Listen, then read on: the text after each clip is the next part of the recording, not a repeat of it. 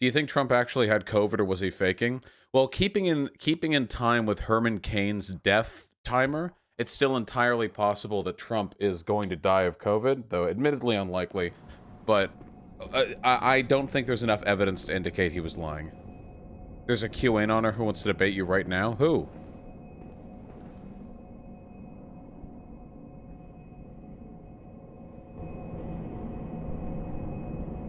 There we go. Their name is Awoken in the Discord. Are you memeing me right now? Hello there, sleepyhead. Hey. Huh? I remember when I got up out of bed and I said, "Okay, I have to stream." That was that was the alert. Did I announce? On YouTube. I'm streaming right now. Yes, I know. Wait, was there no Discord announcement? No. Somebody was complaining about that. Yeah. Well, There you go. Okay, if there's some QAnoner who wants to debate, tell them to tell them to DM me on Discord. I would love to debate a QAnoner, okay? All right. What do? We killed the blood-starved beast, so now it's time for us to... Which door did we unlock? Which one was the unlocked one? This one. We got the elevator.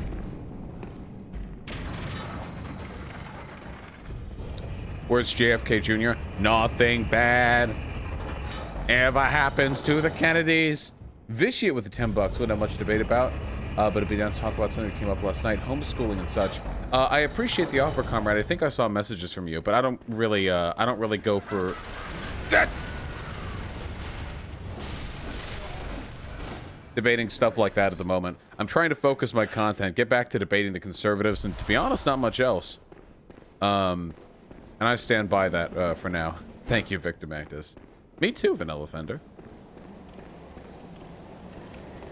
I just don't like homeschooling as a concept very much. Whoa!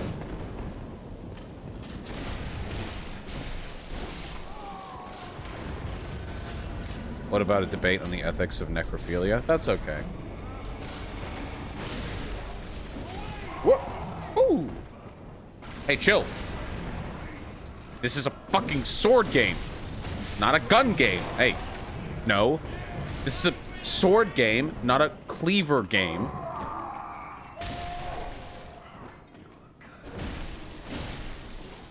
They gotta know. They gotta learn. The umbilical cord is somewhere in this area. Gotcha. Oh, hello.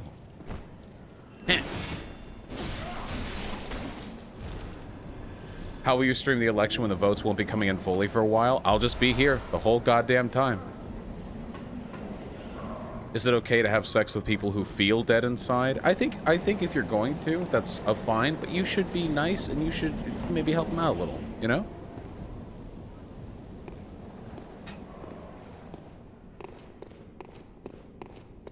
How am I feeling today? I'm feeling good.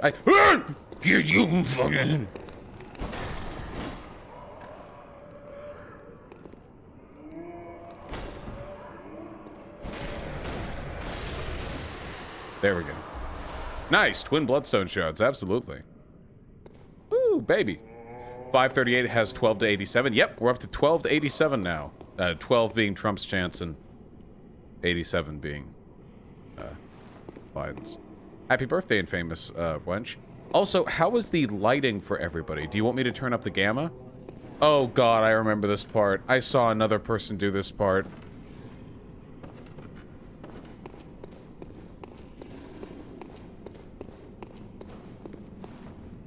Well, I'm in for it now. Did I see the clip of Hillary from Hulu? No, I don't know what you're referring to. Heal first? Oh, I know. Don't worry. Hold on. Things are a bit dark on my end. I'm going to up the brightness of my monitor, which is at 0. That's interesting. How did that happen?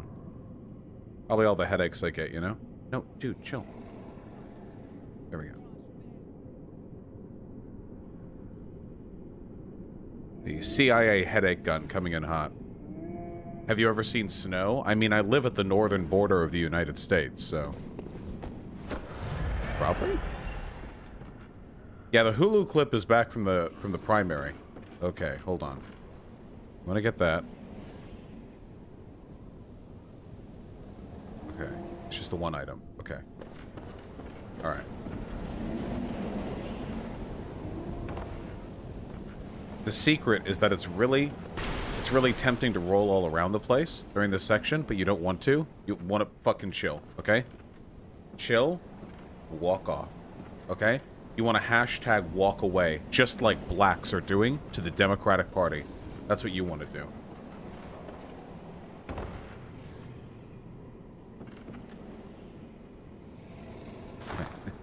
Wait, what is this? I asked a guy to debate you. He literally said you were too smart to debate, suffering from success. I won't ever debate Vaush because he's smarter than me, and even if I'm right, I will seem wrong. Vaush is so smart he could debate most people against his position and still win. He's also wrong in my opinion on the Kyle situation, akin to the Destiny debate. Aw, well that's nice. That's really sweet of them. I appreciate that. Is this really just 2K viewers dead stream? Yeah, it's a dead stream. Oh, baby. I need it. Because... Top hat acquired. Because due to the ethics of necrophilia, a dead stream means you can't fuck it, so I won't fuck it up. Okay. Okay, going further down.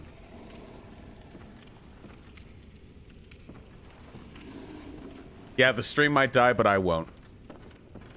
Do you feel bad for Shu with all the alt-writers in her DMs? I don't think Shu has open DMs, so I think Shu... I don't think Shu is the alt-writers in the DMs. I think Shu is the alt-writers in the fucking notifications. Okay, okay, we're doing it. We're doing it. It's darker from here, though. Don't worry about your view count. Guys, holy shit, I'm not worried about the view count. It's just a video game. Chill. It's okay. Don't worry. It's cool. Oh, no. Fuck! Yep. Okay, that time we should have rolled. That time we should have rolled. There go the no deaths. Hey, listen, as long as everyone just chills out for a second and forgets that happened, it's still a no death stream. This game is boring. You people have no taste. Holy shit.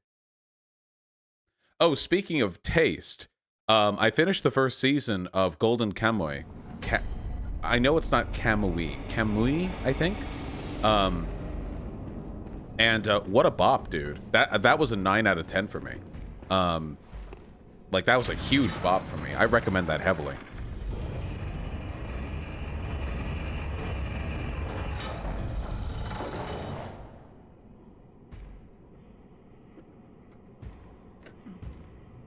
Have I watched Death Note? Yeah, it's overrated. It's still okay, but it is overrated. Kamui means Ainu in the Ainu language? Yeah. I mean, because Kamui would be K-A-M. I keep forgetting! Have you played Return to the Obra Dinn? Yeah, for sure.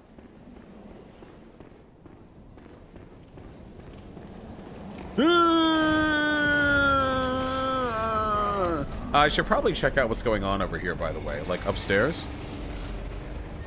I should probably see, like, what's going on over here. What's going on over here? How are you doing? Nah, we're just gonna... No, oh, well, okay, well, hold on.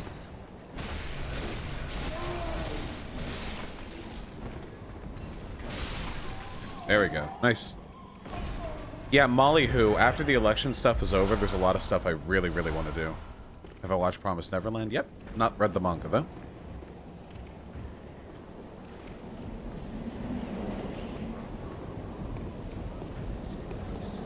Jay Trey, thanks to the $2, comrade. It's gonna get me! Chill. Goodbye.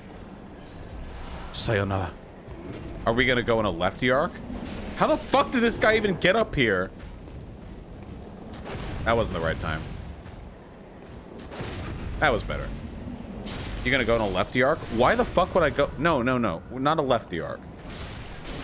At this point, my disdain for Chapo and Bernier Busters is pretty well known. I don't feel like I need to really harp on that too much, but, you know.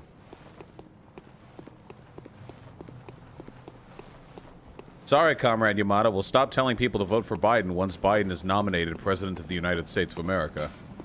The sky and the cosmos are one. cool. Is that a hint for the umbilical cord?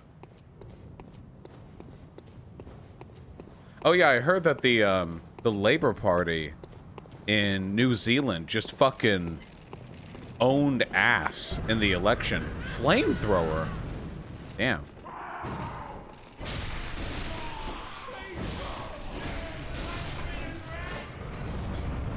What will you do in case of botched election? I don't know. Keep doing what I'm doing, probably. I mean,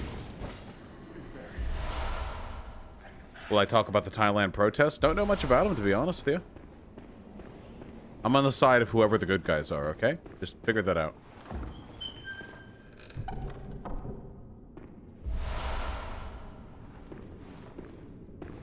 What do you think these MAGA Zoomers will become after the Biden inauguration? Neo-Nazis. Happened to Nick Videos, didn't it? Oh, this is like a whole other area. Oh, well, maybe it's not.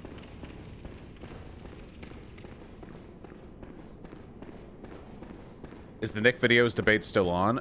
Yeah, he just kind of sort of pussied out, but like not officially. He like says he's gonna, but I don't know. Sake Tanuki with the 10 bucks. Can't wait until November 4th when you reveal after the Biden blowout that burning your bus was the correct position all along. Got him? True! Wait for that turnaround. Have you seen the TV show Plot Against America? No. Let's go back down and try some more hopscotch. Where's the... Was it a ladder? Or how do we go down? How many times have I died? I haven't died yet. Gotcha, Fizz and Fuse. Criminal Scum. I have not played or watched Code Chaos, so I'm afraid I can't say. My favorite anime is Fooly Cooly, though. You look away from the screen for 1 second to check chat, and nearly walk off the goddamn... The QA honor is awoken, and you told them to DM me? Oh, so they've DM'd me?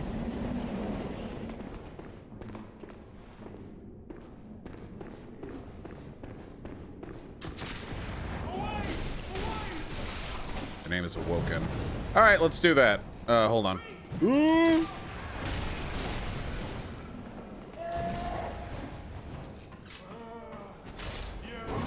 Chill! Fuck! They got me there. Everyone look away. Away! Look away! Away! I think they're a troll, not gonna lie, so tread cautiously. Gotcha, gotcha. Okay, so let's get this over with then. It is Budhara. Yeah, everyone blink, okay? Yeah, Mothman, congrats on all of the praxis you've done. Alright, let's take a look real quick. What's poppin', my man? Howdy. Oh my god, it's Vaush. It's crazy. It's crazy. Yeah, that's the rumor. What's up? Say hi to your dog for me, okay? Yeah, man, definitely. Definitely. Alright. So you ready for this? Yeah, I'm ready for it. Hit me up. Alright, bro, so basically, what I'm here to tell you is that there is a cabal of pedophiles ruled over by Hillary Clinton, right? On top of the world, right? And they want to reduce the world's population to what's essentially 1 billion people.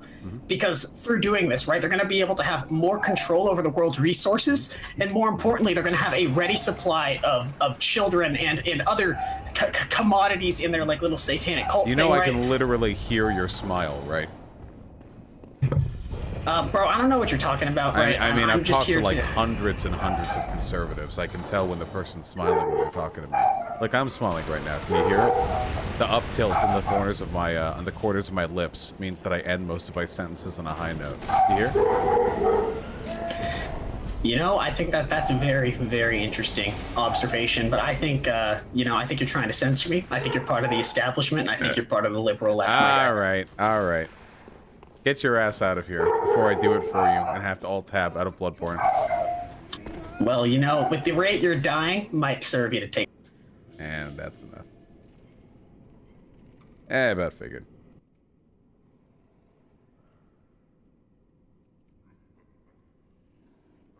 These memers. This is why we don't get the random wacky conservative debates anymore, by the way, just so you guys know. This is why we don't get to do them anymore.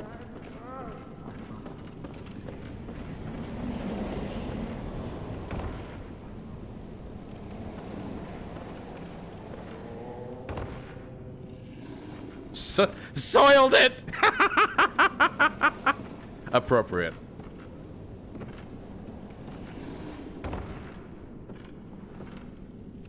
No, it's because they pussy out. Well, actually, the pussying out thing is actually the lesser of the two problems. The bigger issue is that because there are so many fans who want to talk to me, and because it's kind of like an in-joke for all you guys to try to get me to bring you on call as a fake conservative, that I could probably find a crazy conservative on any given stream, but I'm going to get so many false positives, it's not worth the effort.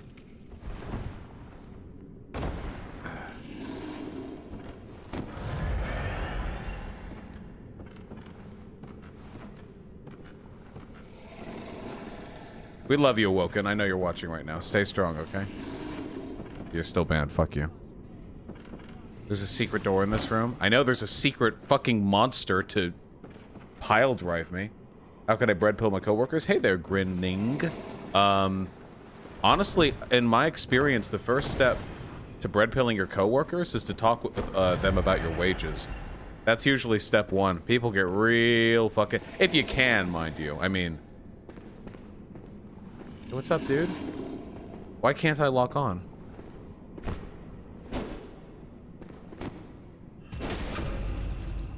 Sick! Now I can. Oh, you tried... Was that a fucking dodge roll? Did you just try to dodge roll on me, bro? Vaush, I'm not a super crazy Q baby or anything, but I definitely think you're wrong on loads of shit if we want to chat. What do you think I'm wrong on, my dude? I think we can, You could disincentivize it by imposing a permaban on all platforms if a fan pulls that on you, so you only get the legit nut jobs. I'll probably have to be harsher over time.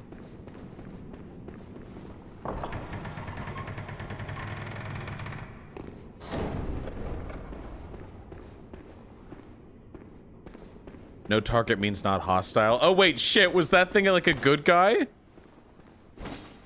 The biggest problem with finding actual QAnoners that their ideas are so crazy it sounds like trolling. Okay, so here's a hot secret, if you guys are interested in it, okay? People who actually have crazy beliefs usually know that they're operating outside normal discourse, so they try to disguise the insanity of their beliefs by presenting them in a way that decreases the likelihood of them being rejected immediately. So if a person comes in and they just immediately and confidently start reciting the top Wikipedia talking points for a given idea, like completely straight-faced, or so they would like to attempt, it's generally an indication that they're BSing you. Sake with the $10. Considering they released the base Castlevania collection on stream, will it ever get you to play the old OG horror game with amazing music, Rondo of Blood? I have no fucking idea what Rondo of Blood is. But Castlevania is pretty dope.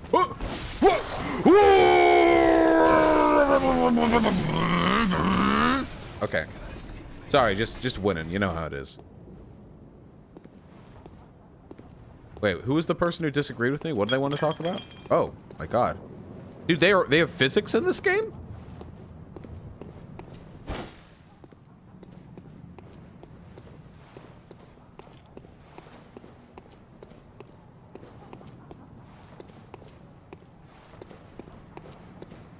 What's your take on the Merrick drama? With the Merrick Savvy thing, I generally don't like to comment on drama that I don't partake in because I don't really know what happened.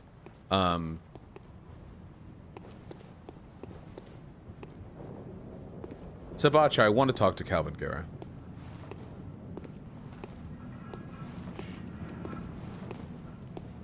No! Well, you're a holy shit, you have a lot of health. Bagman! Bagman!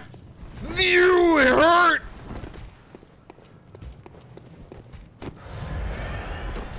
Let him kill me? Cool, nice. Alternative plan. What if we killed him? Oh, hello. Wait, what does it mean? Whoa! Magic. He's got magic in that bag, huh? Can I perhaps entice you to be lured into an area where I could roll around you? Guys, stop. Backseat gaming in chat. I love you. I love you guys. I want to kill him.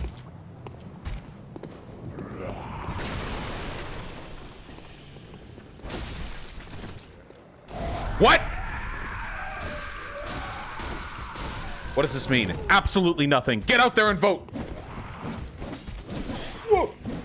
Whoa.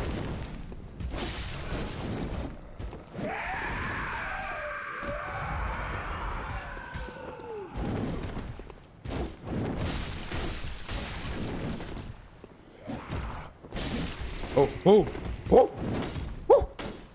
Fuck. Oh. Oh. Damn, he swung it. All right, you dipshits, we did it. We got imprisoned. Like your French wants to debate voting for Biden. Oh, I love talking about voting for Biden. Yeah, if you can get in the Discord and you can DM me, yeah, we can talk.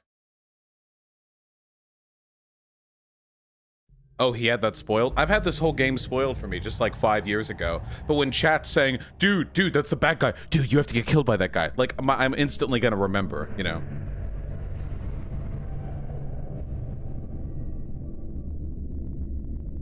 Wait, hold on.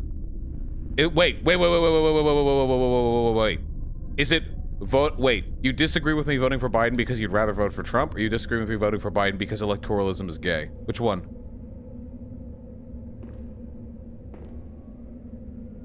Check Discord name. AKT with gummy bear profile pick a conservative teen who wants to debate. I don't see anyone with a gummy bear profile pick.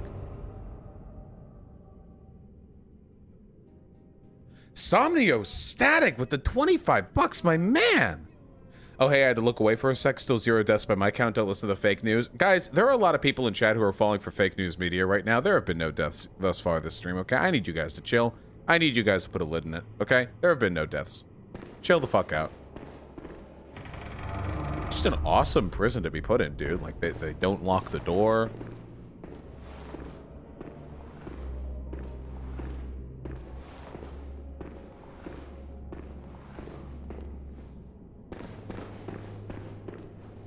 Also, this doesn't count as a death. It counts as a warp, okay? Madmen toil surreptitiously in rituals to beckon the moon, uncover their secrets. Yeah, the moon is a pussy or something. I've seen the boss fights.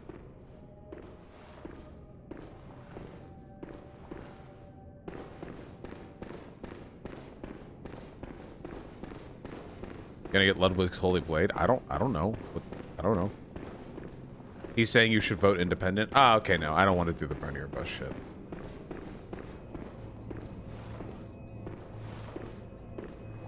Hey, Absent TV, thank you for the $5. You think I've skewed priorities and are overly focused on Biden? The only reason I focus on Biden is because there were so many fucking 30 IQ lefties who make this an issue.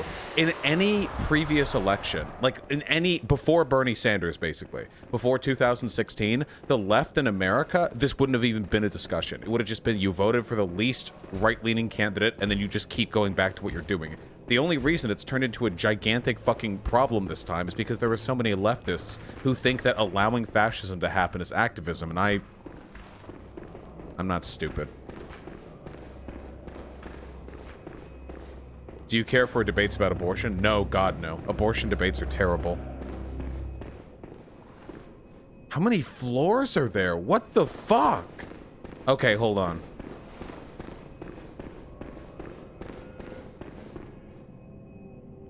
Is that a bag boy? I think that's a bag boy. So those guys are really tough. Terrible, like boring? Yeah, it's useless. It doesn't actually do anything. Has anyone ever been convinced? I mean, I guess, but the people who watch me are all already pro-choice, and people who are conservative aren't going to be moved over because they hear a lefty argue effectively that bodily autonomy supersedes pro-life arguments.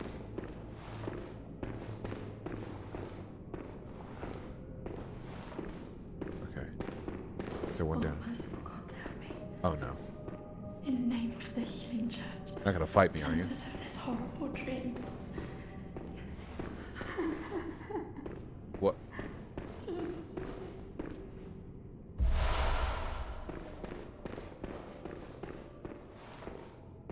We good? Oh, please leave me be. Don't take me, please. I won't. Oh, please, dear gods. Well, absent TV, I took the cum pledge. I'm not arguing with those lefties anymore. I'm not doing the burn to your bush shit anymore. Very true, Sake. There's always Xenu, isn't there? Thank you, comrade. Flea, thanks the $5. Finally switched from that slow-ass axe means 0 deaths by my count. I like the axe, okay? I'm fond of the axe, thank you. Oh, please leave me be. Don't Oh, take me, okay, man. please. Oh, Do you use a Wacom tablet for online art? No, I do all my drawings traditionally, and I color them digitally. There's just nothing in here? This is just like the sadness room? Yep, I'm only seeing sadness in here. What, by mouse? Yes, I color with a mouse.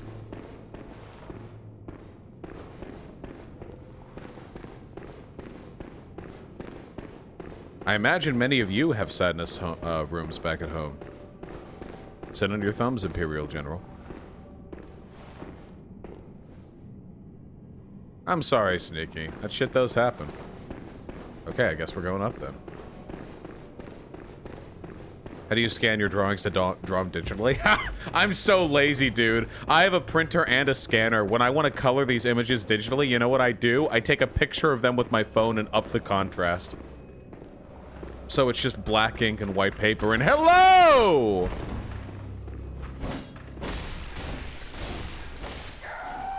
That's bad practice, by the way. Don't do that. No! I knew it! I remembered this part from a Let's Play. Wait, yep.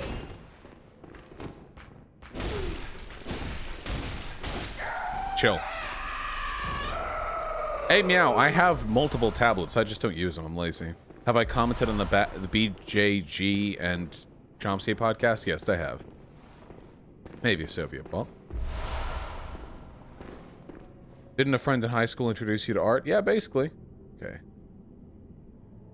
How many of your viewers do you think don't live in the U.S.? Well, I have YouTube metrics to give me an answer to that one. It's about 50-50. 50 in the U.S., 50 not in the U.S. Most of whom are in Canada, Germany, and the United Kingdom. And Australia. I did funny rhetoricians. Pog. Sake with the $10. What do the base Gas and Vaush song and the base Lefty streamer have in common? Josh Gad, Vaush Brad. True! So 50% of your viewership doesn't matter? Well, I mean, it depends on whether you're going by, like, morally, in which case they don't, or, like, culturally, in which case they don't. Are there really 2 bag boys? I can't... Okay, just... You know, I'm pretty gung-ho usually with the challenges, but I have a feeling...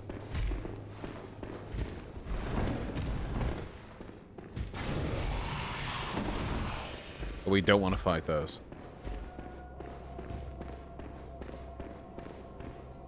Did we just... Aren't we just here?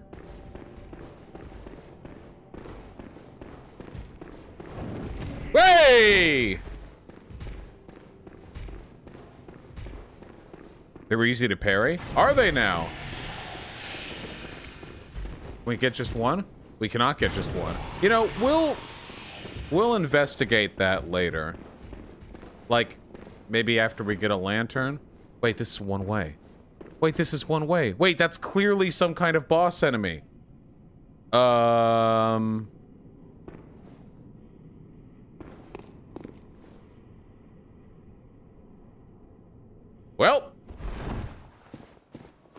Mama did. No, I don't want to raise! Get out! Stop! I'm not a pussy. Where's the not beckoning bell? Fire to end ongoing. Silencing blank. Goodbye.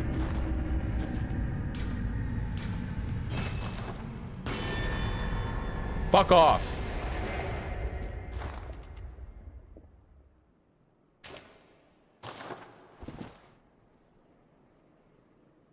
There we go.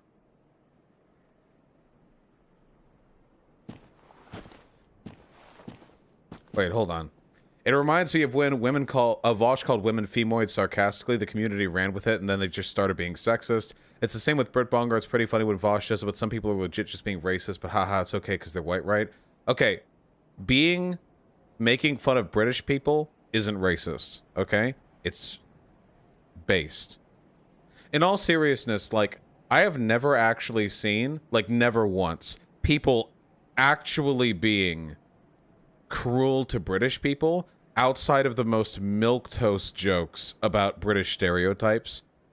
I mean, you can say that Britbonger shit's, like, annoying, and that's totally fine, but I don't know if this comes from the same, like, inherently harmful place that, like, racism does, necessarily. I mean, you can be annoying with the anti-British shit. That's totally fine. Like, that's a thing that can happen, but... No, maybe go for it. Okay, people. Let's fucking go! Ugh. Wow, you're way bigger up close. Holy shit, that did no damage to you. Whoa! Okay, that's a whole thing you've got. Whoa!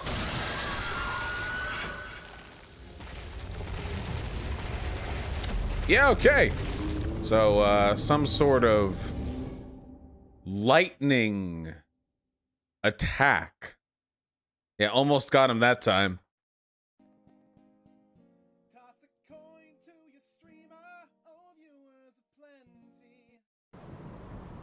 The real boss fights the camera angle? Well, that's how it always is with the big bosses, isn't it? I was so close to a lamp before, then I guess we'll just have to find it.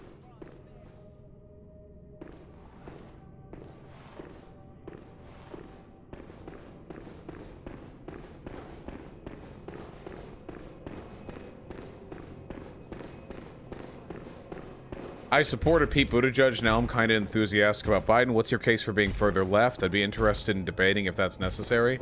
That'd be more of a pleasant conversation than a debate. I don't know about that, but in terms of moving further left, like, this country fucking sucks. Pete Buttigieg is... I can't lie and say he's great. Look, Democratic leadership is certainly preferable to Republican leadership, but... I mean, if you actually look at this country's history and all the harm it does, the people in and out of its own borders, you gotta realize the Democratic agenda is not one which meaningfully changes the relationship this country has to its problems.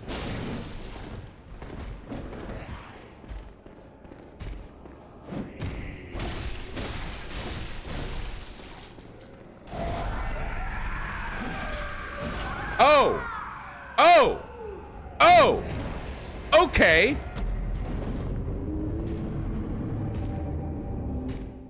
Somnio Static with a 25. Thank you, my man. When are you gonna share the lore with us? Look, I'll work on it, okay? I gotta rewatch my VOD video to make sure I'm brushed up. It's been a little while.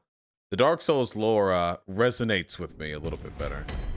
I don't understand this game. Sure, so Bloodborne's a pretty simple game. All From Software games are pretty simple in a fundamental way. It's a third-person action RPG where fights are dictated in large part by dodge, rolling, parrying, and stamina management. Pretty much every action you can do costs stamina, and that stamina regeneration and limitation dictates the pace of the fight. Enemies function similarly. Attacks are very deliberate and take a long time to time out, meaning that you have to be very thoughtful with how you approach fights, though probably less so in Bloodborne than in other FromSoft games because this game's way the fuck faster.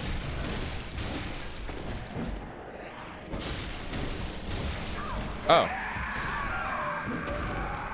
Well. True. How'd I get good at speaking? I like doing it. You get good at things you like doing if you approach them in the right way.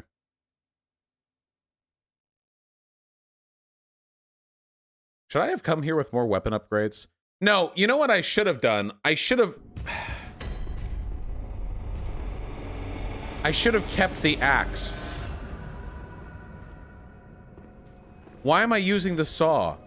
I like axe swinging. That's the problem.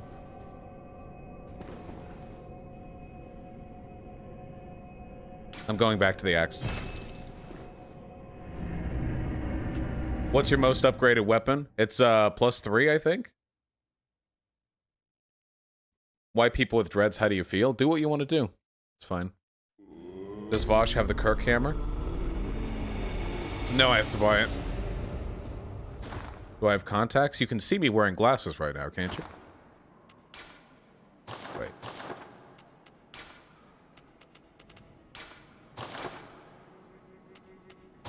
Gimme. Can't you carry all weapons in your inventory at once? Yeah, but I have to upgrade it. For it to be good. Okay, guys. Is the Kirk hammer cringe or based? I don't want any liars. If you lie to me, I'll ban everyone. Oh, hello, Ludwig's Holy Blade. Getting a lot of based. Scale's good with strength. I don't have the attributes necessary to wield it right now, though. Like, at all, actually.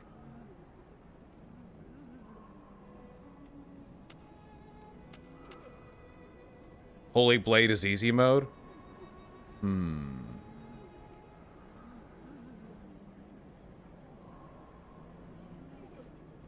The Kirk hammer I like. I like the idea of the Kirk hammer. You know, the concept of the Kirk hammer, it resonates with me. However, I need a lot more skill and strength. Well, I need 4 more strength and 1 more skill to be able to use it. You know what? We're going to make that our goal. Let's do some really quick farming.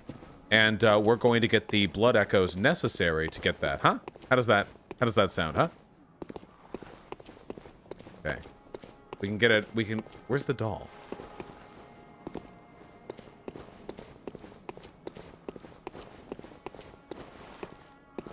Well, Inet, the problem with liberals...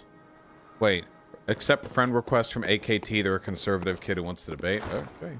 Oh, alright. No skin off my bones. I have no friend requests pending from anybody named AKT or otherwise.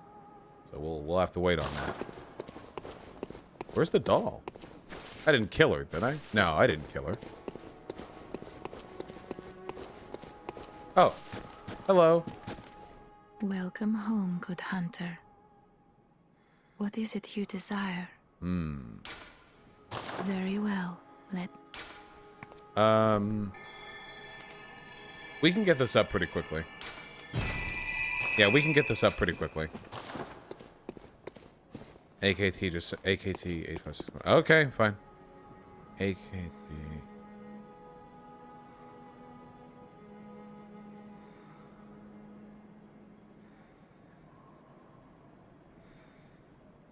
They said their request failed. Maybe I have, like, too many friends or something. I accept debates from all these people, you know? Okay, let's go farm up just a little bit. We'll come back, get the Kirk hammer, and then we're going to slam ass, people. We're going to slam ass. Asses will be slammed, frankly. Guys, which route that is currently available is going to give us the best blood echo farming?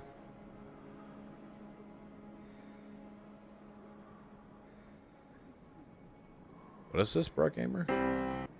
Anarcho-capitalist imagine. No, that's okay. Thank you, though.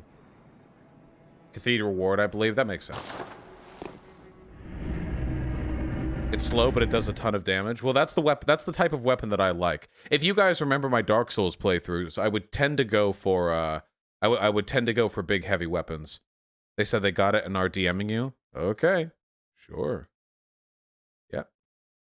All right, let's do the damn thing. Game's gonna be loud for a sec.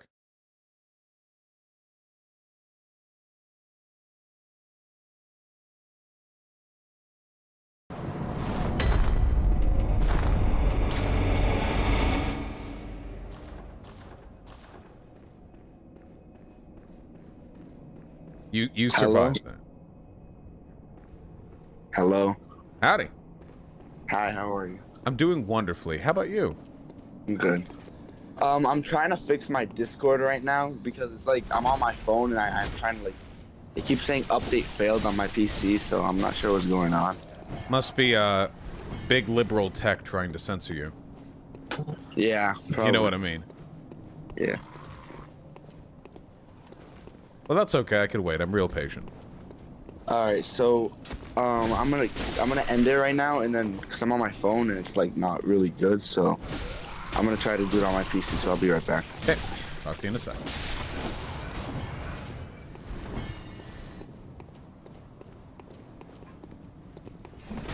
Dude, you can't swing in a big arc. That's fucked up.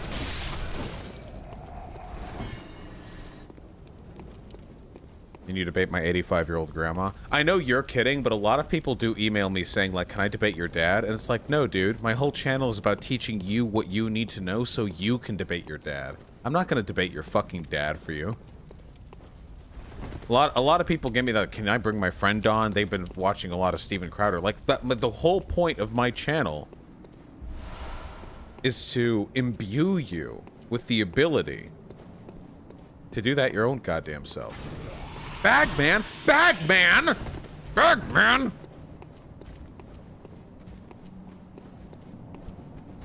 So, I don't think this is the optimal way to go. Probably going this way? Do you enjoy debating constantly? Yes, I do. Maybe not that way? Oh, I should probably check Discord.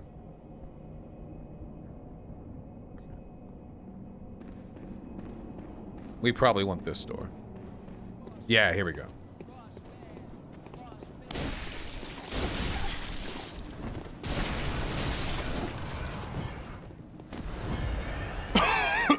Kill me. Hello. COVID. Welcome. Did I debate in school? Yeah. I mean, occasionally.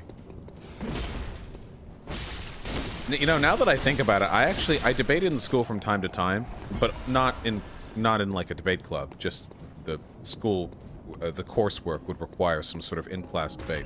And I remember how frequently I would get saddled with debate subjects I fucking hated. For example, I remember this one vividly, okay? I remember I had to defend the position that Napoleon's rise to power was a good thing. We had to, so it was a history class, and we were trying to talk about,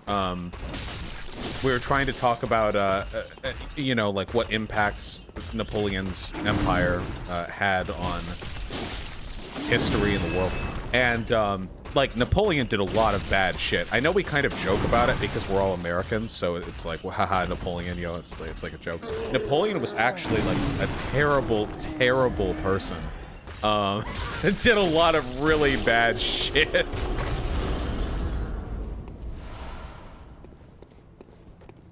Yeah, he was, like, really bad, you know? Oh, hello?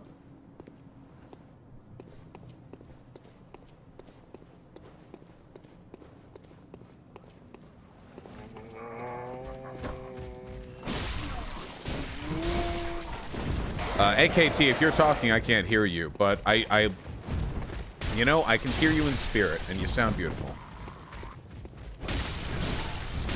Chill! That wasn't chill at all.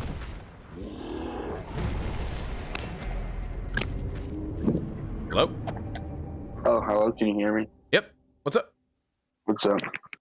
Not much. How about you? Pretty much the same as I was, Oh, you're getting some, mic feedback. Oh, okay. Oh my god, bro. Can you hear it now? Is it like what's wrong with it? Well, occasionally it makes some feedback noises, and I can also hear your Discord noise. What microphone are you using? Like just like a regular headset. Interesting that I'd be able to hear Discord if you're using a regular headset. Do you have the noises playing out loud, like really loud? I mean, I think so, but how would I turn those off? I'm new to this. I'm not really like good with this kind of stuff. That's okay. You don't do it for a job. Yeah. So you have a headset on. So you have earmuffs over your ears, and there's a microphone attached to that device, and you talk through that. Yeah. Okay. And the sound is playing out of your earmuffs and not out of the computer speaker. Yes. Okay, interesting. I don't know how I would have been able to hear your Discord beep beep. You know? Yeah. But okay. All right. We'll talk, and if it's too bad, then that's life. What's up, my friend? What's your contention? What political disagreements do you think we have? Well, I think we disagree. Most likely, I mean, I've listened to you before. Like, I'm not 100% sure like where you stand, but like I know you're liberal, right? So I'm like, I think we have different views on BLM. What else? I mean, we could start with. Or are you pro-choice or? I am pro-choice, yeah. All right, so yeah, we have a disagreement on that too. Yeah. So. I'm quite a bit further left than liberal, but I guess when it comes to BLM, I would probably share the opinions of most liberals. Do you not like BLM? I mean, I don't exactly agree with it. So yeah, I mean, yeah, I don't really like BLM. Gotcha. What do you disagree with? Just like, so I've seen like all the riots and stuff. I don't 100% agree with that. So.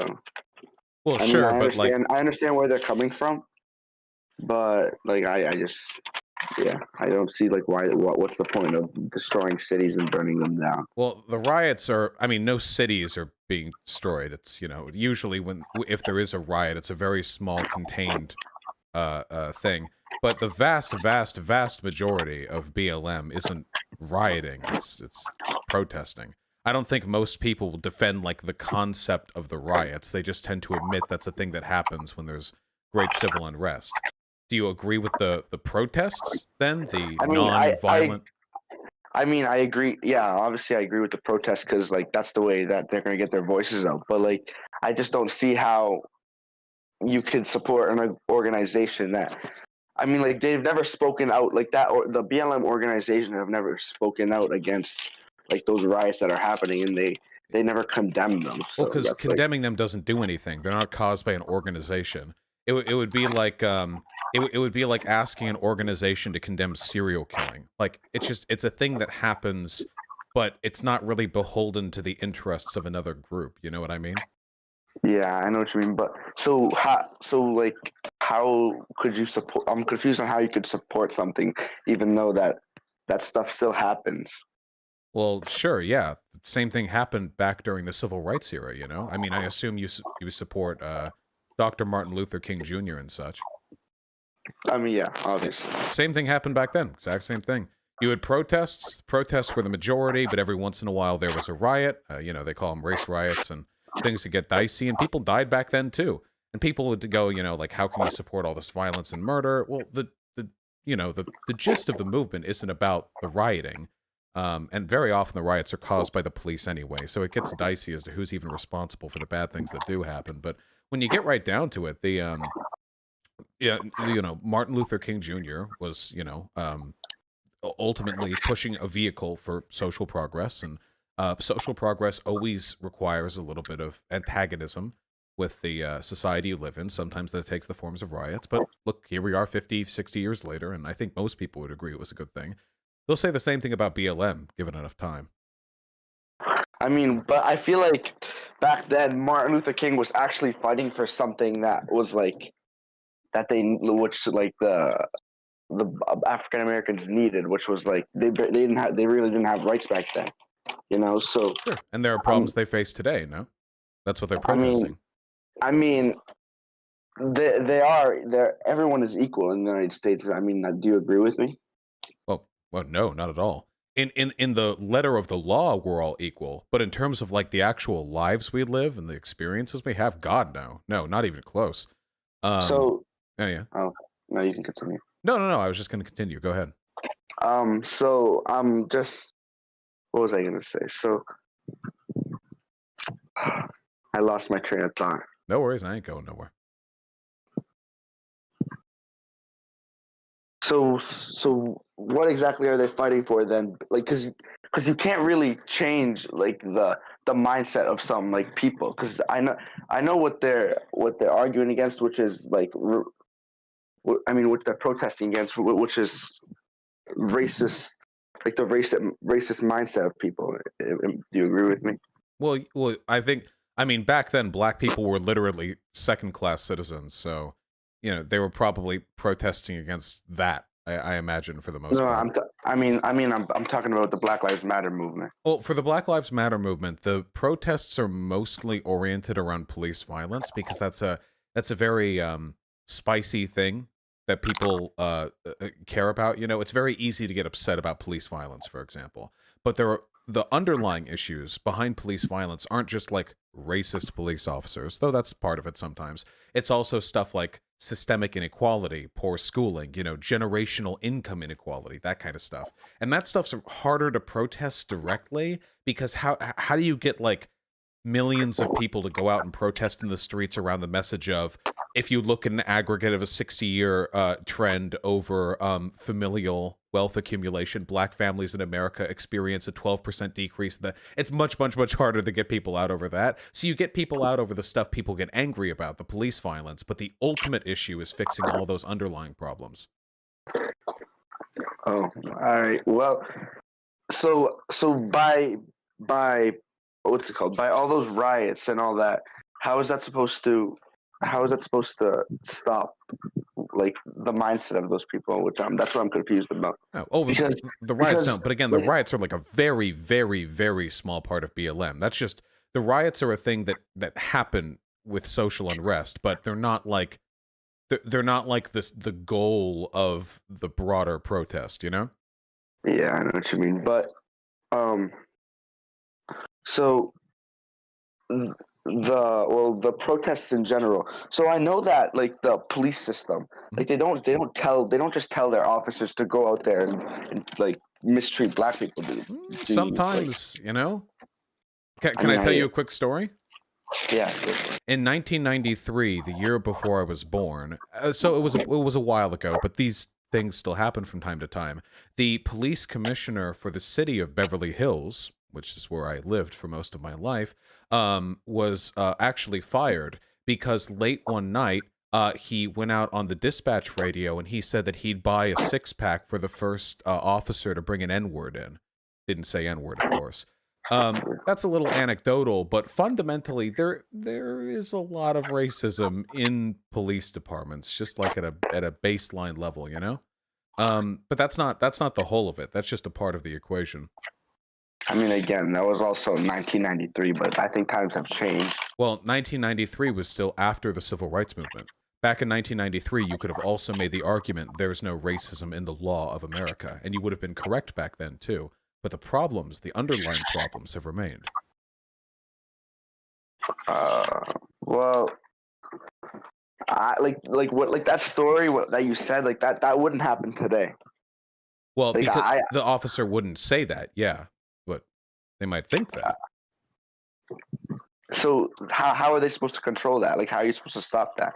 Well, one of the big issues we have is with the culture of the police. The vast majority of police officers are voting for Trump, which is a pretty good indication of whether or not a person's a racist. Like much more than the average population. So we know that whatever we're doing to select for police officers, it's like attracting racist people, which is interesting. The reason for that, of course, isn't just because like cops are magically racist, but it's because the way our policing system is set up is kind of designed to fuck black people over. Sometimes it's just by coincidence. Other times it's deliberate. The drug war was literally started in an effort to control black people and hippies, which it did, you know? Drugs didn't used to be illegal in this country, like, at all. You could just do whatever. And then back in the 1960s, you know, Nixon had a trouble with all these anti-war types, the black folk, you know, all these civil rights protesters. So you can't make it illegal to be black. That's not constitutional. You can make it illegal to light up a reefer or to do LSD. And kablamo, you've kind of sort of circumnavigated the issue legally. I mean, yeah, I guess you're right, but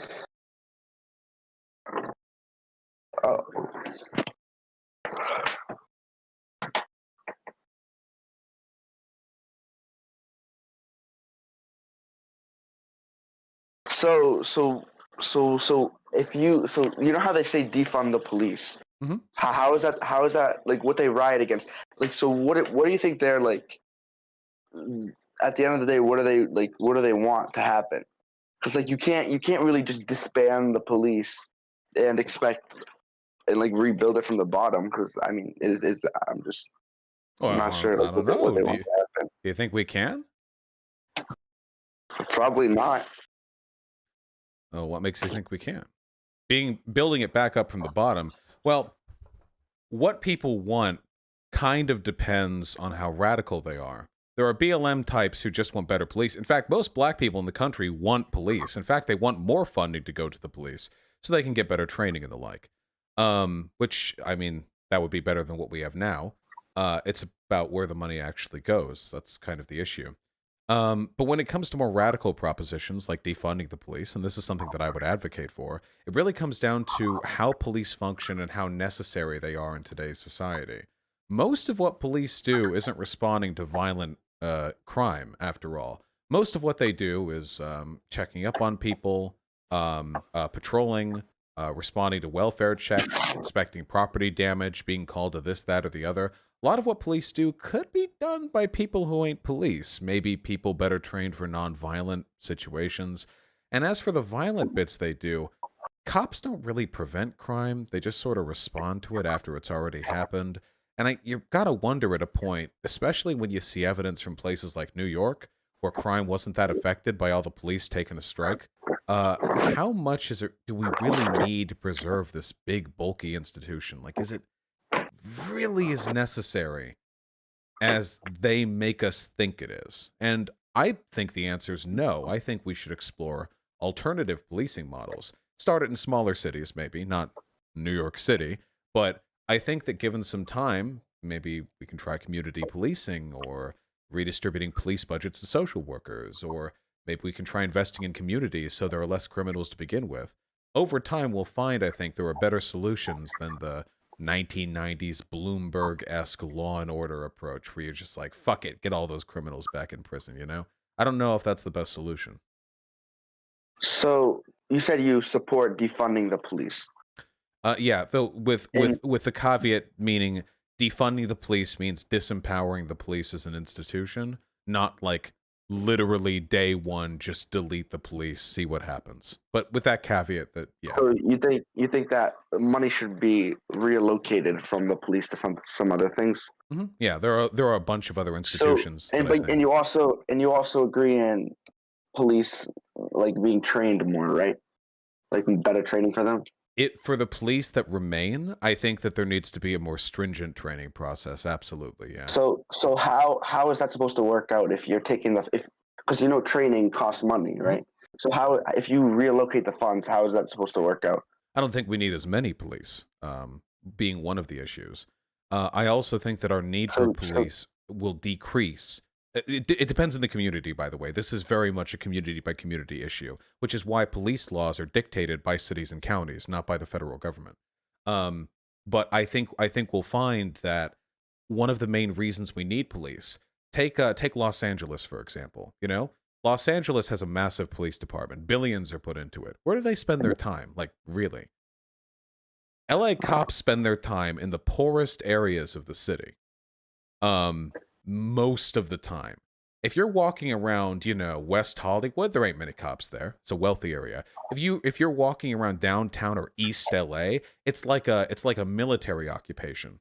The only reason they need all those cops there, if they need it at all, is because these communities are designed in such ways to produce criminality. I think if we fix that big underlying disparity, we can get rid of the need for a big portion of those cops. I tell you, Beverly Hills, where I grew up, there aren't any quote-unquote bad parts of Beverly Hills. The cops in Beverly Hills just sit around waiting for people to do rolling stops. Like, that's what the cops in Beverly Hills do. They're not responding to violent crime or anything like that. So you think that we should reduce the number of police, right? For the most part, I would like to see a transition towards that, yeah. So what about all those like jobs that these people have and like their lives are invested into it? You think they can just like throw it away, or like how is that supposed to work out? I don't think that we should be weighing the possibility for a massive improvement to society based on the relatively meager worth of the jobs of police. Police are generally held in high respect in this country. I'm sure that given the right opportunities, they will be able to find other, employment. There are plenty of people in this country who have been laid off because their jobs were no longer necessary. I see no reason to keep the police around just because they're so special.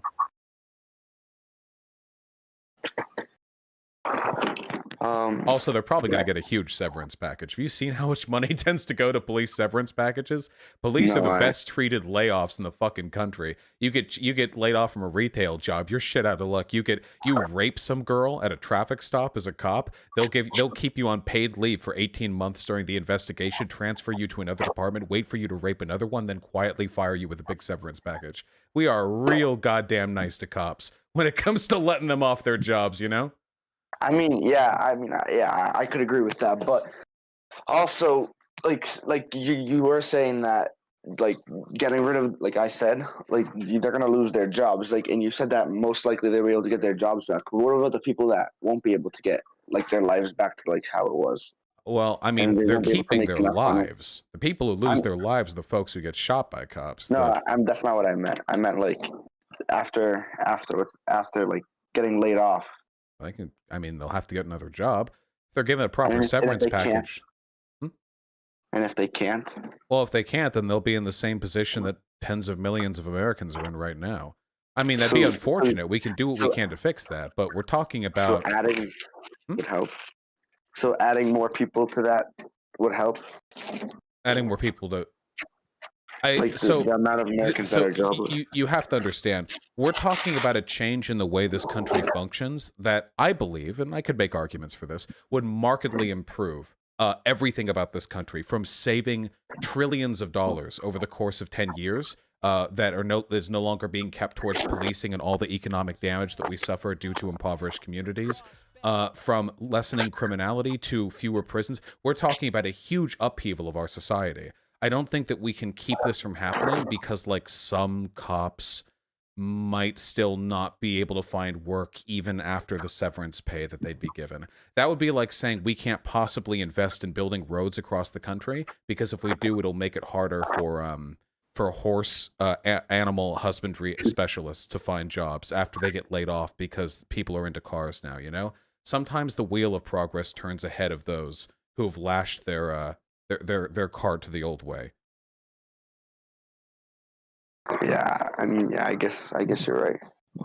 I mean, no contempt or nothing. I know the left hates cops, and don't get me wrong, I do too, but I don't want to see these people all starving out in the street or whatever. I'm sure cops think they're doing the right thing.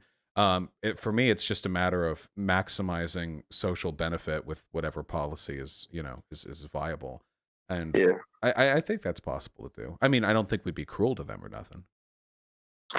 Yeah, I guess you're right. Do you want to move on to, like, something else? Like, I'm down to talk about, like, trans issues. Yeah, sure. I don't know. I don't get to talk about those that much these days now because of the election stuff. Yeah, go for it. Yeah, it's not really mentioned that much. Well, so you're like okay with, like, transgenders using the opposite bathroom, right? Well, I think everyone should be able to use the bathroom that they want to use, basically. So don't you think that will cause, like, some issues with, like, people pretending to be trans and entering the bathroom and harming others? But harming others is already illegal. So, I mean, don't you think that will, like I don't know, like, happen more often if you let them use that bathroom? Because honestly, like, don't you agree with me that somebody could just, like, dress up as a female and then enter? But they could do that now. Bathroom and I mean, not necessarily, because, like, it's kind of, is it not illegal for somebody to do that? But it would be illegal to do that even if we let trans people into the bathrooms they prefer. If you're harming somebody, I assume you mean sexual assault or molestation. Then. Yeah. That's illegal no matter what. I could go into a woman's bathroom right now and molest a girl, and that would be illegal. Or I could have a credible realization about myself, transition, do it, and that would still be equally illegal. I don't think that it becomes more or less illegal. Like, the harm is the same in either case. But I feel like it'll happen way more often. Why? Like, if a person wants to, like, molest people, like, they're already setting themselves up to get so First of all, I have to clarify because there's this idea about how like molestation works. Most sexual assault and molestation takes place amongst people who already know each other. The idea of like there's an epidemic of people getting assaulted in bathrooms is relatively uncommon. Because as soon as you do that, like you're setting a ticking clock on the police finding you. If you do it in public, you don't have any you don't have any means unless you kill them. And I mean, how far criminal you want to get, sure, but it makes it way, way, way harder to get away with it. So the idea that people are gonna like think, okay, it's too risky for me to go into the woman's bathroom and molest that girl now, but if I spend 2 hours with the clothing, makeup, and wig, and then go in, I get 6 extra seconds of being allowed in there before I molest somebody and I'm also a wanted criminal. Again, you know? Yeah, I mean, yeah, I guess you're right. Yeah, like, I mean, I guess I understand, like, on a base level, the concern, especially since there's a lot of fear-mongering about the idea of, I mean, they would call them transvestites here back in the day, like, you know, abusing women or whatever. But the data just doesn't indicate that's a thing that happens that much. If that was a thing that happened, like, if there was a statistically significant increase in the abuse of people because of trans people allowed in restrooms, then I think there'd be something to talk about there. But the fact that as it is right now is that the opposite, keeping trans women in men's bathrooms and vice versa, actually does lead to a huge increase in harm against that group of people. Because while a trans woman going into a woman's bathroom probably just wants to piss and get out, a trans woman going into a men's bathroom is opening herself up potentially to a lot of violence, circumstances allowing, you know? Yeah, I agree. So, I agree with you there. So, don't you think that allowing like a transgender to enter the woman's bathroom would make like the American woman like feel uncomfortable? Or Possibly, but they said the same thing about black women back in the day. That was one of the arguments against desegregating restrooms around the turn of the civil rights movement. White women said that it would make them uncomfortable to be around the comparatively unintelligent and animalistic black women. That's what they said, you know. So, I mean, it may make them uncomfortable, but let us not gatekeep social progress behind the comforts of those who don't know what they're talking about, right? Yeah, I guess you're right. I mean, I get if there's like a sort of deeply instilled discomfort with some cisgender women around being trans women, I can understand where that can come from in some cases. Not a place of reason, but maybe like some intuitive concern. But I think the solution there is just better education, you know? If we can do that, people are less concerned. This all gets normalized. It's not as big of a deal anymore, you know? Yeah. Well, do you want to debate about like I don't know, like you kind of schooled me, so I'm not schooling you. I'm just no. It's I don't good think to of it learn. that way. I just like talking with you. That's all. Alright. But yeah, I'm happy to talk about whatever you like. I don't really know anything else like to talk about, so The abortion stuff is difficult to yeah. talk about because it really comes down to like I don't think anyone's ever going to be convinced, personally, by like like a good abortion argument. You know, this tends to be something that people have very deep and strong feelings about.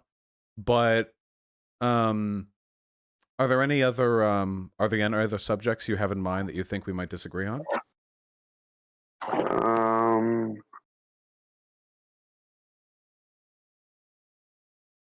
Yeah, I mean, what else? Maybe one day you can call back in. I can socialism pill you.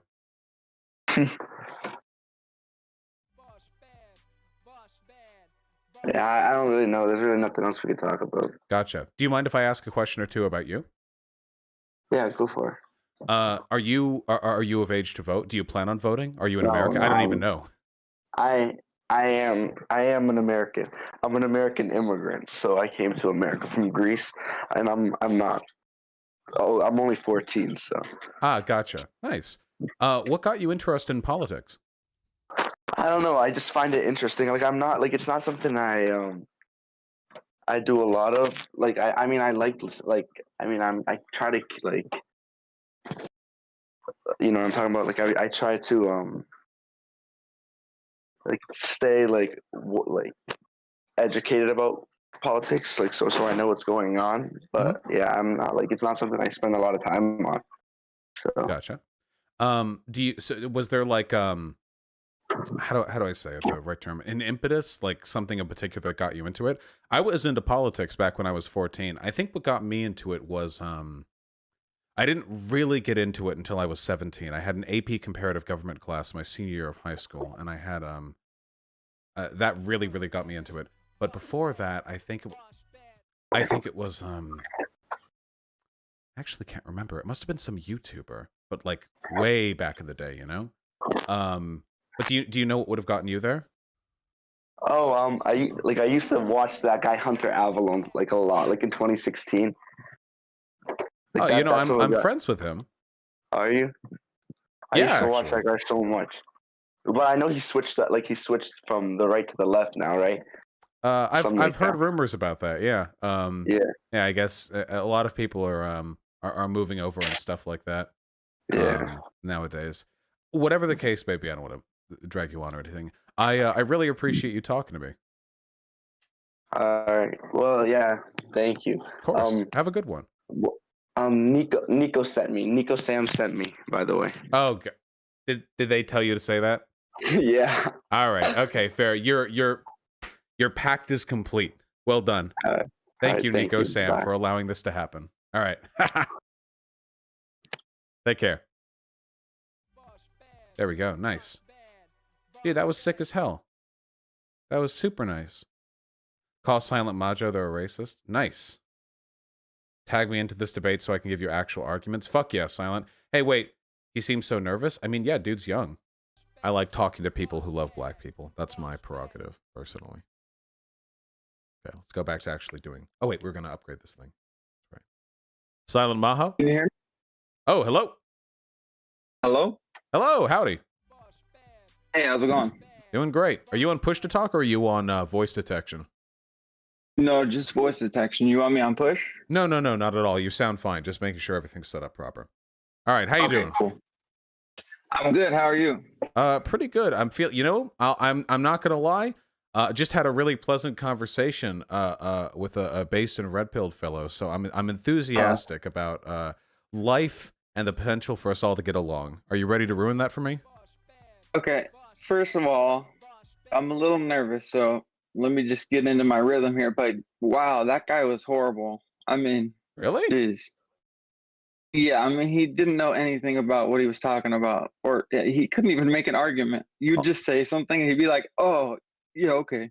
Well, I think that guy was of upstanding moral character, personally, which is the metric by which I tend to judge folk. Also, he was pretty young, no? Oh, yeah, I'm not sure. It was just not a good political discussion, in my opinion. I'm sure you were happy to pull him a little closer to your side. Well, sure. I just like having friendly convos. At this point, I'm more or less convinced that 30% of the country just wants to have me killed. So any positive conversation I have with people who would otherwise disagree is pretty pretty heartwarming. Okay. Well, hopefully I'll be just as heartwarming. Can only hope. You don't want to have me killed, do you? No, not at nice. all. I enjoy listening to you. Okay. I don't agree with feelings mutual. Thank you. anything, but you know. Gotcha. All right. What do you disagree with? What's your contention, friend? Okay, so I mean, I disagree with a lot, but basically, when you were talking to him, you were going into BLM, and you said something that kind of boiled my blood a little bit, because you said that cops are voting for Trump, or all cops support Trump, so that means they're racist. I think it's 82%. It's not all, but it's definitely way more than the like general population. Yeah. Well, I think the latter part is the bigger issue, because how does that make them racist? Well, I mean, if in order to support Trump, you either have to be racist or okay with racism, and I'd argue there's not really a difference between the two, personally. Well, that's not true at all. But first of all, police support Trump because he supports them. Because they're both racist. Benefit. itself, you know? No, they just benefit financially and otherwise from supporting Trump because he supports their unions. Well, Trump doesn't directly benefit any of the unions in any way. They literally just it's like a circular virtue signal. Like black people will be like, "Hey, dude, police are racist," and Trump will be like, "No, you're not. No, no, cops are the best." And cops will be like while quietly lynching a black guy under the desk, like, "Yeah, Mr. Trump, you're right. We're not racist at all. Thank you for believing in our service." And Trump will be like, "Yeah, you're very good." Like it's like a big circle jerk, you know? But yeah, no, cops tend to vote Trump. Trump's racist. It's a big circle pit, you know.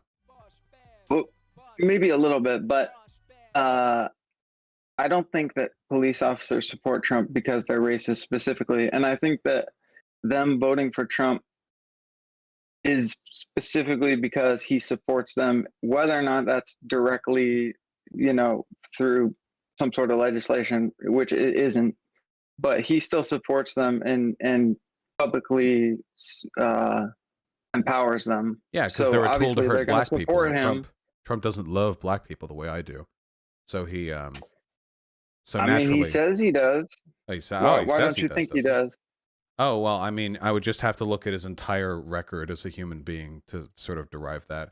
If you want to go back far enough, there are all the racial discrimination housing cases. There are all the testimonies from people who have worked with Trump saying that he's casually, flippantly, extremely fucking racist and anti-Semitic. And if you want to look just at his presidency, there's the fact that literally everything he has ever done has supported the interests of racist people. You know that old saying, what is it? Not all racists are No, wait, it's not all Republicans are racist, but all racists vote Republican?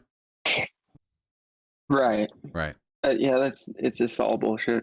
But I don't know. It's pretty good. It's a pretty compelling argument.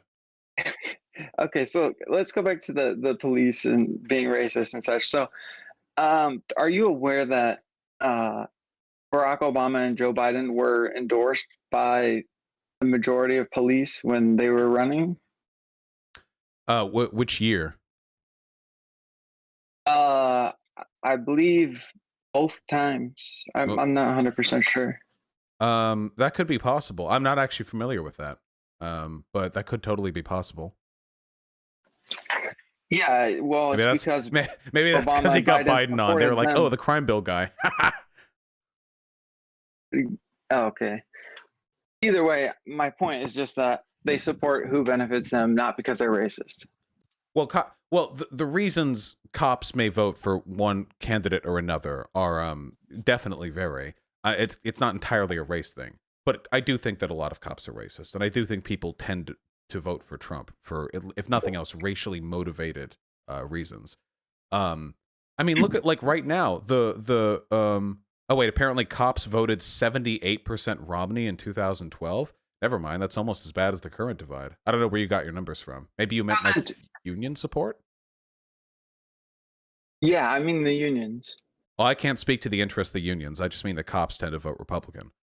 Trump before, but Romney. Usually the police officers follow the unions. But I'm really surprised to hear that was 70% Romney. It could be because unions tend to support Democrats because Republicans hate working people as well.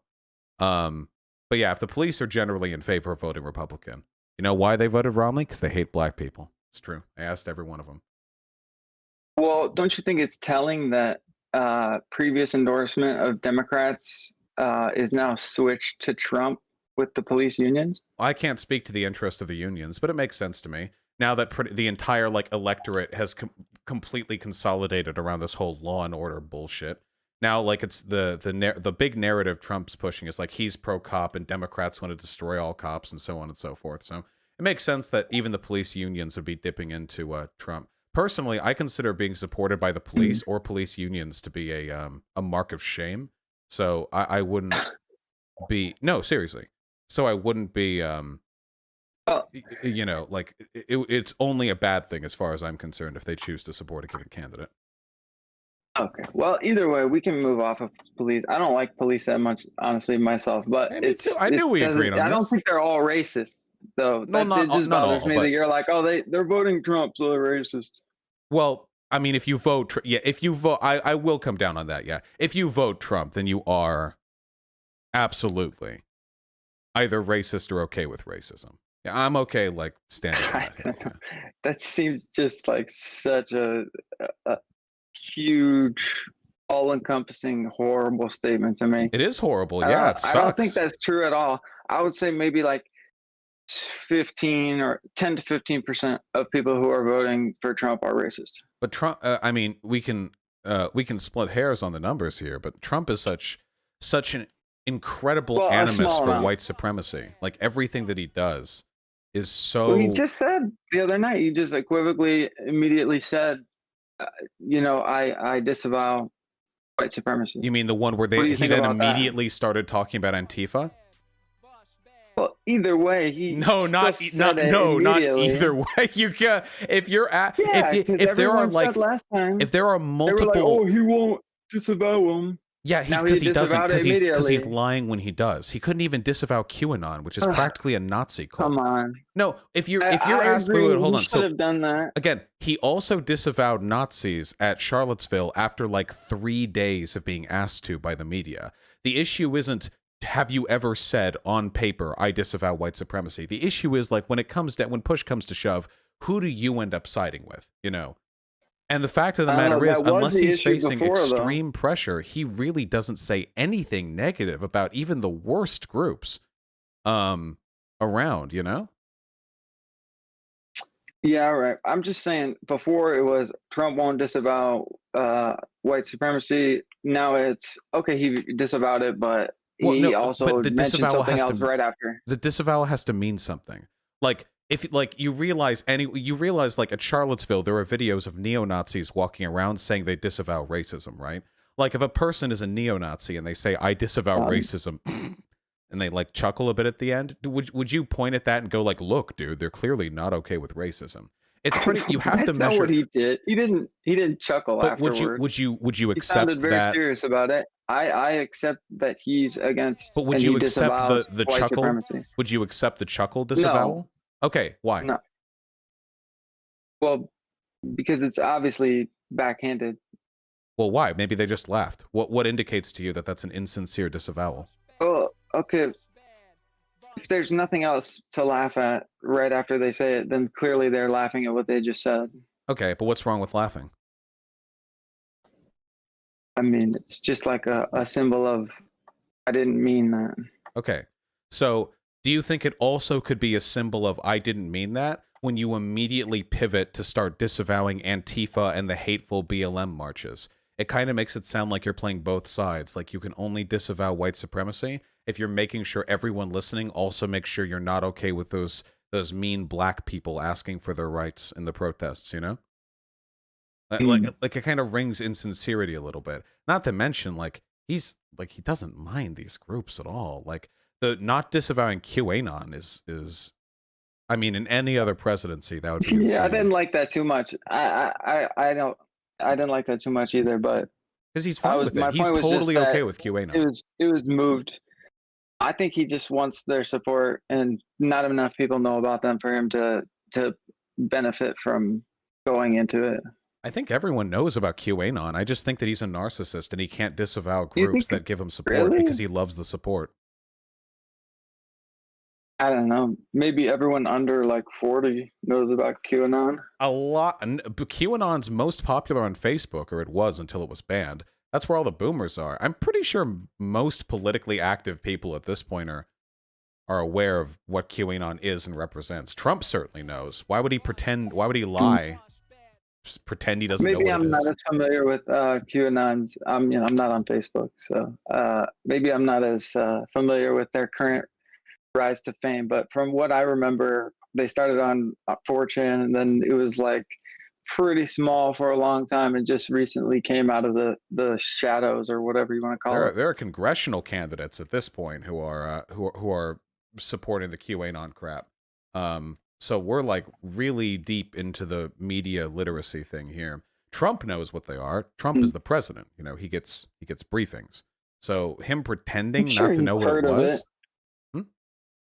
I'm sure he's heard of it. I don't think he's done a deep dive on what all of their beliefs are for him to to disavow them. They're It's a lot Republican easier to say I candidates. disavow white supremacy because pretty obvious what they believe in. The What only does thing QAnon believe in unless you deep dive into every belief that they're their bullshit beliefs are pretty includes? straightforward. It was explained to him by the reporter right there. The only thing he said about No, they are QAnon was not positive. straightforward.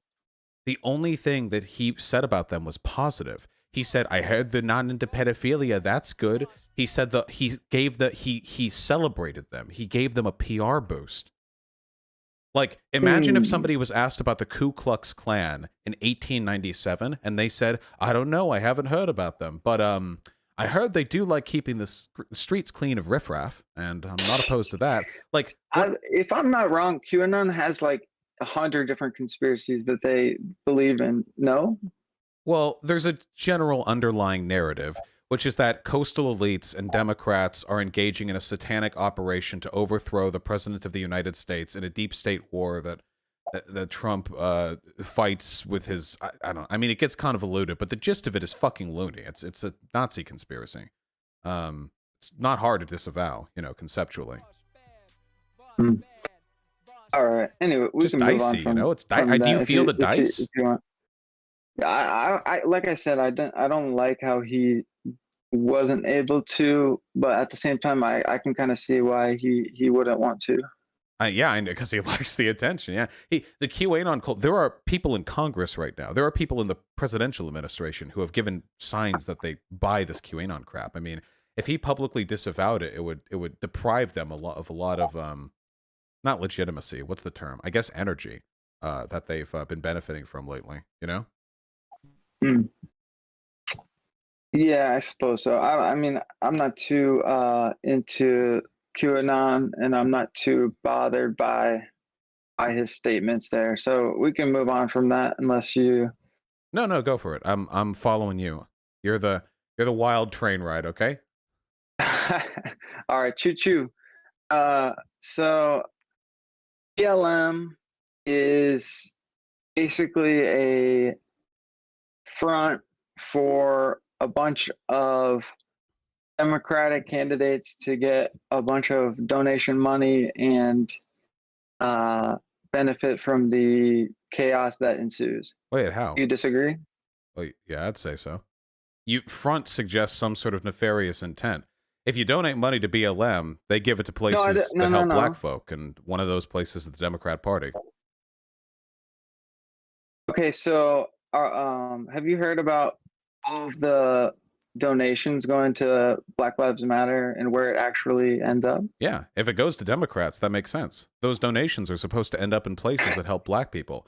The best thing for black people would be for the Republican Party to be tossed into the sun. If it goes to Democrats, that's totally on brand, no? Totally on brand. Aren't like 90% of black voters already voting for Democrats? Yeah, so if you give that money to BLM, I mean, it's perfectly in line with their interests otherwise. It goes over to Democrats. So give 80% of the Black Lives Matter money to white old men who aren't really going to push through any legislation that helps black people. Oh, if they're Democrats, then just them not being Republicans helps black people, because those are votes that won't be able to go towards McConnell or Republican House measures. Even like by way of being they could be corpses, and it would still be a worthwhile expenditure. I would oversee tens of millions of dollars if we could get a stale piece of toast with millions of dollars that are getting donated to you. Well, because they do that too. They don't do that. Yeah, they totally do. Yeah, if you look at where the BLM donations go, a ton of them go to local operations. They go to bailout funds. They go to all sorts of fun stuff like that. I'm pretty sure that not even like a sixth of the money is actually going to the people that they're quote unquote fighting for. I don't think that's the case.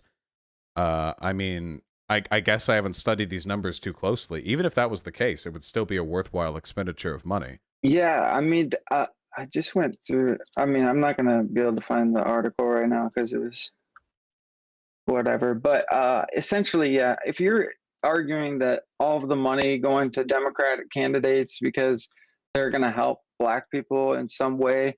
I mean, when is the last big legislation that helped black people get out of ghettos and not be in the situation that they're in? When did a Democrat do that? Well, that's pretty vague. Do you mean if we're talking about local levels, that stuff is happening all the time? Depending on how progressive the district is, state senators and state congresspeople and what have you put a lot of work into doing that. If you're talking at a national level, the Democrats are markedly better than the Republicans, mostly by way of not being Republicans. Aren't Republicans constantly trying to cut welfare? If you listen to like Ben Shapiro or any of these other pundits talk, if you listen to even their politicians talk, they talk about how the black family has been destroyed because welfare incentivizes the father to leave the home. So the only good thing to do for the black community is to cut welfare and let them all starve or whatever they're going for. These people are psychotic. Having Democrats win is, at this point, it's not even a matter of black empowerment. It's just a matter of ensuring their survival. I'm pretty sure like a Republican-led America into perpetuity would just be like you know, like an open air concentration camp where like black ghettos, people just wander around looking like Holocaust victims. It's pretty rough out there, man. Republicans got some wacky ideas about how to build a country, you know?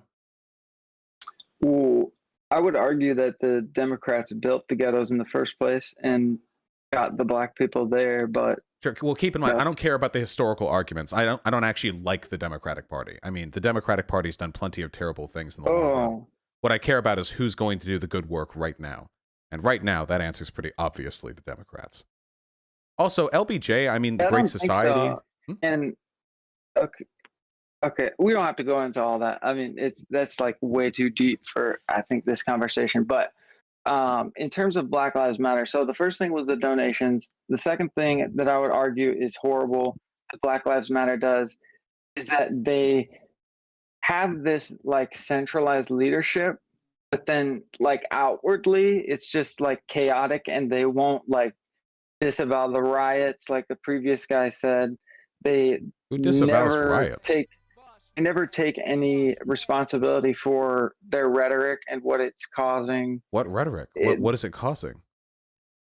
What do you mean? What is it causing? The riots in the first place, all of the unrest that is happening. Is the unrest is caused by the leadership. police. All of the riots are happening in impoverished communities that have been suffering for decades. BLM didn't create the conditions for those riots. Also, keep in mind, there's a big difference between BLM the org and BLM the movement. BLM the movement, tens of millions of Americans have participated That's the same thing. Huh? It's the same thing. Well, it's absolutely it's like, absolutely not. BLM the organization is a literal organization that has leaders and funding, and it's got a official recognition.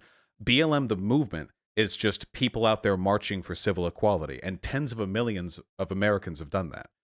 Tens of millions of Americans aren't like BLM employees. These marches aren't being directed by anyone up top. They're sporadic. They're decentralized. They share the same name, but they're absolutely not the same thing. Well, okay, the Black Lives Matter movement was the original movement that the Black Lives Matter organization just slapped an organization on. Yeah, the organization was created to try to accommodate what they perceived to be the broader political interests of those who supported the movement, which I think for the most part it's done a decent job of doing. Like, for instance, I don't think it's done a decent job at all, and they seem to only care when like a very specific situation happens in which a black man or woman is killed by a white police officer. No, the Black Lives Matter organization has actually been pretty thorough in disavowing police violence, even when it takes place against white people. Obviously, the Black Lives Matter organization is primarily interested in racial injustice. I mean, that does inform its prejudices, as we all have to focus on something. But I don't think, I mean, you claim that they're, like, they need to, like, disavow what they've created. Like, this very weird language to me. These riots are a product of social circumstances that they are most certainly not responsible for. Okay, so when people die, especially black people, because of these protests, because of these riots, and the reason they're rioting is because one person died from a police rioting officer. because of systemic racism. Also, most of the folks that die, people die in mass protests. That's just how it works. It sucks, but if you want to have, you want to never have a mass protest, I mean, you got to get rid of the civil rights movement. You got to get rid of everything. This is just the cost of social progress. It doesn't mean it's good. We should do everything we can to minimize it. But to go like, well, black people are dying out here in drought. Well, people are dying anyway, and they're of their own volition out there marching. That's their choice as protesters. They're part of history. And I think that rather than using their deaths as a bludgeoning device to try and disavow the movement they died fighting for, we should probably not celebrate the death, but celebrate their courage in participating in that, even if it led to their untimely demise. Yeah, it just makes no sense because they only push the agenda when specific people die to specific other people. And if they cared about Black Lives Matter, then they would care whenever a high or a large story comes out about a black person dying, not just when a black person dies to a white police officer. So you think they should go out and march if a black person dies of colon cancer? I mean, it's not just about black people dying. A murder, a big story of a murder. Well, they do though. No. Yeah, they do. First of all, you have to recognize there's a big difference between a murder from a police officer and a murder from another citizen. A police officer is an agent of the state. They're held to a higher standard of responsibility. If a police officer kills somebody and gets away with it, that's a big, big problem. If there's like a drive-by in an inner city, I mean, that is a big problem. But is that injustice in the same way a cop getting away with killing somebody is? What do you mean getting away with killing somebody? We don't just give cops a pass for killing people. Their lives get ruined. I'm just going to let that one hang. And especially in these times, like they're all over their ass when they kill someone. All right. I'll assume that was your attempted humor. Cops absolutely get away with killing people. The amount of leniency we afford police officers is comical. When it comes to their discretionary exercise of force in certain situations. It's like unbelievable how much authority we give them to determine what is or is not an acceptable way to behave. It's not good. Okay, so here's my problem with that. A police officer is in a situation where at times they are going to have to kill people, right? Mm-hmm. So when that actually happens, they can't just automatically say you're in the wrong like a normal person. They don't. Who's like just. But no one's asking for that. What if we just have a trial? Often we don't even have trials. Well, if it's cut and dry that they weren't in the wrong, or they have specific evidence, or other people who have said but that they don't. Often there's incredibly shady situations where people will die and cops will just get away with it, like all the time. When cops kill a person, it's not shady. Well, sometimes when a cop kills a person, it's legitimate self-defense, and it's pretty evident. Like there's dash cam footage of a guy running at them with a gun or something like that. These people don't tend to get that upset about this shit. Fucking Breonna Taylor, this shit didn't even result in an investigation until after a massive amount of public outcry. Breonna Taylor, where they lied to get access to a warrant, then broke the terms of the warrant so that they could go to an apartment, killed an innocent person, and didn't even announce that they were cops. Like, and there wasn't even. That's a huge mischaracterization of what actually happened in that case, though. So first of all, what do you mean by they broke the warrant? Is that what you said? Or they changed the warrant illegally? Yeah, they lied. They misrepresented the information they had in the case in order to get a no-knock warrant. The no-knock warrant was later changed to a knock-and-announce warrant. No, this case was about a dead body in the trunk of someone that was related to her, and that's why they were given this no-knock warrant. And then it was changed to not a no-knock warrant. And then they did knock.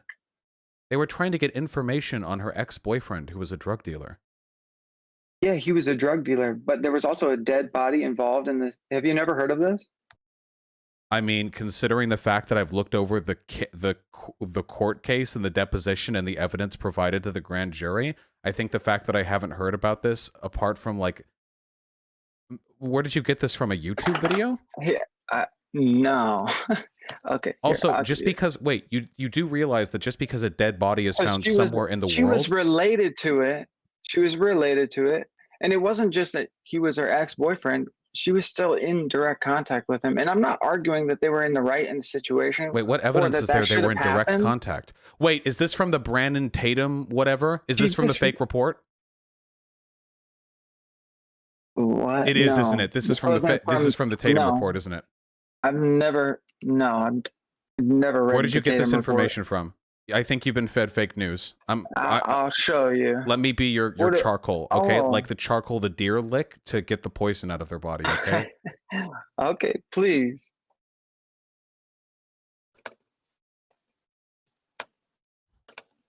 Hmm.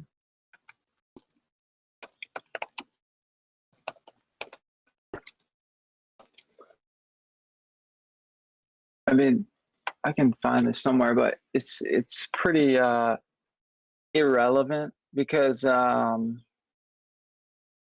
don't agree with what happened in the end. But it wasn't that they lied and they just showed up there and busted in, didn't say shit, and somebody fucked up, obviously. But it's not as cut and dry as you think.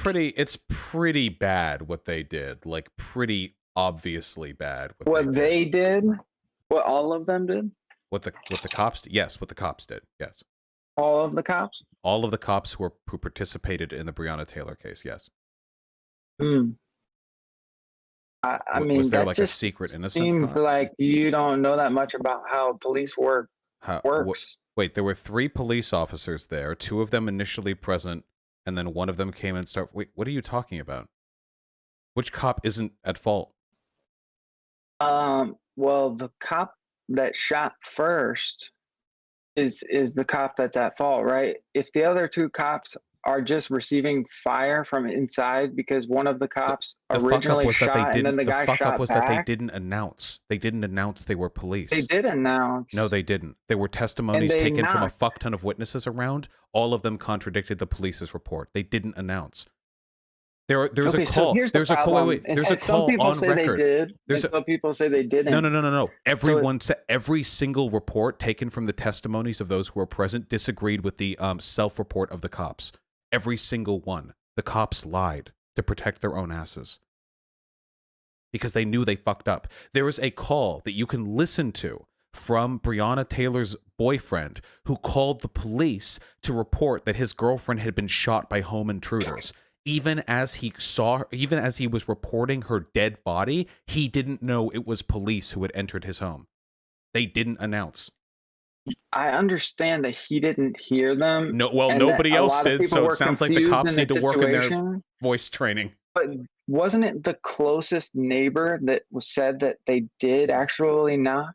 There was one person out of, I believe, 12 who claimed that they did announce, but they said they announced once. The police claimed they announced many times. Given how unreliable eyewitness testimony can be in many cases, and given the fact that there was no testimony which reaffirms the position of the police, my assessment is that whatever the police did, it was woefully inadequate to secure the requirements of an announcement for a warrant. You need to make sure the people inside know who you are. Oh, apparently that one person has changed their story and has said they did not announce, by the way. So no, every single individual who heard did not hear the cops announce. That was the fuck up. Okay, so here's the thing. I don't know if they announced personally because I didn't hear and I didn't see, and it's clearly not cut and dry. But I just don't understand how you can automatically blame every cop that was involved in that situation.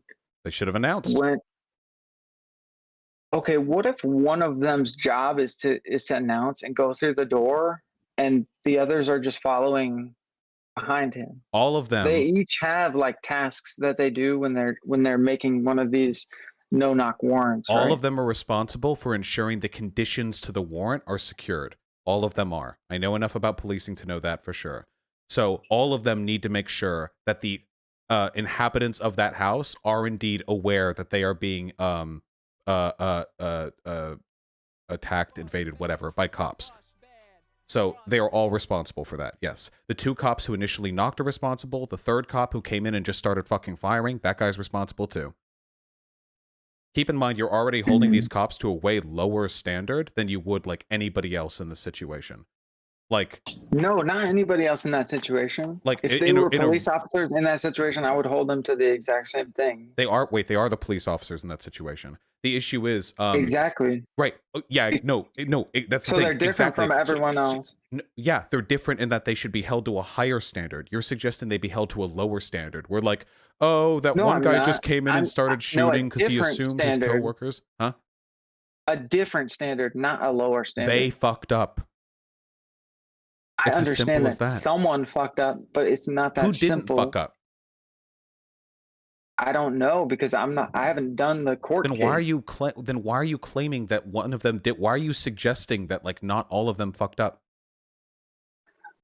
I'm suggesting that these things aren't cut and dry enough to then turn around and say that these cops are racist or that You're circling around. The only reason we're talking about Breonna Taylor is because you said there were no instances where cops just killed people and there were no investigations or trials relating to it. So I provided you an example of that exact thing happening. A situation where cops killed a person who was innocent and there was no investigation. And there was an investigation. After months of protesting. That's the point behind BLM. You're attributing the protesting to the investigation when we're not privy to what was going on. Are you memeing me right now? Are Are you seriously telling me that they waited 9 months on a meme? like there was like a clown, like they were like, wouldn't it be funny?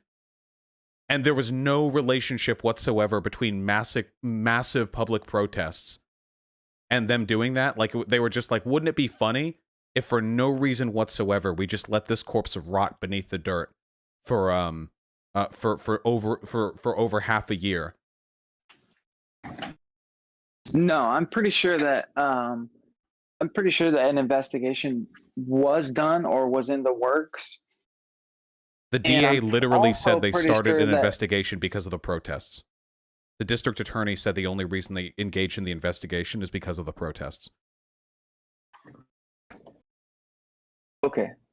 I mean, we can go on and on about this one case, but the vast majority of you police keep making officers claims that you don't kill know people, about. You keep making claims you don't know about, and then like getting you're indignant. making a claim that cops are just like these invincible people that can run around and shoot whoever they want, and they won't get investigated, and they can just get away with it. And don't back up to a higher level claim. You keep making claims that are untrue, and then getting like huffy when I point out they're not true.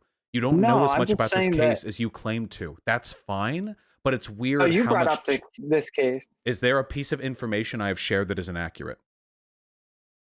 I'm not sure because I haven't read all the exact details of this case. Okay, sorry. Maybe we just have sort of an epistemic difference here. I base my beliefs on like evidence, and I say things when I think they're true. I don't know what you're operating on, but how can you make a claim that I'm being irresponsible with my language or that I'm incorrect if you don't know the way in which I'm incorrect?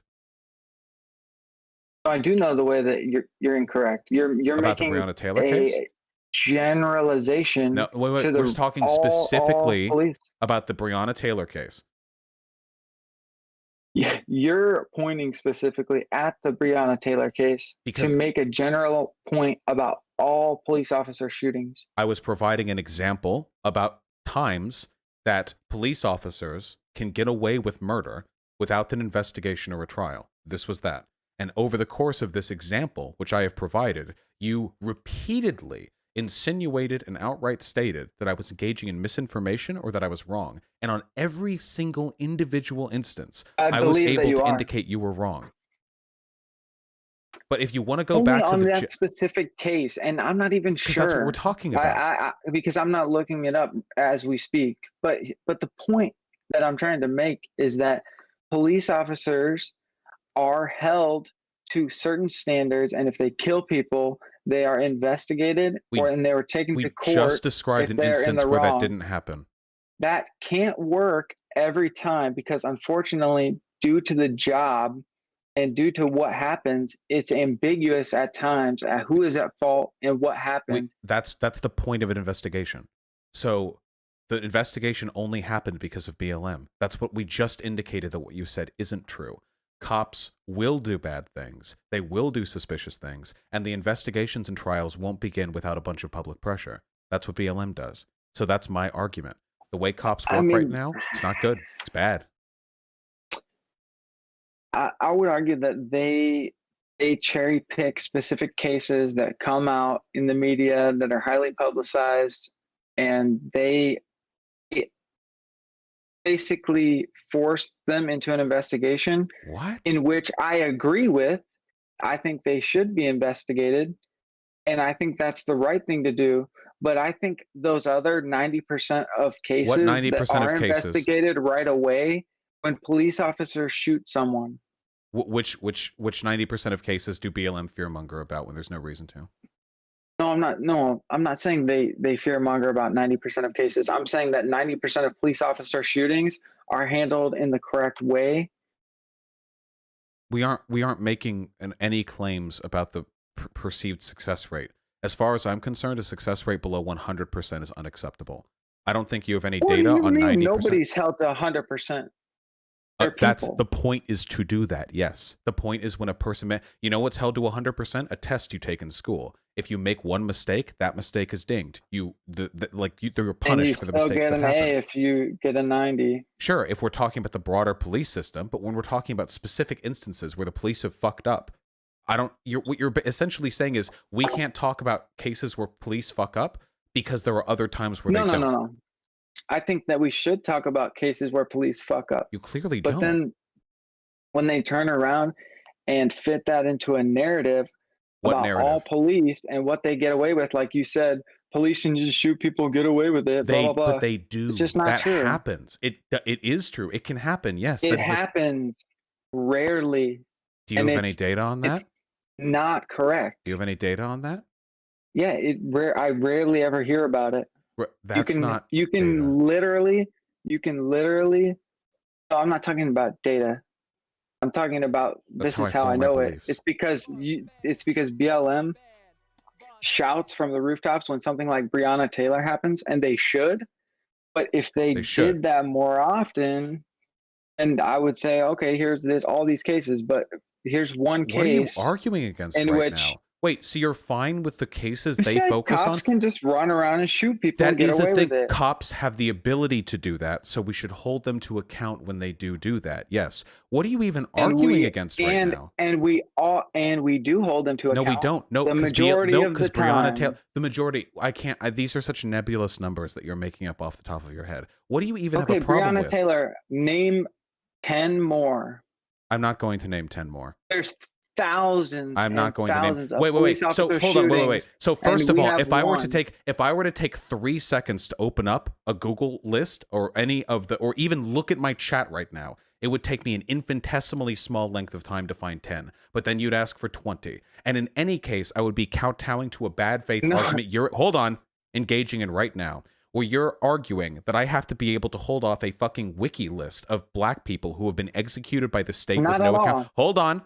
Executed by the state with no accountability, and all you have to do is vaguely gesture at the existence of some narrative you have provided no argument for whatsoever. The narrative at all. the narrative underlying BLM, the one that there is a problem with police in this country with regards to racial treatments, is a correct narrative. You have, and I've been letting you get away with this up until this point, been trying to obfuscate your perception of that narrative by focusing on minute details when it suits you and then dismissing the minutia when it suits you. We're not going to do that anymore. Tell me what your problem with Black Lives Matter is. Yeah, you're jumping to a much more broad problem that Black that I Lives Matter have, is what or we were that originally is talking in the about. world.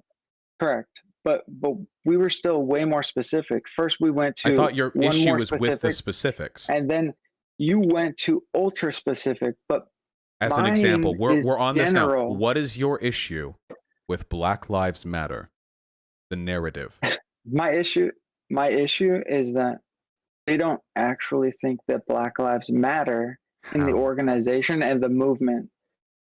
They only care when it fits an agenda How? to Wait, put how? people against Wait. each other. So let's get this one point at a time. What makes you think the movement doesn't care about black people? They only support specific issues that come up that fit a narrative. What put what people narrative? against each other. You keep gesturing narrative. Black versus white. No, wait, no. Nothing about BLM is black versus white. If you look at It both is. nope. If you look at both the protests and the organization, they have absolutely not adopted any anti-white sentiment at any point. Black and white people are both marching together for BLM. They condemn black and white cops. The Black Lives Matter organization has condemned acts of police violence against white people they felt were unjustified. This is not a race war narrative. White people are not being victimized. That is not true. It is. Wait, everything. All. Wait, hold on. You do not hear about any white people. Wait, that were wait. wronged I by can't police officers entertain. in BLM. What is it with And I don't think conservatives in the they victim should. narrative? Why No, I don't do think you they feel like such a should. victim? You're saying that they do. Do what? You're saying that they're up in arms for people wronged by police officers that are white also. Yes. And they're holding these people to just as high standards. No, you only It is hear primarily. these specific names. Wait, hold on. It is primarily a movement about racial injustice against black people, but at no point have they adopted a black versus white mentality. There have been instances where they have supported white people's civil rights against the police. There have been instances where they have defended black and white people against black people, usually black cops, because that's how the movement tends to go. The idea that this is some us versus them. Wait, hold on.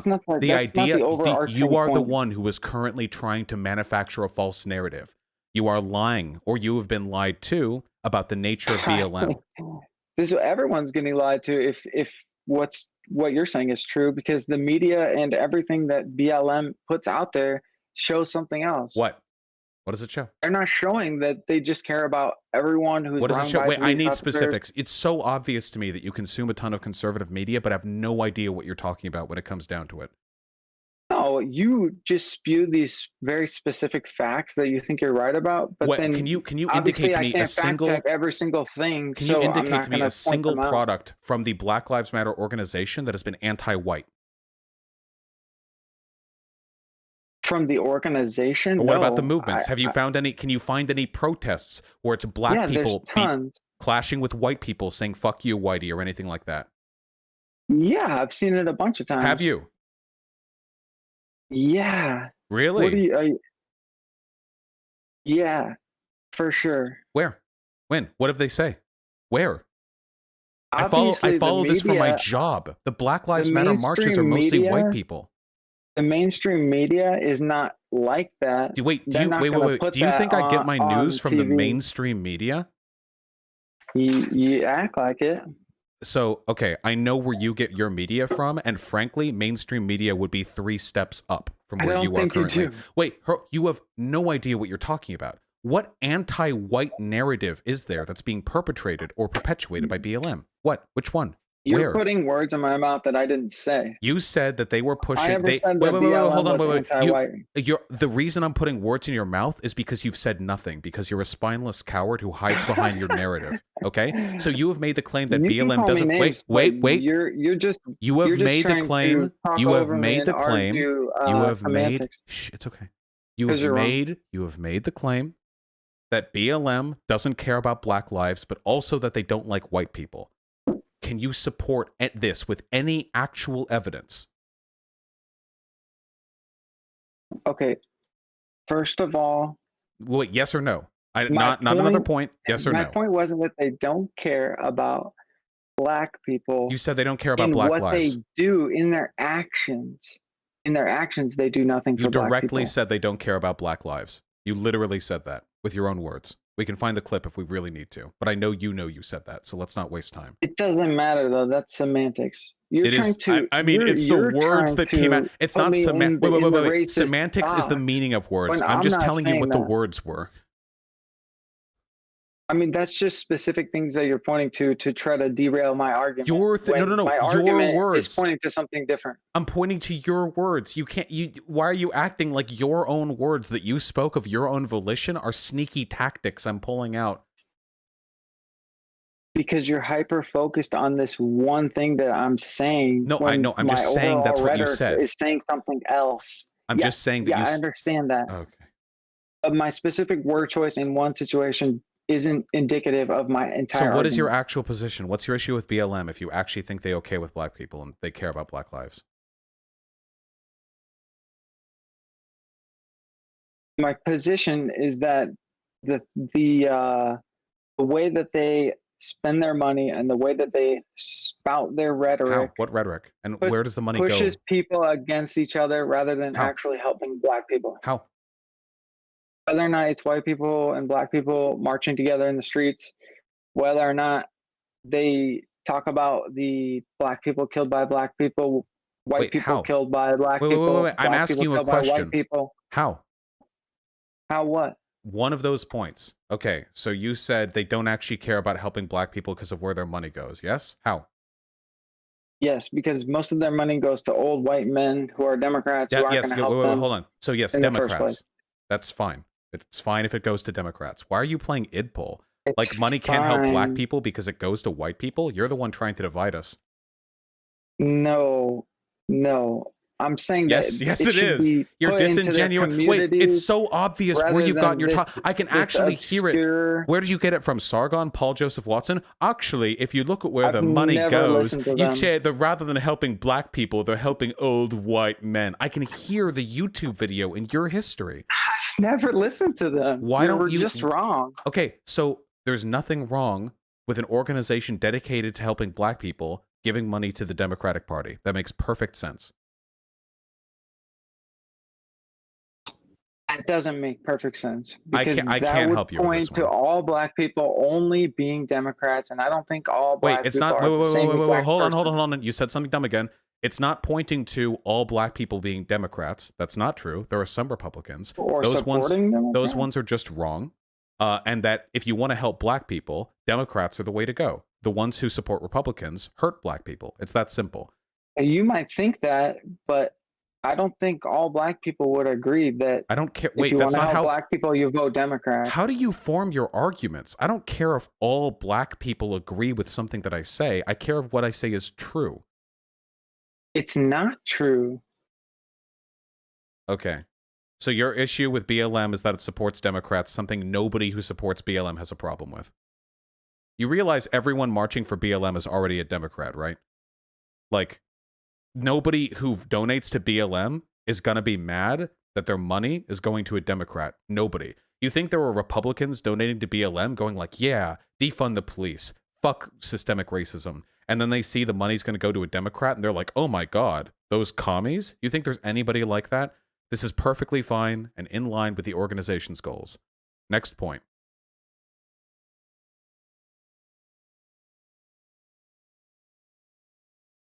They left. They left the call. No way. What a coward. Ah, dude, I feel so bad for that guy. That guy is steeped in talking points. Holy shit, that guy is like, his brain is like it's like a tea bag in like the, or no wait, in the tea bag the tea goes from the bag to the whatever. He's in the, it's in the tea, okay? There you go. I don't know how the tea works.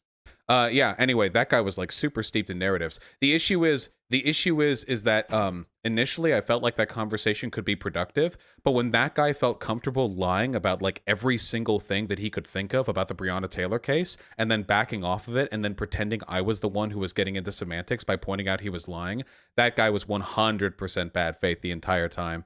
Especially since he opened his message was, tag me into this debate so I can give you actual arguments. And his actual argument is BLM doesn't care about black people because they donate to old white men.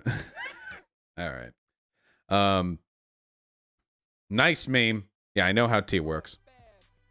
You were kind of insufferable in that one. You really didn't let him form more than 2 sentences. What are you, a fucking liberal? I reject this myth that a proper debate is one in which you let a person ramble bullshit uninterrupted, and then you have to respond to their 87 points. You're on my channel, motherfucker. 1 point at a time. If you're making 1 point, a single point, you can talk for as long as you want. You can support it with as many suppositional arguments as you want to. That's fantastic. And I'll address that in totality, you know, when the time comes. But if you're just like meandering between a bunch of points, no, of course I'm not going to let you go on. You have any idea how long these debates would go on if I let people do that every single time? Jesus. The guy was exactly the same as my friend. He did the same thing to me when we argued last. Ended up blocking me after lying about the accurate bullshit thing. Yeah, yeah, of course. These people don't actually give a fuck about like the honest presentation of information. They have a broader agenda. Okay, where's this other person? I see you there. You're not talking, but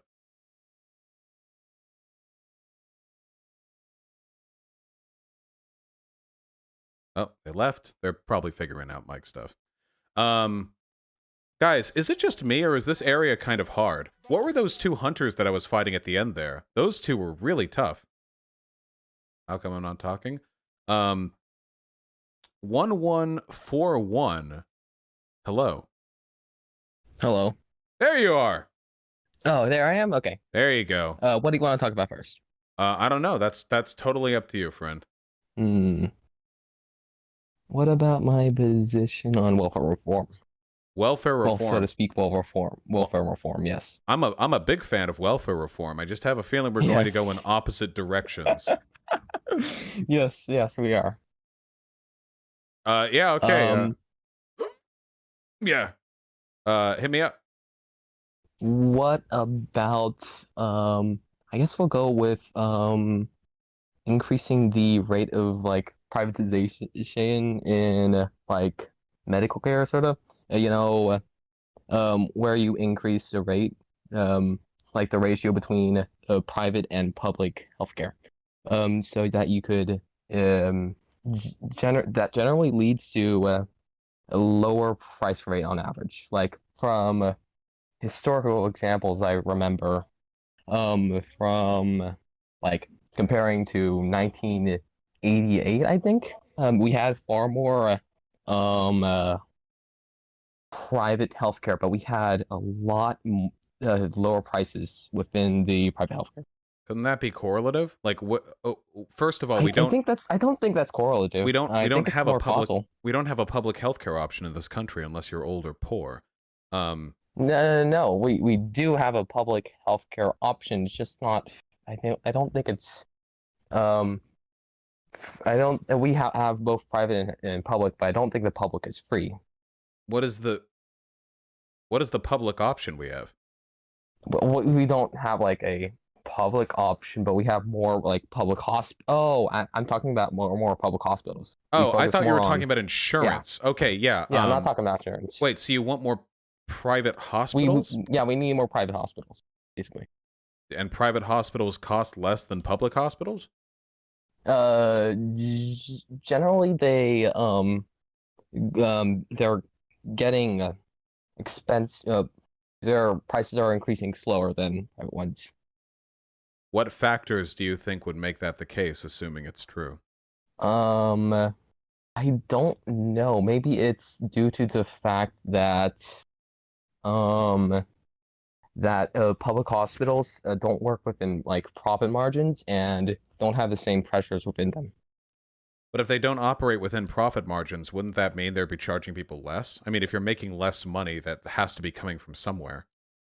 Oh, maybe it's because that we have more employees, but we have far less nurses than we do before. And there would be more desperation for nurses within private healthcare, sort of. I don't know why the ratio of doctors to nurses would be different between. No, not doctors to nurses. People working.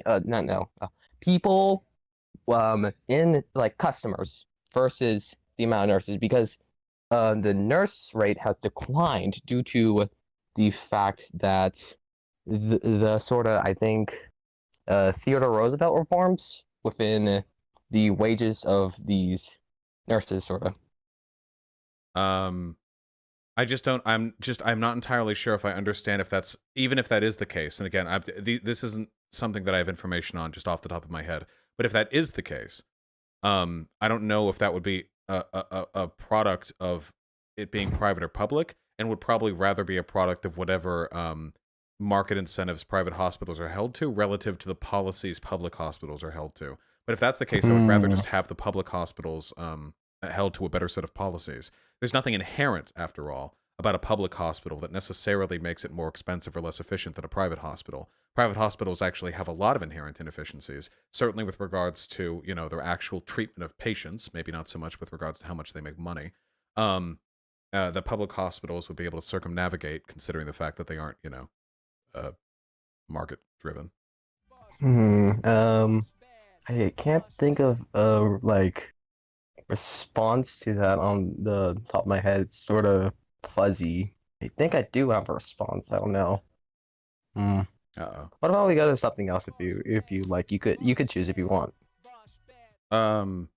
Yeah, sure. Well, I don't know which positions you have in which you disagree with me. I guess I'd say Social Security, but I don't know too much about that. I'm not too informed. We can on go to that. higher order principles if you want. Do you just like is this all like, do you have an issue with like taxes or Yeah, I'd say so. You don't think taxes are poggers? I don't think so. Yeah. Okay. Why Why I not? believe that it's I don't think it's consensual between people. One might say. How in what way? Like it's not consensual for an income tax to be implemented because you don't have the direction for where the money goes. Generally, just because you have representatives doesn't mean that you quite consent to where it goes. Sure, but you can. It's very indirect, one might say. But I generally think that taxes are a necessary byproduct of living in a functioning society. I can certainly tell you. I somewhat agree, honestly. If there were two societies I could live in, one in which I was at 18 subjected to tax, and one in which I was not, but I lived in a city with absolutely no public accommodations, infrastructure, or higher civic government, I know which one I would choose pretty easily. Well, here's the thing. It should be a lot more consensual by implementing a sales and property tax, because a higher rate of sales and property tax are more consensual, as you could buy, as you have to opt into it, as well as payroll tax to an extent, if you have like a sort of optional payroll tax. Well, nobody really opts into a sales tax. You can't not buy things. Well, no. That's not necessarily true. You do opt in, like, theoretically. Well, I don't care about theory. I mean, that's it. Like you need to, or you'll die. Like we need food. So that's not really proper consent, right? I mean, you have to expend money on the sales tax one way or another. Likewise with property. I mean, it really comes down to varying levels of what is or is not consent. Because if you're talking about like a fully autonomous with absolutely no coercive factors whatsoever decision, then both sales tax and property tax both have pretty strong inherent incentives tied to them, you know? No, well, wait, would it be whataboutism to say that it generates more revenue as well? I mean, like, would I be going off topic? No. I mean, I'm here for raising taxes. As long as the taxes are coming from the right people. But sales tax does generate a lot more revenue, and especially a more progressive one. It also puts less burden on people if it's more progressive, one might say, well, if as it's opposed to an progressive, income tax. sales tax is regressive currently. No, a sales tax, if you make it progressive, like for the margin, for like the 20% margin, it would be about 10%, but on the top 10%, it would be about like 15. How would you judge that though? Like at the cash register, like would you have to present like your 2019 tax form to the guy, and he'll be like, "Oh, hold on, let me ring you up then for the let me see the 125K bracket," you know? Maybe you sign it up on a yearly basis, and then it gets implemented through sort of regulation, and I'd say like I don't know, honestly, but that's worth workshopping. Like, I've heard it. Yeah, I've heard it before in like certain in like it's on a decent chunk of think tanks and like as well as the Cato no the Georgia sort of institute which wanted a policy sort of akin to a progressive sales tax. There are like 9 states that have essentially abolished the income tax. Such as Texas and Massachusetts, and they have a higher rate of class mobility. Is it? Yeah, and they're actually far more equal than states that have really high income taxes. So generally when I debate people, I prefer to debate people on broad ideological differences rather than nuance. If your argument is that rearranging our tax, welfare, and our healthcare systems would beget better outcomes, and not because of the magic of the free market, but actually because you can extract more wealth from society by changing the way in which we do it, I'm not going to disagree with you on that at all. In fact, I mean, I would be willing to agree with you. I'm all for unconventional approaches to the welfare state, because I think that it's really not been tried in that many interesting ways. We don't really have any countries that have tried, for example, a robust UBI in the way that some people have envisioned it. We don't really have any countries that are functional right now on Earth that have meaningfully tried alternatives to the sort of standard European social welfare model. So I'm totally fine with that. UBI, I'd say UBI is a pretty debatable thing. I just think that we should sort of cut down on spending in order to not like rack up billions of dollars of debt. No, trillions. What is it, like $22 trillion worth of debt? That's more than 100% of our GDP, I think. Sure, our debt, not our deficit, which is what counts relative to our GDP. Well, we have we're getting like $900 billion of deficit each year, and it's going to be even worse this year because we're spending trillions of what are these things called? They're on the tip of my tongue. Dollars? No, not dollars. Sort of these bailouts. I don't know what they're. No, you know, the $1.8 trillion bill that's planning to be passed, primarily to like relieve the poll numbers of Trump. Right. Well, it's not going to be. I don't know what they're but, called. Right. Oh, well, is it going to be passed? I heard that from you yourself. I was concerned that it was going to be passed, but it looks like Mitch McConnell had no interest in actually passing it. If Pelosi had even let it through, I think you're referring to the stimulus. Oh yeah, stimulus. That's what they're called. Yeah, but they're gonna rack up dollars. Like, well, they're gonna rack up spending. We usually I think we spent last year on 4.4 trillion in spending, but we have about 3.3 in revenue. Right. Or, wait, no. Is it something else? Sure. I mean, for this, there are other. We need to raise taxes and cut the military budget, certainly. But I don't have particularly strong opinions on this subject, I have to admit. But on the revenue, I think it's like 33% is on medical care and worker stuff, social security stuff, you know? Sure. Well, we need social security. The old people are all going to starve. But there is a more effective way. I'm not too informed on this. It's the 6-2 plan. I feel like you came here to red pill me on some very specific financial issues, rather than a broad disagreement on how society should be arranged. Yeah, I like more nuanced specifics, I guess. Well, it's not a matter of nuance. It's a matter of this can't be sussed out in a conversation or a debate.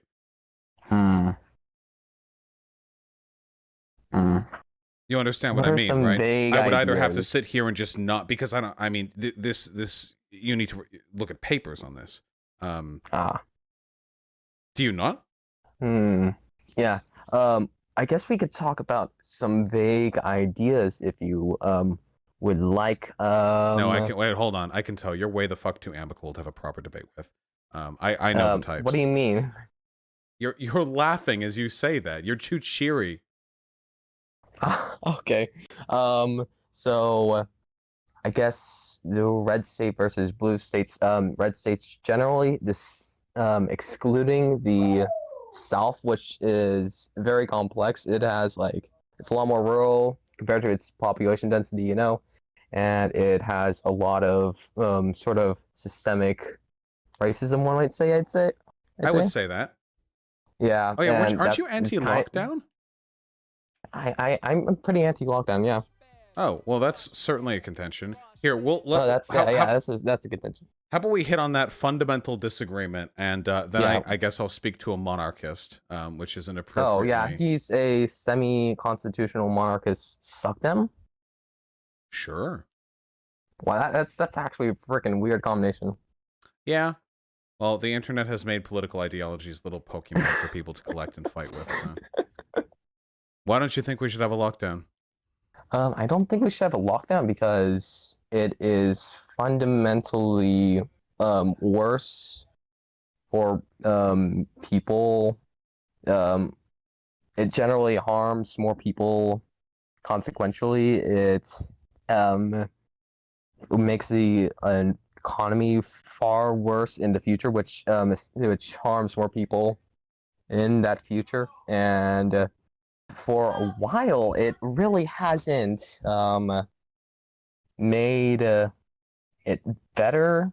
Does it not? Well, right now, the states that are doing the worst are the red states. New York City, in spite of its incredible population and population density, was able to contain COVID more effectively than almost any other part of the country, in large part due to a pretty strict set of lockdown restrictions. But its after effects are far worse, and its current effects are also pretty harmful. There is an increase within African and Indian cities that have locked down, and it has made the rate of hunger within those countries far worse than the COVID deaths. It has like increased hunger by far more compared to what, because its people deaths. don't have the money? Yeah, because people don't have the money. Well, can't we fix that with stimulus? You can't fix that with stimulus because there's an after effect, you know, and especially for rent freeze, there would also be for rent freeze, for example. Oh wait, going off topic. Oh, we're on the stimulus. Okay. What's the after effect? The after effect is basically debt, like future debt.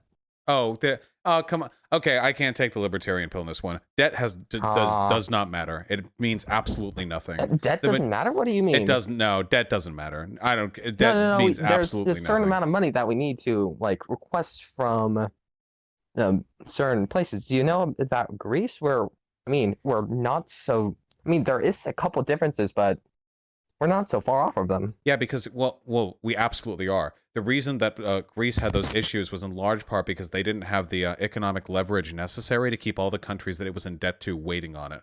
Nobody can do shit about us. We're the fucking United States of America. We can't. If we defaulted on our debt, the rest of the planet would collapse. Everyone waits on us hand and feet. They're licking our toes right now. We're in a uniquely privileged position. We can spend as much money as we want. The other countries are happy for it because it means there's greater reciprocal interest in national unity. Every time we build up debt, when we spend money to like China or whatever, we spend that in American dollars. You can make $1 American into however many Chinese currency, but the fact remains those dollars go over to China. The more dollars China has, the more China is invested in the economic well-being of this country.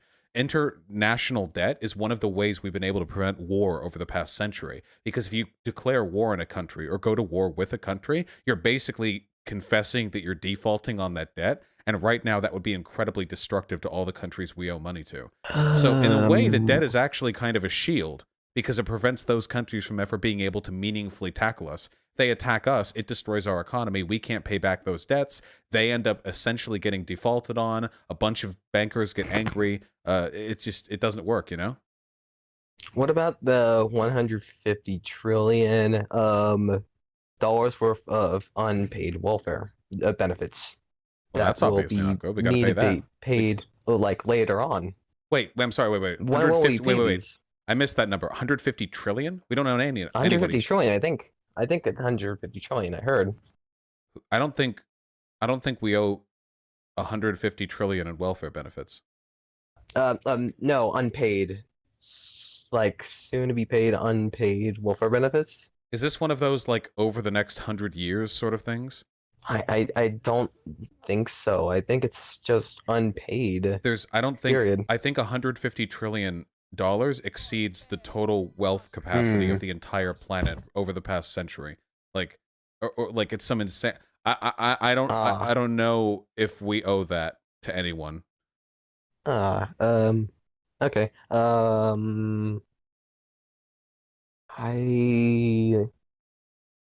might okay, be Alvin's so yes, it probably is Alden's welfare or something. I'm not full in on the modern monetary theory train, but I do think that that's not as important as people make it out to be. It kind of is important because you have more than the actual GDP. When do you pay that back? Do you Never. just wait? Do you just leech off the money of other countries then? Well, they leech off us too. They also have national debts. Yeah, we do pay for their we do partially pay for the government with NATO. Yeah. Let's just keep it. Just make everyone in debt to everyone else.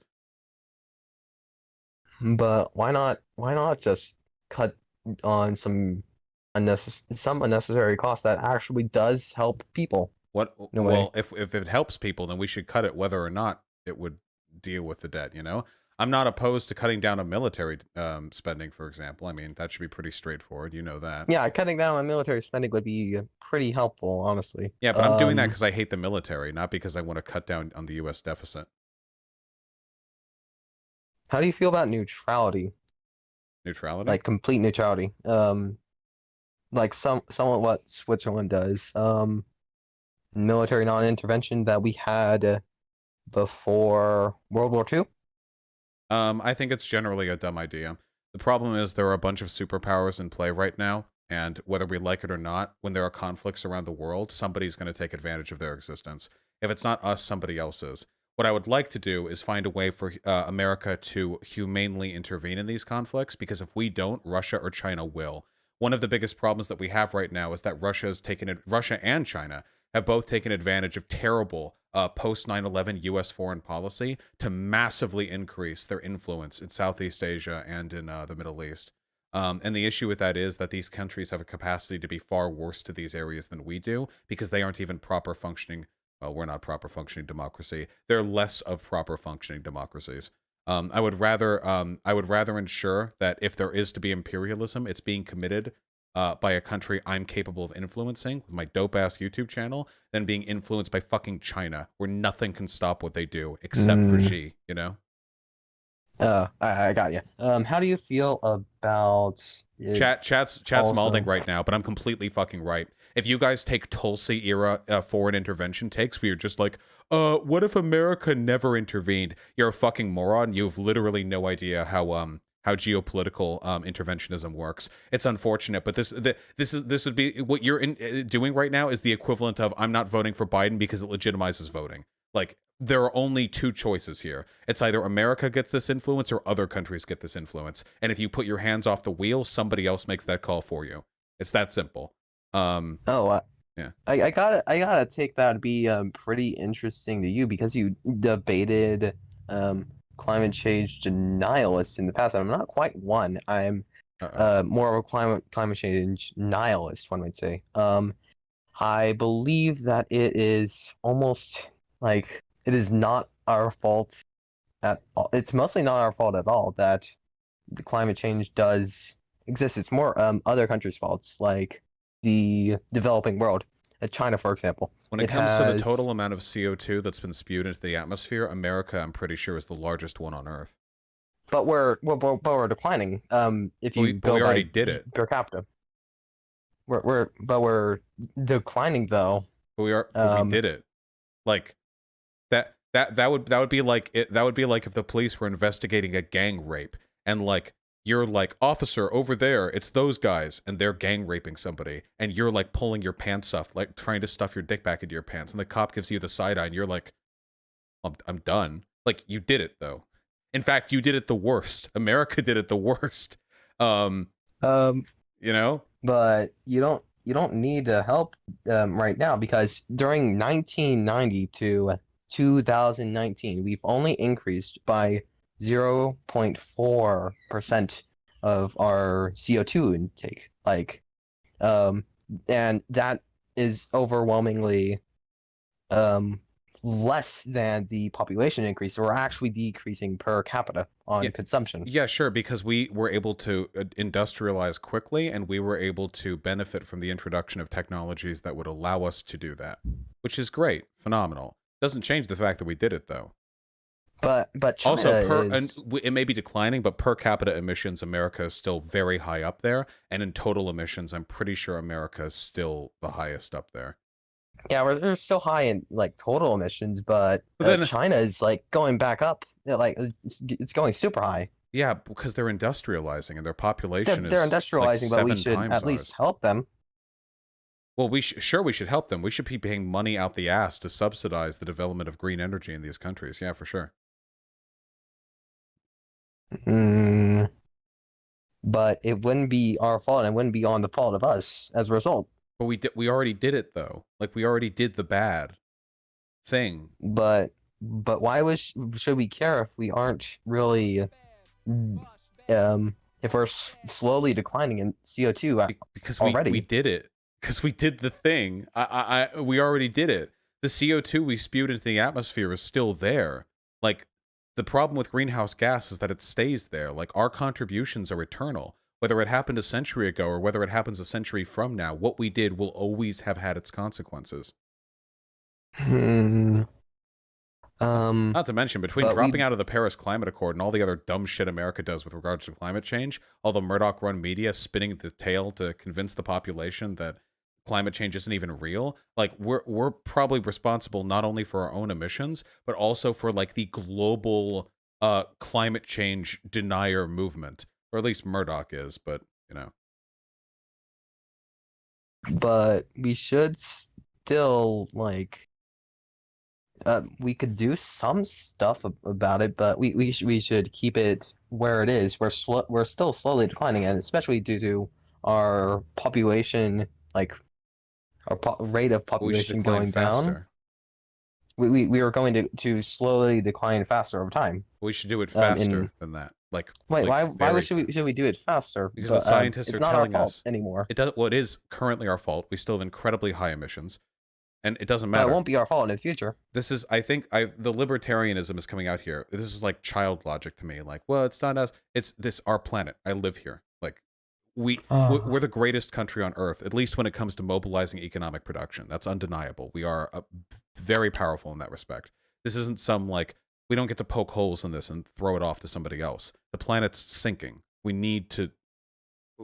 Like, this needs to be done. It won't do that within the next years. This is based off like a digitally produced graph. Digital shit is sick. Eventually. It'll probably happen eventually. We're talking digital. But what do you mean it won't happen next year? I will live to see the climate refugees from Southeast Asia flood north. I will live to see that. But like in 1980, was it? They predicted that in the next 30 years, the Maldives would be gone, and they're still here. Our ability to chart this has certainly gotten better with time. I don't think it's appropriate to use failed predictions in the past to impugn the legitimacy of predictions that are currently functioning. The models that we've been using since the early 2000s are currently perfectly predictive in how the sea levels have risen since, and how the global climate has increased in temperature. These numbers are pretty easy to track now. We have much better equipment now than we did then. And looking at it, it looks like we're pretty fucked. So, like, we need to do something about this. The United States has plenty of money, or at least it would if we stopped spending it all in the fucking military. We need to be incentivizing other countries to get on board with green energy. I could agree with that, but we still shouldn't indebt ourselves to stop climate change because it hasn't been our fault for a while. It's equally our fault. No. It is our fault, but we shouldn't. But it hasn't been increasing significantly. So you do think that over think the officer shouldn't arrest you because you finished the rape before he got there? Like, we still did it. No. If we it would be a better example if you time traveled backward to the point where you didn't But no, the CO2 is still in the atmosphere. You can't unrape the chick, and you can't un-CO2 emission the planet. It already happened. We already did it. The CO2 is still there. The climate is still choked with the product of our industry. But we're not emitting as much anymore. We still did it. You're not raping the girl as much anymore when the officer gets there. This is a perfectly cogent comparison. You still did it. Okay, but why? You still did it. Why are we indebting ourselves if we're not like increasing that much? If if we still have the same rate that we did in the 1990s to save the planet. But we're still neutral to it. But no, we're not. We're still producing climate emissions. It's going down per capita, though. It doesn't matter. We're still doing it, and we already did it. But China is doing worse. You should intervene. They should do it too. With them. They should do it too, but we can't control China. We can only control us. We should be about like fine with this, with the status quo environmentalism if it's going down. If our GDP per capita, not CO2 per capita emissions are going down. I have a question. How old are you? I am 15, almost 16. Okay, so how about this, okay? How about we both keep paying the exact amount of taxes we're paying right now, and we'll be happy with that, all right? I guess. Okay? Does that work? Okay? Yeah, it works. Okay, and we'll see how much that susses it out. All right, I have a probably 13-year-old monarchist to talk to. I love you, buddy, okay? At least I'm 15. Listen, I love and respect everybody who gets into political discussions, okay? I think it's wonderful. I got you.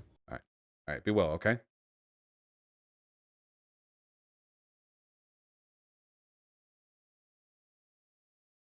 Okay. last one, and then we're getting the chill stream that I lied about when I said was going to happen.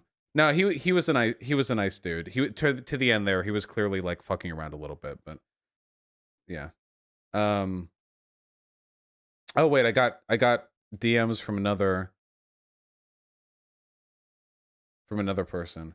Try looking into this and tell me how America can afford socialism. Dude, socialism's cheap. Socialism's so cheap. Do you have any idea how much money there is stocked away in the Panama Papers? The fucking Panama, whatever the fuck those papers, wherever that uncovered? Like, all we have to do, if we just tactically deploy some guillotines, we can get a lot of wealth back, like, really, really quickly. All right, so what are you guys going to do when America collapses under the weight of bad policy? If you had your way, America would be bankrupt in less than a decade because the required interest payments go up. You tax the billionaires too much, they leave them out. Corporate exodus. No. The billionaires don't make the money. The money, the wealth, is produced by the workers the billionaires control. The workers stay here because they get the benefits. This is like saying, like, dude, if you're mean to the rapists will leave. Like, I don't care. The billionaires only get to be billionaires until I'm done with them, and then they get to be workers or expats, baby. That's what they get. Wait, what'd you say? Hold on, what is this? For the record, Mancho left because his wife came home. He wants to come back on in the future. Okay, so we don't have the monarchist debate. We're just chilling. Okay, you know what? There's nothing wrong with chilling. Okay. Okay, I think we're good. Wait, no. Wait, there is a monarchist. Wait, there is? No, the dude who left. Wait, who left because of their wife? Wait, are you saying the person who left during the BLM debate Was the what left because their wife came home? They didn't say anything? Damn, I like shit talk that guy after he left too. I assumed that he was just dipping. Why wouldn't he say something? All right, let's do it. All right, what's up, Bernie Ree? How you doing? So basically, how do I start this off? First, I have a question for you because I've always wanted an answer from a sociologist. So with BLM, like rates of police brutality, right? They're relatively consistent with. I heard someone say rates of police brutality are relatively, like for Black people, are relatively consistent for Black people, given how much crime they do. Is that like that sounded really false to me, and I don't really know anything about sociology. So, what would your take on that be?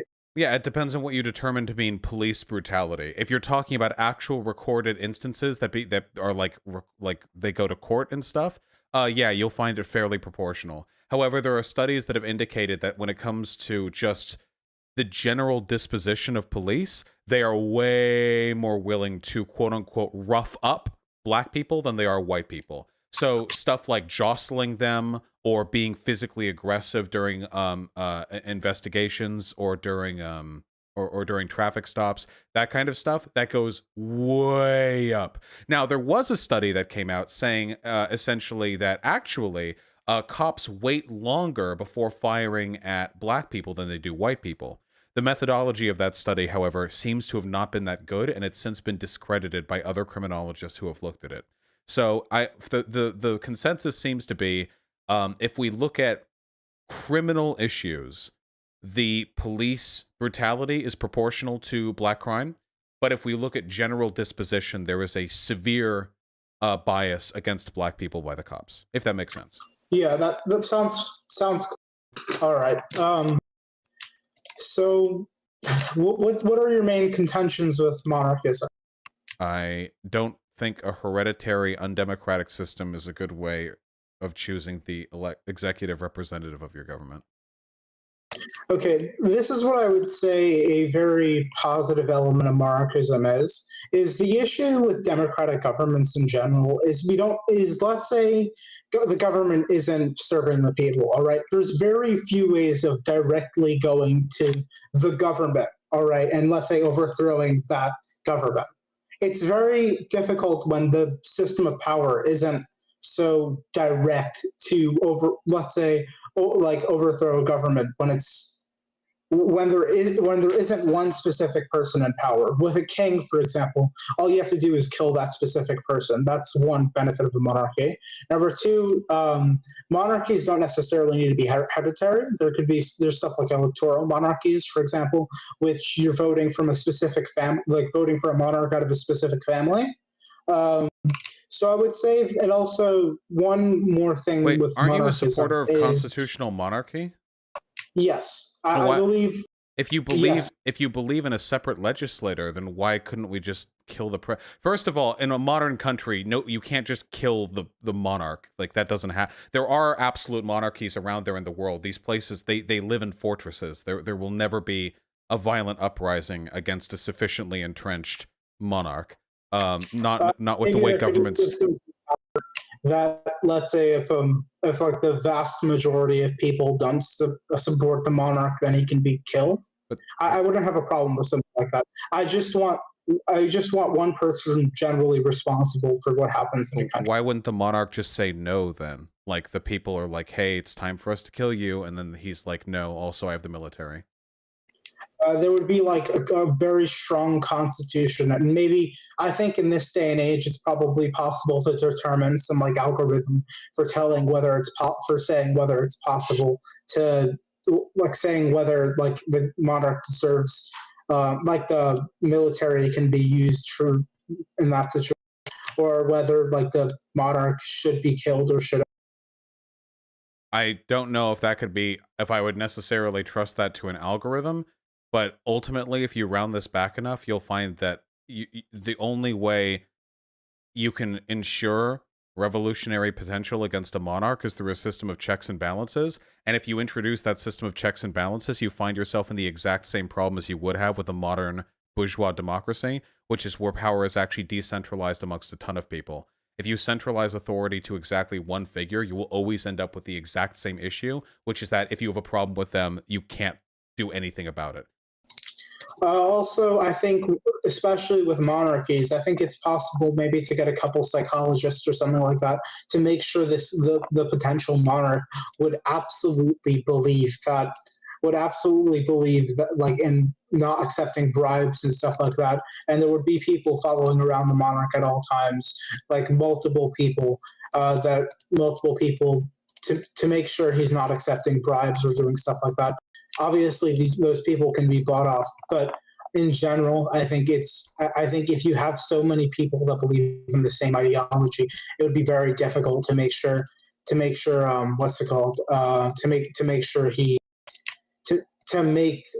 bribe the person. Also, I would make a culture of fear around rich people in terms of giving bribes. Like, for example, publicly executing people that give bribes to the monarch. That attempt to give Who would bribes to the publicly monarch. execute them? Obviously, some government or some executioner. What if the monarch doesn't want them executed? I mean, then if the monarch tries to go against the Constitution, they get killed. But what if they say, no, I just won't get killed, actually? So the computer algorithm would say no, or it would just say that's not a valid reason to use in the military. I'm not entirely sure if this would be a functioning government. What's wrong? Well, I guess for if you can imagine every reason, that would be my answer. It would be for every reason. I'm trying to think if I can distill it down further than that, but I think that might actually be the only thing I'm capable of saying. Why not just have a democracy? I would say I said my issue with democracy before, but in general, I would say that I don't think people are very capable to know about the nuances of government. And that's not me being a narcissist or anything like that. I just typically, when you look at studies of the American people or any people in general, they typically know absolutely nothing about politics. And I think monarchy is a way to ensure that in general people are that in general the people in power know what they're doing. But because then they're historically, that's never been the case, like ever. Not really. I mean, typically, I wouldn't say there's many examples of monarchies in a time where stuff like geopolitics and, let's say, military history and stuff were seriously studied. For example, like when they became sciences, for example. In general, at the time of monarchism, there really wasn't. These sciences weren't really established. Yeah, but we have monarchies today. We had monarchies fairly recently. We have absolute dictatorships today as well. You're talking about Saudi Arabia? Like, which specific monarchies are you talking about? We could talk about Saudi Arabia. We could talk about Turkmenistan. We could talk about North Korea. We could also talk about authoritarian governments that don't have a hereditary component. We could talk about China. China's doing, honestly, say what you want about China, and I'm going to agree that they're doing some messed up stuff to Uyghurs, even though that's not completely substantiated. But I think China is working fully functionally. And also, if you want to give the example of Saudi Arabia. So the issue is I'm a socialist, and I want people to generally be happy. I would say people are generally, I wouldn't say there's, for Saudi Arabia, for example, Saudi Arabia, honestly, besides for the messed up things it's doing to its own people, which 100% I think are disgusting, Saudi Arabia is a very competent government. And honestly, I would say that what's happening in Saudi Arabia is more of an example of like stuff like just Arab culture when it comes to government, rather than just Saudi Arabia bad. It's just that's how countries. How is it? What do you mean by competent? I mean, let's say take, for example, what's happening with Saudi Arabia's president and what happened with Russia a while ago. For example, like they geopolitically just messed up Russia so badly just through like lowering the price of oil a while ago. That's an example of competent government, knowing how this stuff works and acting accordingly. What I mean is just the issue with democracy, it just puts incompetent people like Trump in power rather than having people that actually know what they're doing. And I would say monarchy is a better system of finding those people. First of all, for monarchies, the people who make decisions aren't the actual monarchs. Monarchs are just powerful figureheads around which power and wealth coalesces.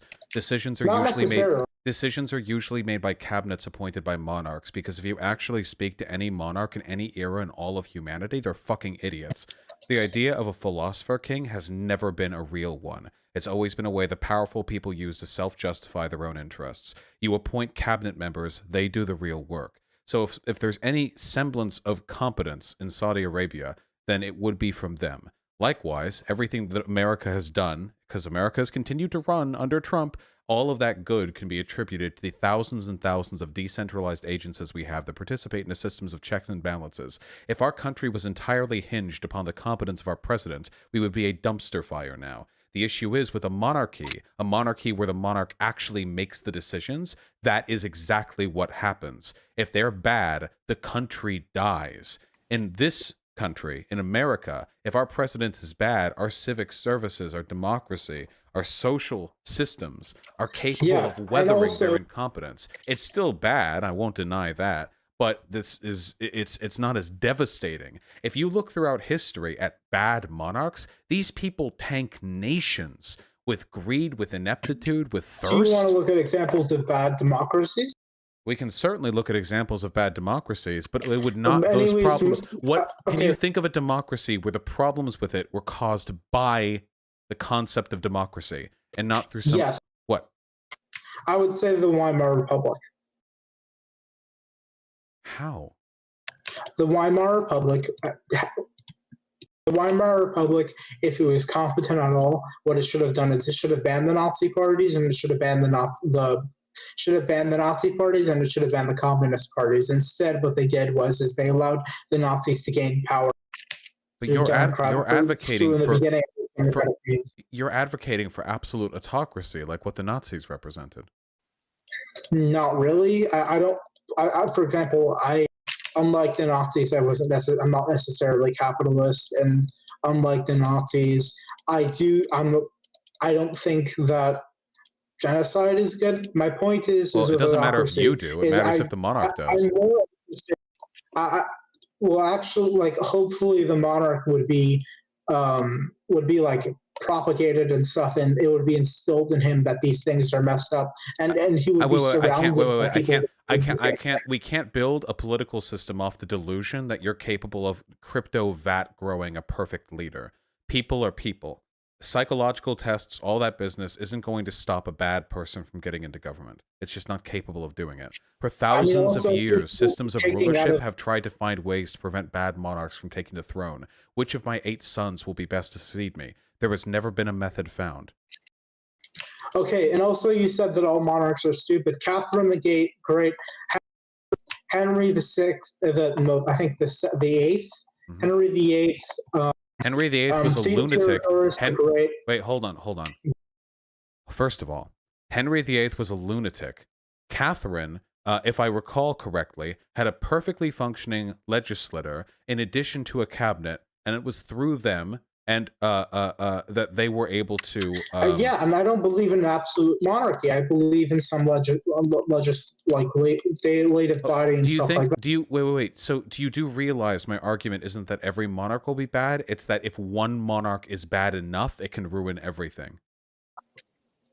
Yeah, but if the same amount of people believe in so many stupid things, then things will happen badly in a democracy. For example, the Weimar Republic, or to some degree the United States. Yeah, but it better, because at least you're beholden to the will of the people. At least in a democracy, what even is the will of the people? What does that mean? There isn't no people. It's not this magical thing. No, but you have elected representatives who are meant to, at least in theory, represent the electoral interest. Yeah, and we would have representatives that are, at least in theory, would be to represent the interests.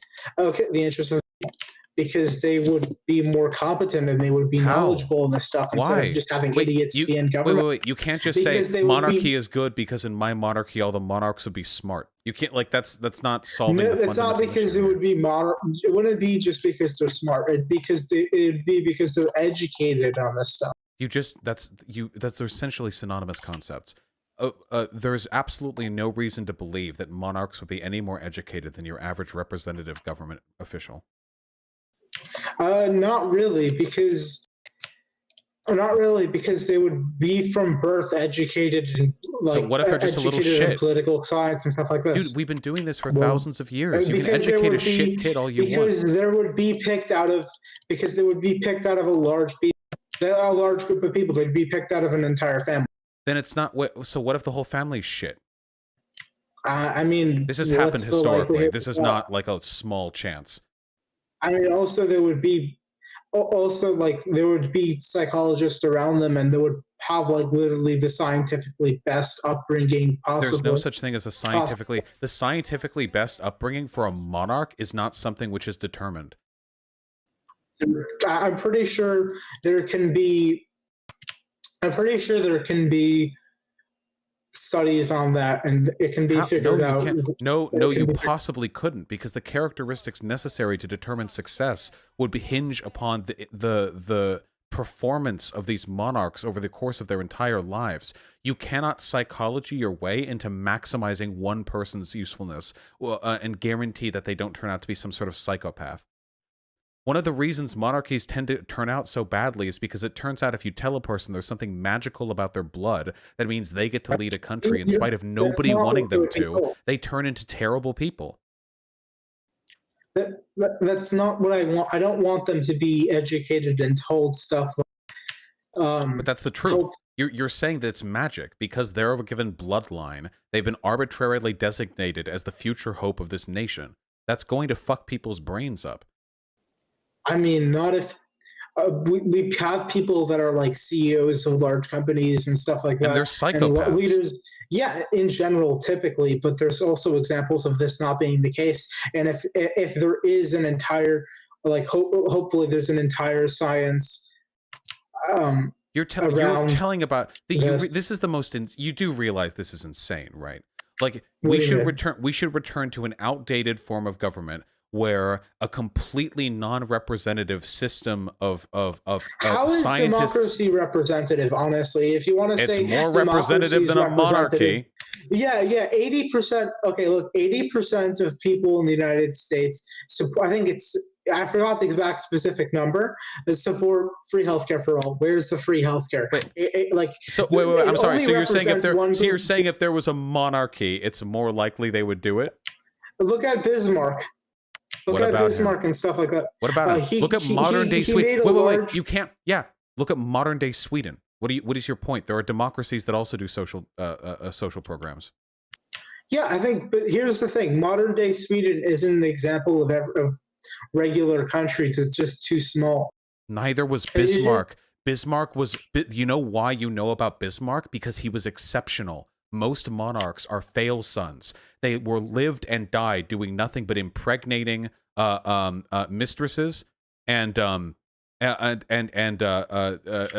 better decisions fed into them by their council, who were probably present at their birth. Like, the reason you know about Bismarck is because he was exceptional. Monarchies are not good systems. Okay, number one, someone in chat said Prussia was also small. In general, I'm pretty sure Prussia was a pretty large country. I forget the exact specific population things for, but Prussia was a relatively large country. Wait, guys, the people in chat are saying Bismarck wasn't a monarch. Shut the fuck up. Yeah. We're talking about elected versus unelected representatives. Was Bismarck elected? I don't believe he was. Unless, wait. Also, but we were talking, and Bismarck was like a staunch monarchist himself. But Right, I'm talking about more about Bismarck, the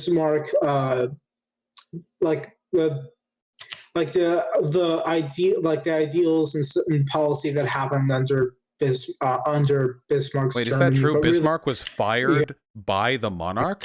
Wait, you're saying the Yeah. monarch actually fired the person responsible for the greatness of that country? Oh, damn. Monarchs are fucking stupid. Bismarck was actually like a really good leader. Damn. Monarch probably like had some like wench to fuck. Maybe got annoyed one time. Bismarck like ended up blue balling him or something. Probably monarchs. If you look historically at what monarchs are up to, almost like if you look back at all the wars in Europe, wait a second. Did you say Henry VIII was a good Wasn't Henry VIII the person who created the Church of England and ended up creating a religious schism that started a 100-year war? Wait, I'm sorry. The totality of this conversation is taking so long to catch up to me. I need to take a second to just reflect on everything we've been through. Yeah. Okay. Okay. I forgot exactly which king I was referencing. Whether it was, all I know is there was a king named Henry who was like, it was over 5, but it was like over 5. I forgot exactly which king, but I remember the specific details. Well, I'm pretty sure you meant Henry VIII because he's definitely the most auspicious of the Henry line.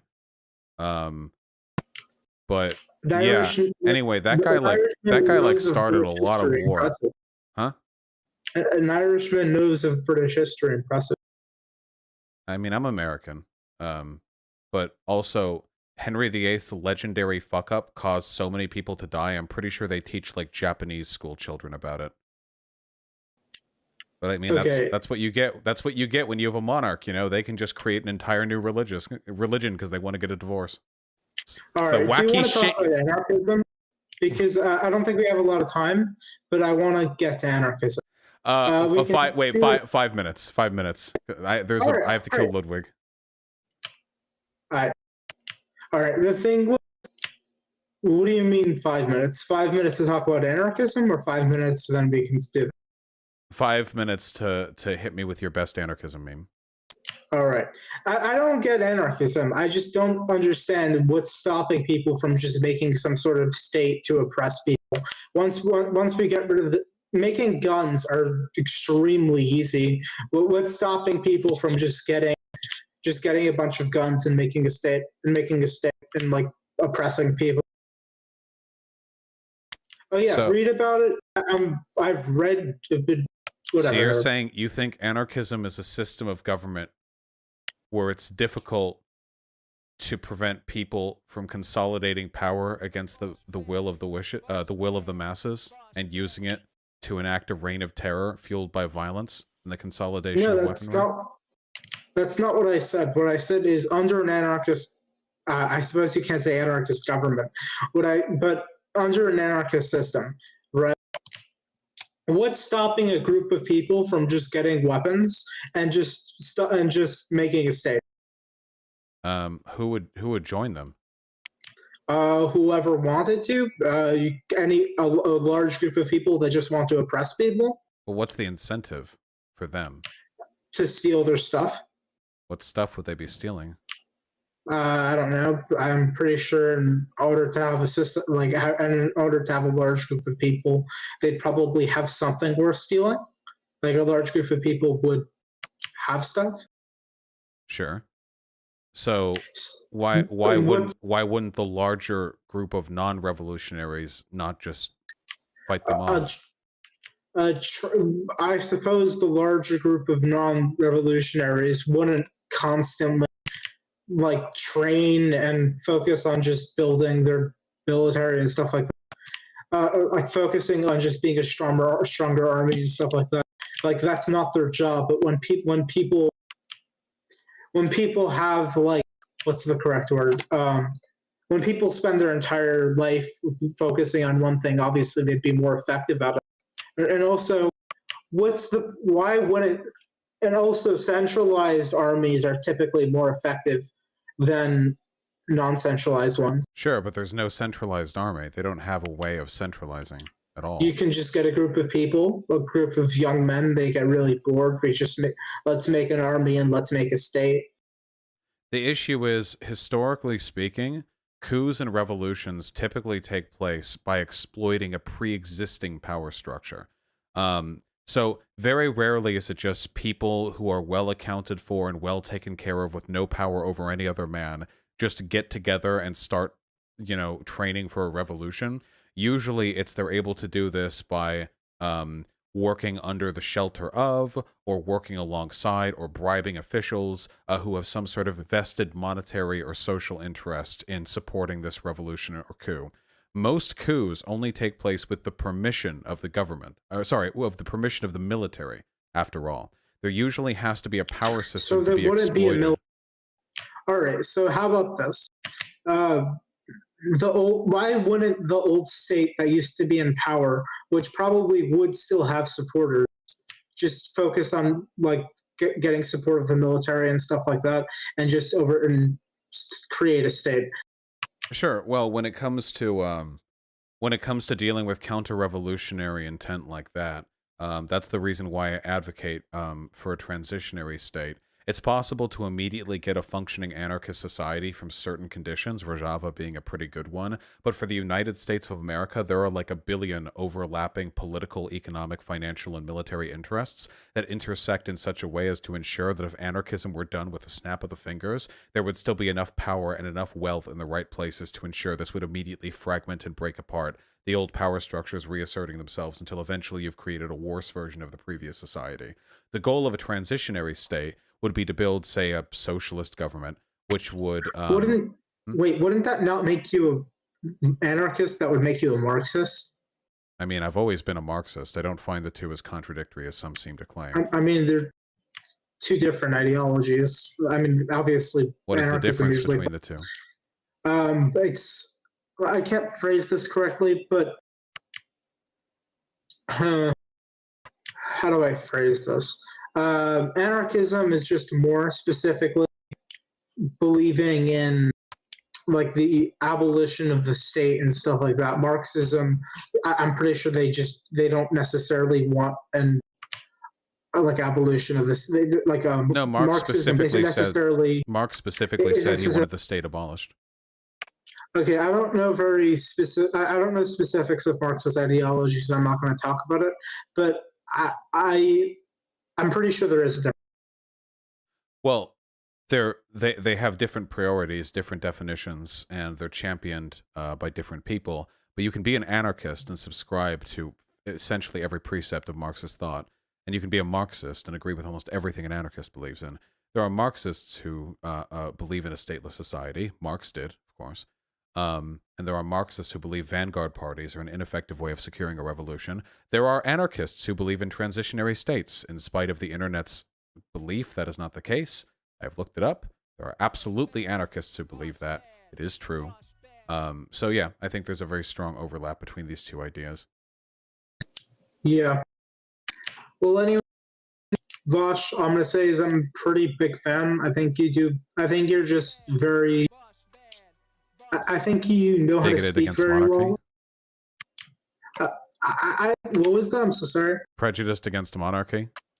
No. I don't. You have your beliefs, and that's okay. I just think that you're a really good political commentator. Oh, well, I appreciate that. Thank you. It is a thing I believe in, and a thing I care about, and I'm happy to be able to do it for a living. That's pretty cool. All right. So nice talking to you, man. Take care of yourself. Also, okay? There's one thing I want to say. All right. Mm-hmm. I'm Israeli, and you know what Israelis love to do? We love to dance. Nice, man. Are you Israeli? No. But okay. We love to dance. All right. Google dancing Israelis for cool videos. Were you just a Nazi the whole time? No. I mean, that would explain this entire conversation. Yeah, pretty much. Okay. So you actually a fan of mine? I think you can like talk very well, and that's a good skill, I guess. But a lot of times, I feel like you're a very dishonest political commentator because you'll start saying things like the right doesn't have good ideas and stuff like that. It's just annoying. What good ideas do you guys have? I mean, you just kind of just say all of our ideas are BS. I mean, it's not an argument. I keep talking. Well, it's not an argument. It's just an accurate description of reality. But it's not an argument. I could support it with arguments. I mean, I disagree with that, and that just kind of you give people a very simplistic view on politics, Like what? like that left good, right bad, and you're just Yeah. so stringent on that. Well, it's true. I mean, you realize you just bookmarked our conversation with the Nazi dog whistle. Do you think you're the good guy? No, I'm not really. I don't think there's any good guy or bad guys in this conversation. That's typically the perspective adopted by bad people because it helps them sleep at night. So I can understand why you would need to believe that. Well, as a person who believes very strongly in the good he does, I do think that there's actually surprisingly little moral ambiguity when it comes to who's in the right and who's in the wrong between, well, the left and the right. Sometimes we get sussed up on the details, but on the whole, I'd say it's a pretty easy equation, you know? I mean, that's kind of a very simplistic view then. Well, it can be correct, though. Like, I could say, for example, that, like, I am taller than X person, and I could just sort of say that with, like, a stern look on my face. And it would be simplistic, but it would still be true. I mean, assuming I'm taller than that person. The thing is, though, is when you do stuff like that, it just all it kind of does is it just makes it for people just very difficult to engage in like fair political discussion. No, it doesn't. You're bad people. It's important to know that when discussing that with you. I think that's perfect. I don't think that like shorts people's intellectual or social or moral understanding of the issue. I just think it's the world that we live in, you know? Yeah. You could be a better person if you would like. Do you sincerely believe, for example, that Jews did 9/11? Yes. But why, man? I mean, you don't have to believe I that. I would like to have a debate with you, but I would only want to do that in text chat because I'm not very rhetorically competent. Well, that's okay. But you do realize there's no I mean, I've seen like the evidence. I mean, I know the arguments. Why? Oh God. Do you ever wonder? And I'm really not trying to be patronizing here, and I understand people typically say that before being patronizing, but nonetheless, I feel I need to ask. Do you ever wonder that maybe your obsession with the idea of a Jewish plot might be a way of distracting yourself from other issues you feel more uncomfortable dealing with? Whether that be the inherent moral ambiguity of the things you believe in, or the fact that you're not a victim of a grand conspiracy and a rather just a single person making bad decision after bad decision? I mean, that's not a very good description of my life or anything like that. No, I'm just asking. No, and I don't think that's an accurate description of what's going on. Okay. So you arrived at these positions purely through a rational analysis of the evidence available to you. As rational as I physically can, I suppose. Okay. You know, I won't lie. I do wish you'd rather open with this. The monarchism thing's a little wonky, but I'm always down to debate the JQ. I think there's somebody else who wants to, actually. Fair enough. All right. Normally I would say be well, but considering you're an advocate for genocide, I'm not entirely sure if that's a responsible thing for me to wish on you. I hope whatever end you meet is painless when it comes. What? Was that not mean enough? Too mean? Where would you like me to move? How about I hope that your boot will be on my face until I die. Have a good one. Oh my goodness. Hey Vaush. Howdy. Oh my goodness. This is Vaush. You're my hero. All right. So where do you want to start? Well, I typically start on the assumption we're going to have some disagreements, but if I'm your hero, I'm not entirely sure. Well, yeah, because I am a market socialist, so I agree with you, like your like pretty much all of your economic views and a lot of your social views. But my only contention is like around like abortion and stuff like that, because I feel like that can tie in with social programs. Okay, so you and I agree economically, but you're a reactionary. Oh no, I'm not a reactionary. So like, let me give you an example, right? So like you probably noticed I have Bernie Sanders as my profile picture, right? Most quote unquote they call themselves pro-life. They're not actually pro-life. They just want to control women's bodies.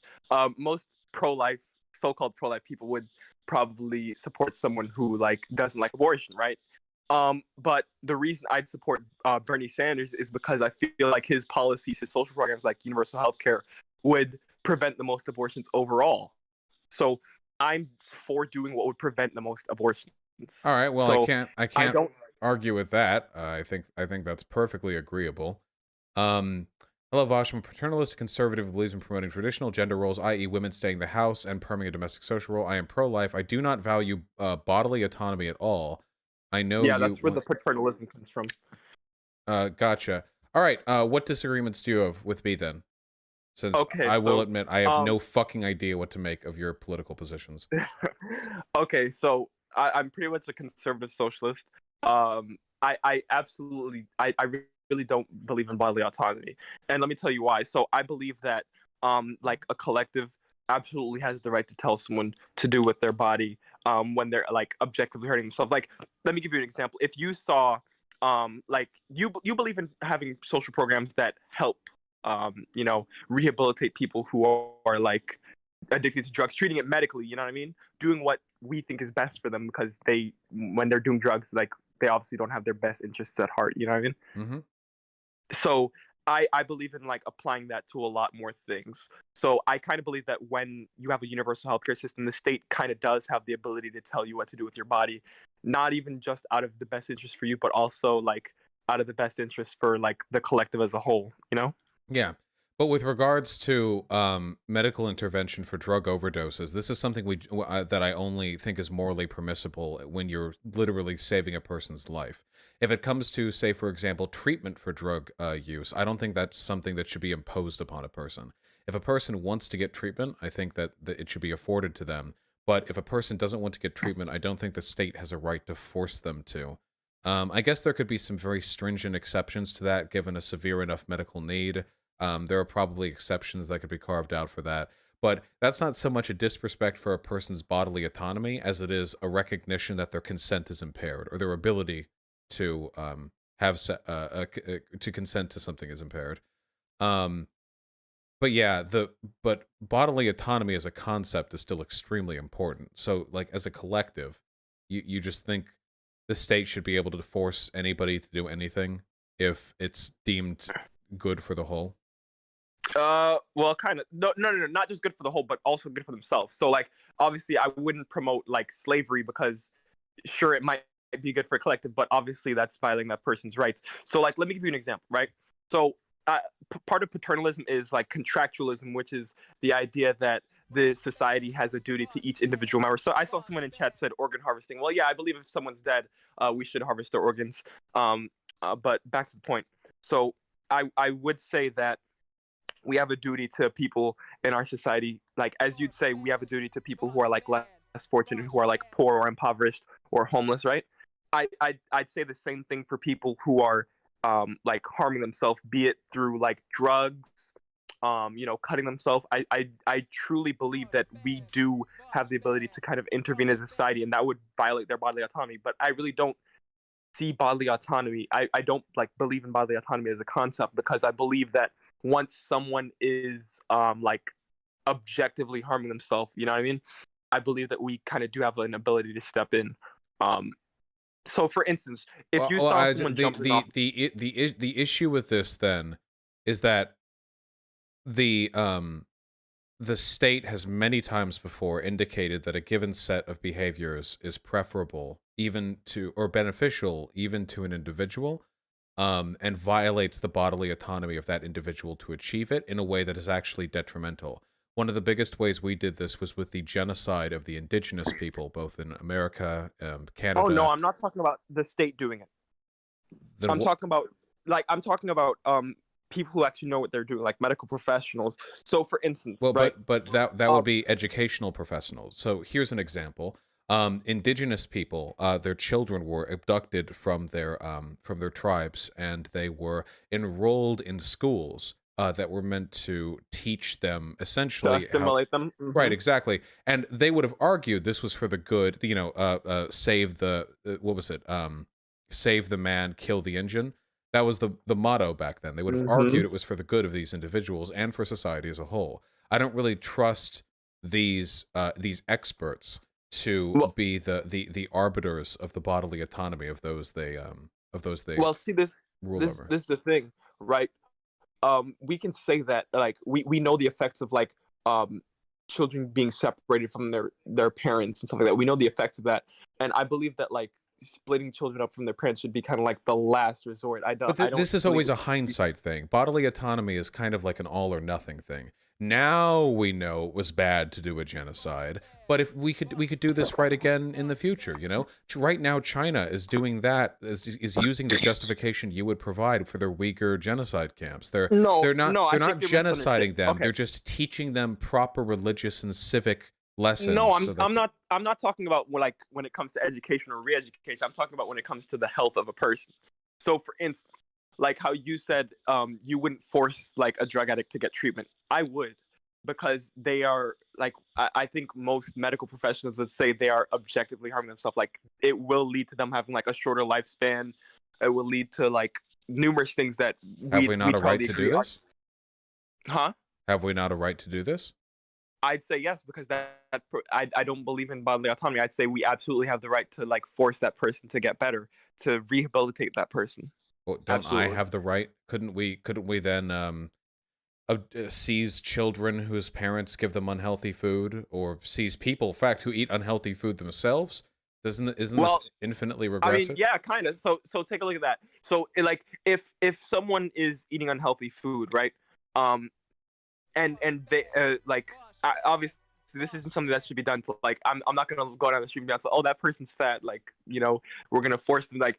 So if that person gets like a physical checkup or something, well, not all fat people are unhealthy, right? So let's say they go to a doctor and that doctor is like, okay, you have like an 80% chance that you're gonna get like coronary heart disease. I think we absolutely have a right to step in, and I see no difference between someone doing that and I see no difference between someone doing that and someone that's about to like jump off a bridge. It's just slower. And I want to finish on this. I believe that I forgot what I was gonna say. I forgot. My goodness, it was such a good point. Okay, maybe it'll come back to me. All right, you can go ahead. The problem is I'm just not comfortable with the precedent this sets. You could do this for theoretically anything. What if a psychologist determines that a person is spending 8 hours a day playing League of Legends and that it's doing very significant harm, both to their mental well-being and to their body? They're getting bed sores on their ass cheeks or something like that. What if you Absolutely, we should step in in that case. I'd say yes. Right. Well, the issue for me is I don't think. First of all, we have to recognize that all of the instances you're referring to here are exclusively. You a fucking liberal? Sorry. What? My apologies. I clicked on a Twitter vid, and the people who were listening heard that, and you did not. The problem is that the examples you're providing only really function in an actual just society, but there are a million ways in which this could be abused in a society which is looking to. So, say for example, okay, I remember what I was gonna say. I remember what I was going to say. So a lot of times, like when someone has like an eating disorder or is drug addicted, a lot of these cases where people are harming themselves, it's indicative of some deeper underlying issue that we have failed as a society. I believe like when someone's addicted to drugs or when they have an eating disorder, we kind of have failed them as a society or as a collective. So like someone might have an eating disorder because they were like molested as a child or because of emotional abuse. And I believe that until we like you said, it does require a just society, but we should institute social programs in place to cut down on these things before we can get to that. You know what I mean? So I believe it's called a praxis. I don't disagree with that, of course. But the thing is, that's the affirmative solution to these issues. If you here, there's a right and a wrong way to do this. If you think, for example, that society is unhealthy, let's say like high cholesterol or whatever, because there's no denying high cholesterol is an issue in America. Oh yeah, sure, fine. Most Americans are overweight, absolutely. Sure. Well, to me, the issue with this is there's a good and a bad way to solve this. The good way would probably be to get rid of food deserts, to make healthy food more accessible, to have people have more free time in their lives so they have more time to cook rather than being forced to eat takeout food. Basically, give people a wealth of resources and opportunities that they can use to make choices that you believe will be in their best interest. And the wrong Absolutely. way to do it would be to just like, all right, let's round up everyone who's fucking it up, you know? I don't think, on a fundamental level, even if the government or the hospitals or whatever are operating with perfect efficiency and with perfect adherence to medical guidelines, I still think fundamentally people have a right to live their life unhealthily if they want to. People have a right to make their mistakes and grow from them. And I'm concerned, I suppose, about the long-lasting impacts that sort of constitutional paternalism could have on any individual or on a society.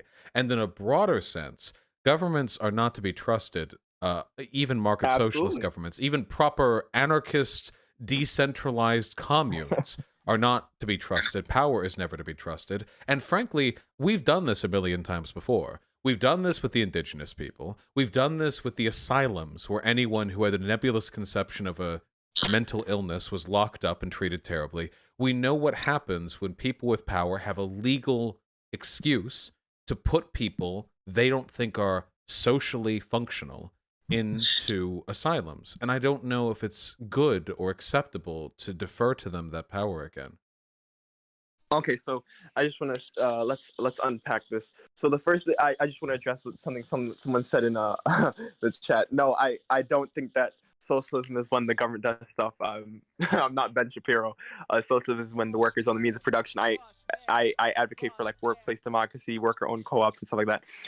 But to address your point, so a lot of the times, like with like other paternalism, it's really subjective. Like, oh, let's take these Native Americans and let's put them in like, let's completely strip them of their culture and assimilate them into like well, I mean, there really is no Western culture, but assimilate them into like the rest of the United States, for their own well-being. And that's kind of like a slippery slope. That's really like subjective.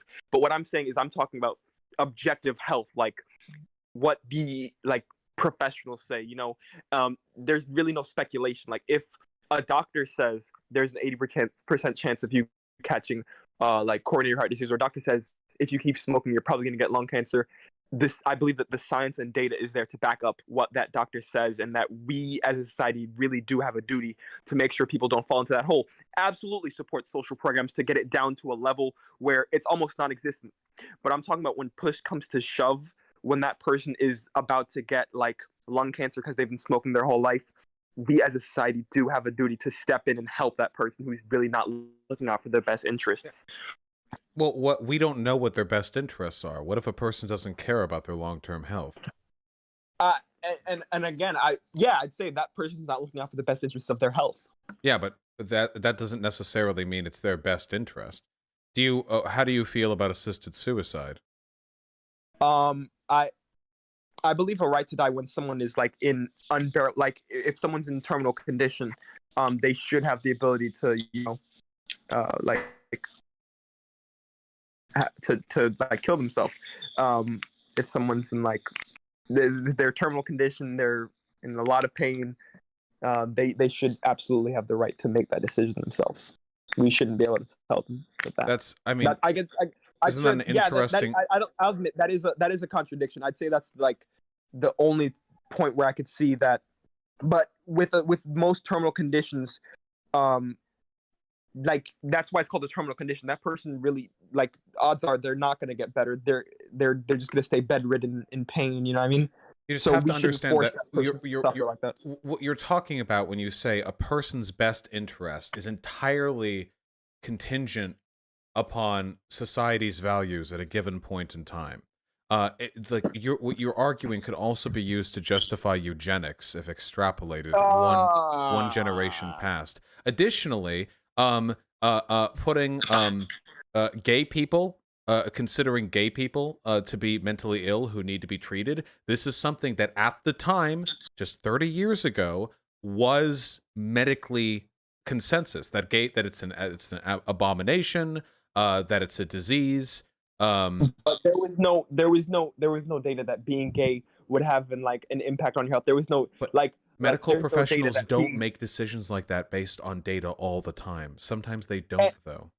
And that's the thing. I agreed with you that this would require a just society, but just because like this is something that seems far off, I don't think that's something we should like shy away from.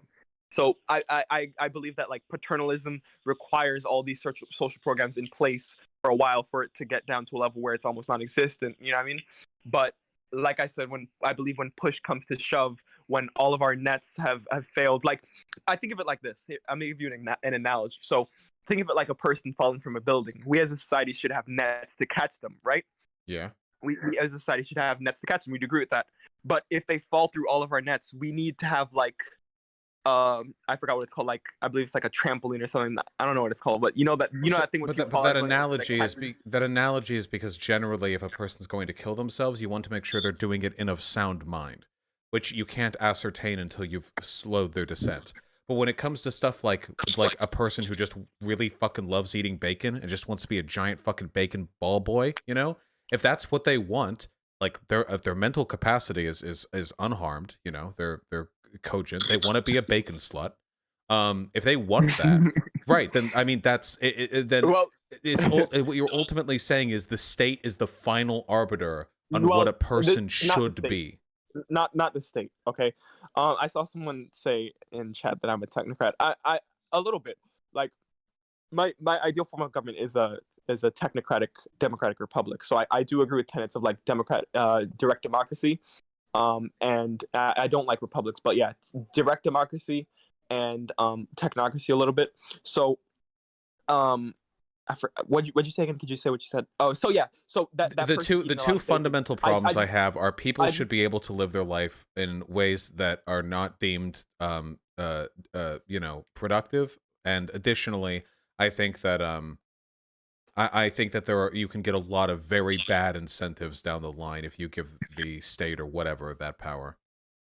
I would just disagree. So I think wait, hold on. I'm not trying to cut you off or be disrespectful or anything. No, I've cut you off so much. You absolutely have right. Yeah, I'm only saying, just by way of the time limit of this stream, I feel like we've expressed our positions on this specific issue. Do you want to tackle one more or so? And after that, I would desperately like to actually have an opportunity to perhaps play some of Bloodborne at some point during today's stream. That's not your fault, but I'm just saying. No, you're good. So what do you want to talk about? Well, you said you want women to stay at home? My wife. Oh, well, if you want your woman to stay at home. Yeah, like I said, I don't believe in proposing legislation that like forces all women to stay in the household.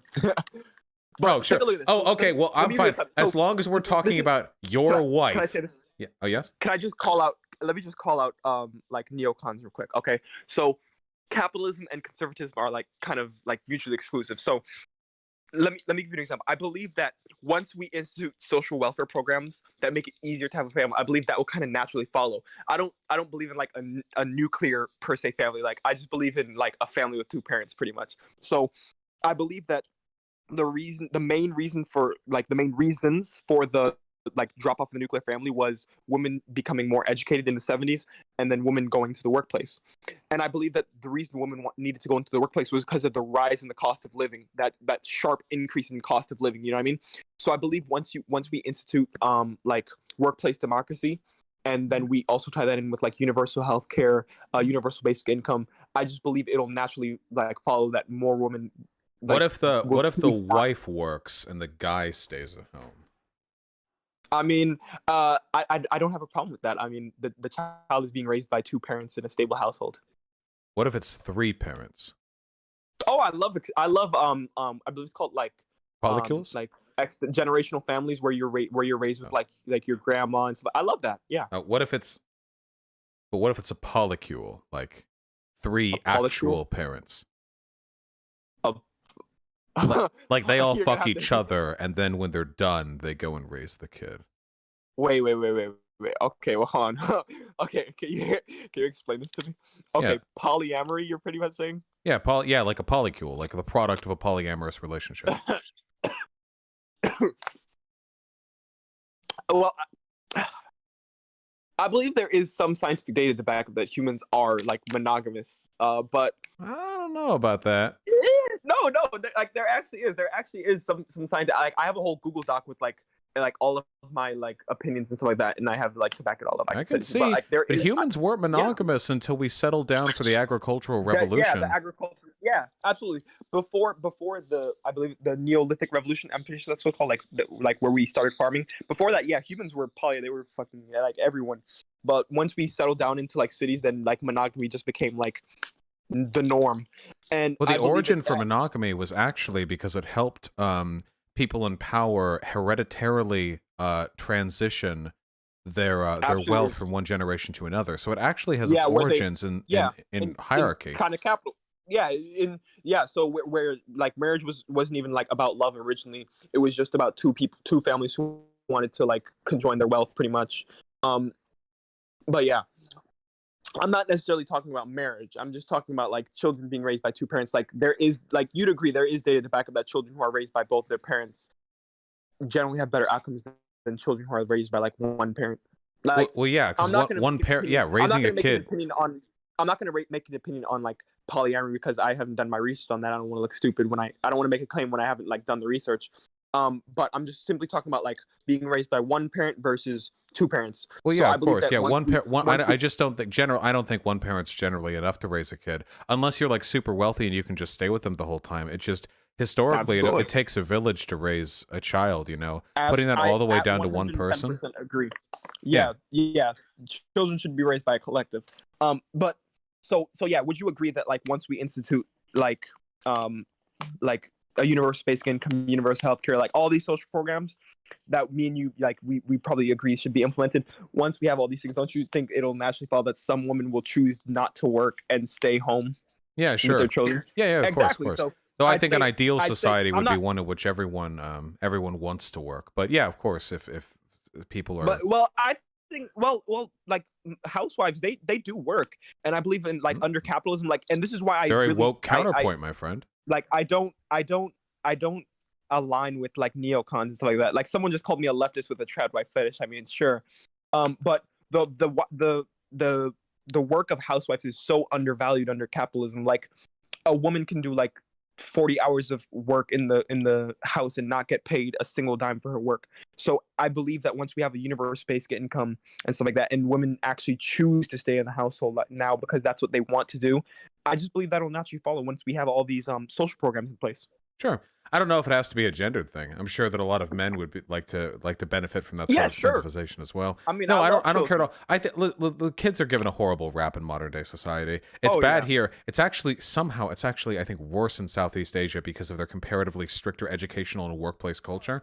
But like I don't even think two people's enough, frankly. Two people, even if only one of them works, like one person raising the kid, like sounds stifling. I think that moving towards social systems which incentivize more people raising children is absolutely better. And if some people want to just stay at home and be house husbands or wives or whatever, I think that's great.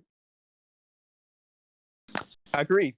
And so, well, this is the thing. I believe that the reason why it's like almost impossible right now for not impossible, but hard for two parents to raise a child now is a product of capitalism. You know what I mean? It's a product of the rising cost of living, like landlords stealing land, and like artificially like raising the prices. It's a product of like wages stagnating and not keeping up with inflation. It's a product of all these things that it's a product of capitalism. All these things come from capitalism. So I believe once we seize means of production, once we institute like workplace democracy and then tie in all these social programs in place, I just believe it'll naturally follow that more. I'm not even going to say just women. More people will choose to stay home with their children. You know what I mean? Yeah, I'm fine with that. Yeah, and this is why I disagree with like more conservatives. I believe in more of like I guess you can call me more pragmatic than other conservatives. So like other conservatives, the reason why you probably hate them is because like let's say like you have another pro-life person, they'll just say okay, ban all abortions. You know what I mean? But me, I look at it and I say 73% of abortions happen for financial reasons. So the logical the logical steps to me would be to institute social programs to where 73% of women don't even feel the need to have an abortion in the first place. You know? Well, yeah, it's really about the means by which you try to achieve these things. It's the difference between prescriptive and descriptive approaches towards social policy, and it's also the difference in how much. What's interesting here is that when it comes to the bodily autonomy issue, you're insistent that society be the arbiter of a person's well-being, but when it comes to the housewifing, you would rather merely set up the conditions which increase the likelihood for people to adopt those positions.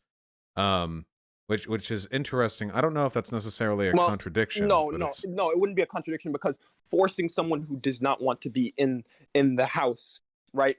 Like, for instance, right, it would have a negative impact on that child, right? So if you have a woman who doesn't want to be a housewife and you force her into the house with that child, but do not the traditional conservatives say, oh, even the women who say they don't want to be housewives are actually would actually love it if they would just give it a try. They're just whores who are riding the cock carousel. If you just gave them a child to take care of, their life would become so much more fulfilling, you know?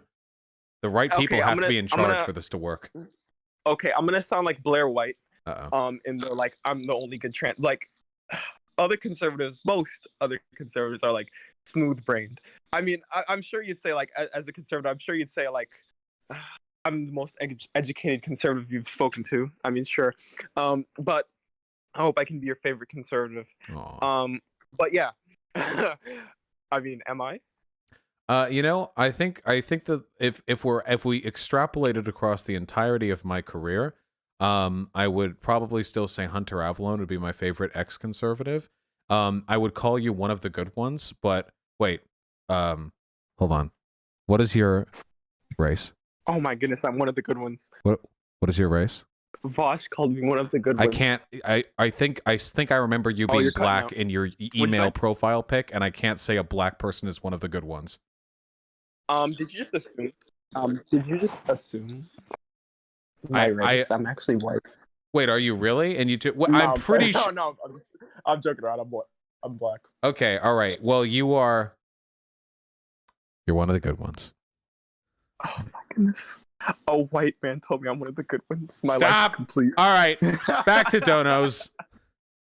All right. Hey, thank you for talking to me. I actually really appreciate it. Loves me. Oh my goodness. All right, Gout. I love you. Thank you, King. Oh, wait, hold on. Can you say that again? Yeah. Goodbye. Hold on. Can you say? Upgrade your hammer first. I did upgrade it. My hammer hurts like fuck. I can almost one-shot the werewolves. All right. Let's do it. Vaush bad. Vaush bad. Vaush bad. Wait, Hyena, is there food ready for me when I finish streaming, or am I going to be a grumpy boy? Are we going to have another dispute? No, that's a joke, chat. Please don't take that seriously. Hyena is totally, it's totally up to them whether or not they make food for me. It's not a thing. No, it's not. No, guys.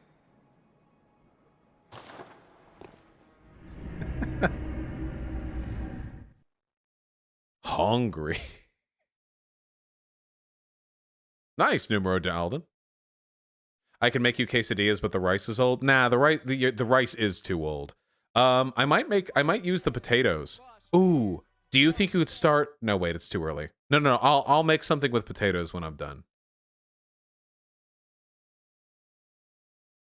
They hungry, dude. That Kyle. I'm so glad Kyle Kalinske never deleted that tweet, dude.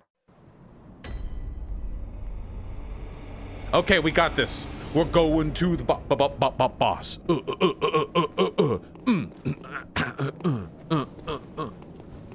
Yeah, that's it. Fucking.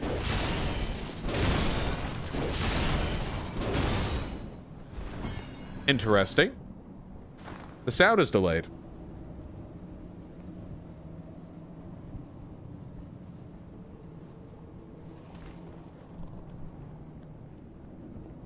I can fix that. But only by getting rid of sound.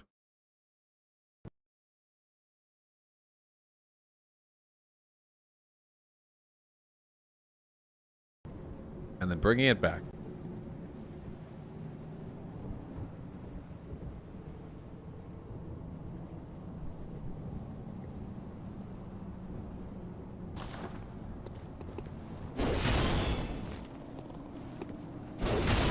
Is that? Okay, that's right. Okay.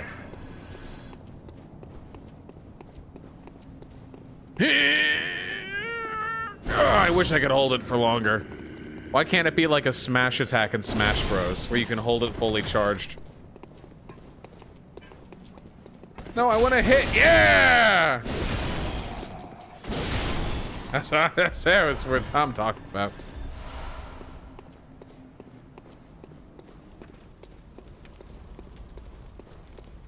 Nice, politically atheist 69. I love this country. Fuck, do I really want to fight my way through all these dudes, or do I just want to run up like a pussy? No!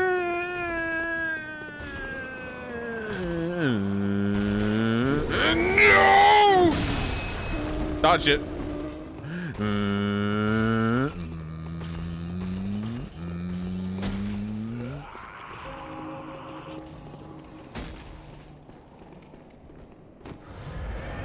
They won't follow me in. They wouldn't dare. Oh. Man, that's a boss room.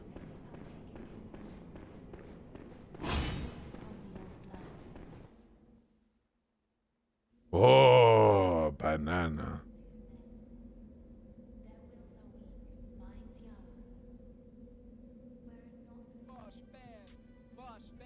Numero to Alden. Thanks for the tier 2 sub, comrade. Much appreciated.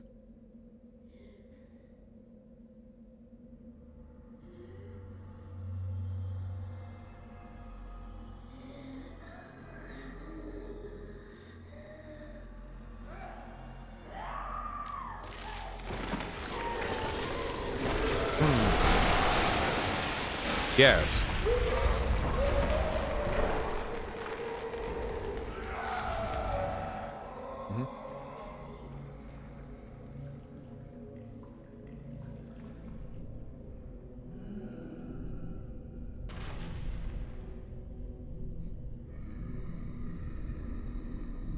True.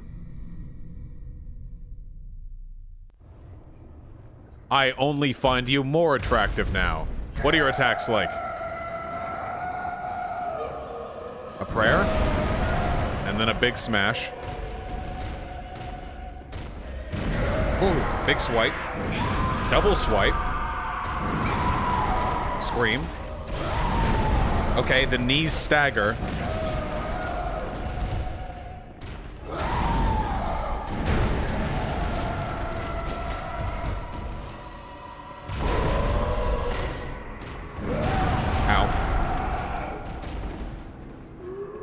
Okay, that's a slam. That's got a big cone in front of it, too. Whoa!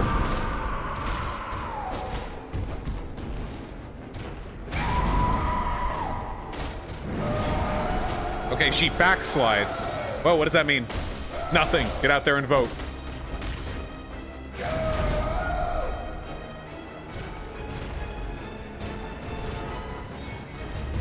Safety health.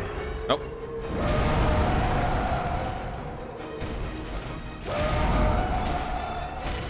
Backslide.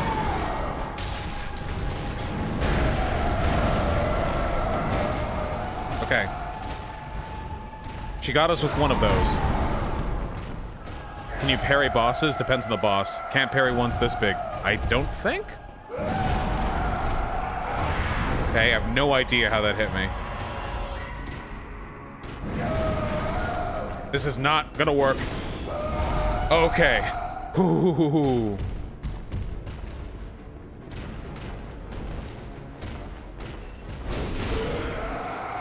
Yeah! That was a big hit! I love the hammer! Oh! She hungry.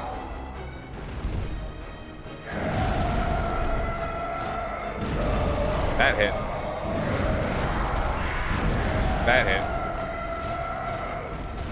Okay, okay. I should have dodged forward. That was my cowardice.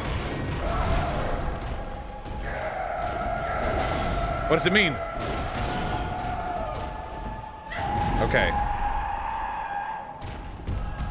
Ah, there we go. Oh, it only half hit.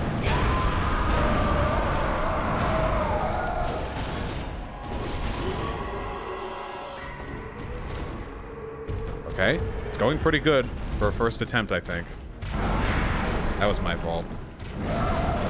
That was also... Okay. Just a series of things that I don't like are happening right now, just consecutively. Okay, it's 50-50 for both of us. Come on! Fuck! Ah! How do we not time those rolls? I think we had that. I think we had that.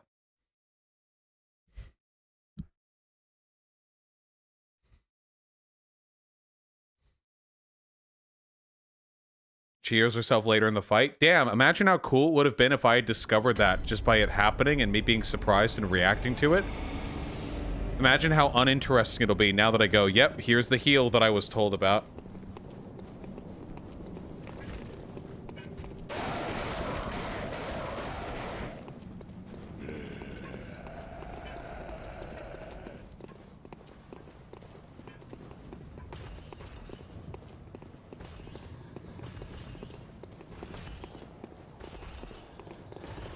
Oh.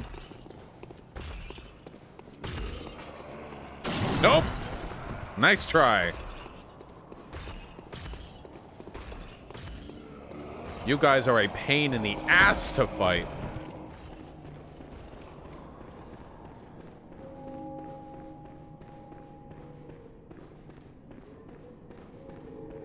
You can parry this boss? Then I'll give it a shot. Itchy nose. Koi! Can't do it while I've got the hammer out, though.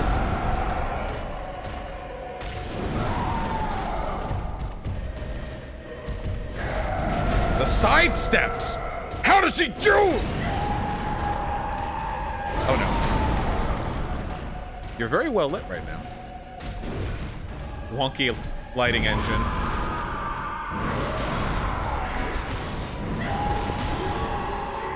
Slide to the left.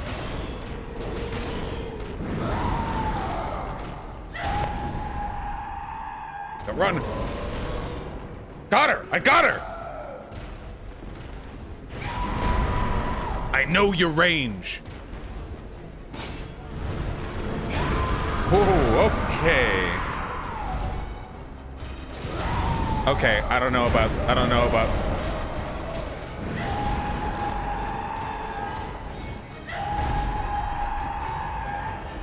I'm gonna stick to the hammer thing. Oh, that was my whole health. No! Oh.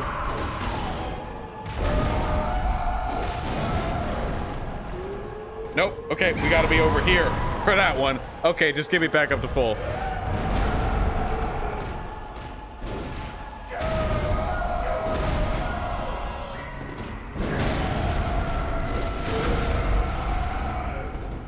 Get it!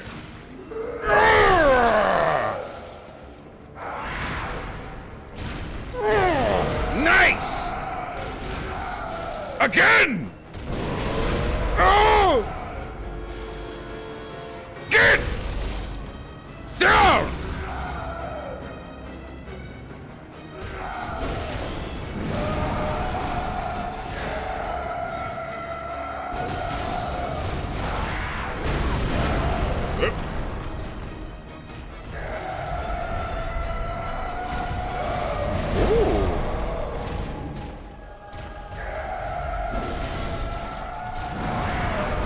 Did I even hit there?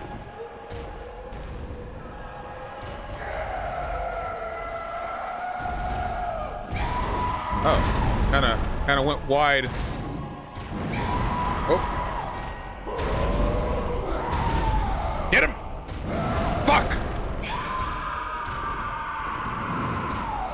She used her turn move. Okay, we're doing good though, like health-wise.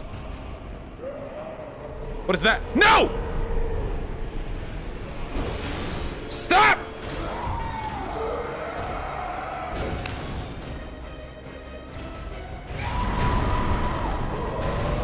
I think we hit each other there. Oh, that would have been dead. That would have been death.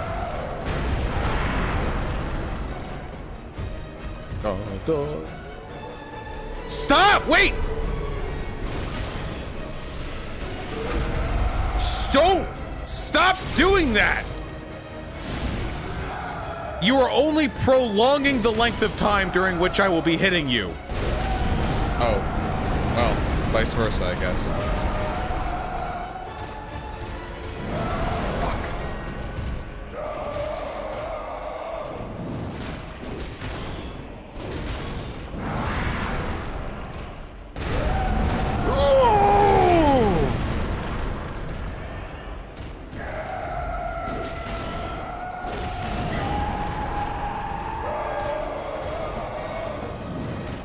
What is... Feel like she skipped an attack there? Oh, shit!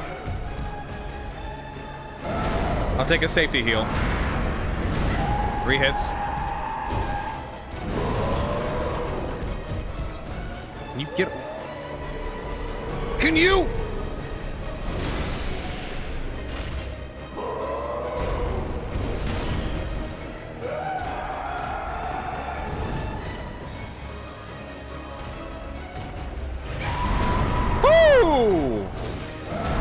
Hey!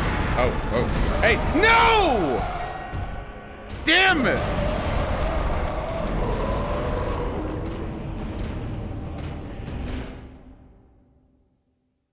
Feel like if she had never healed, that would have been enough damage there.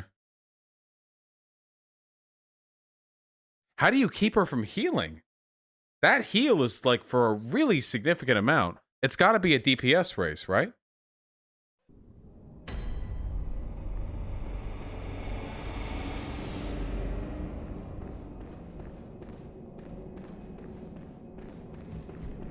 There's a get up close and don't stop attacking. Okay, so it's just a matter of staggering.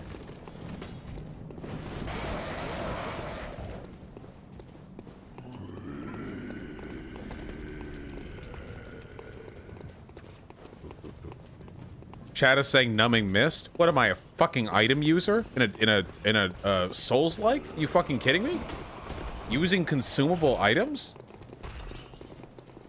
Why even fight the boss?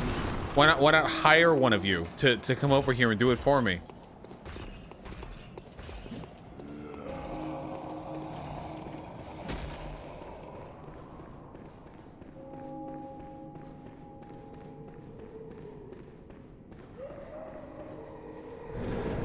Koi.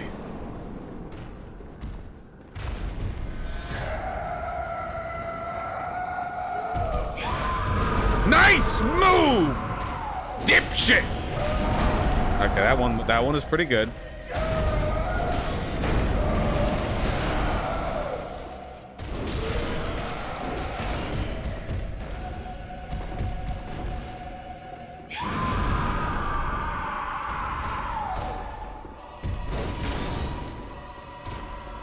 Nope.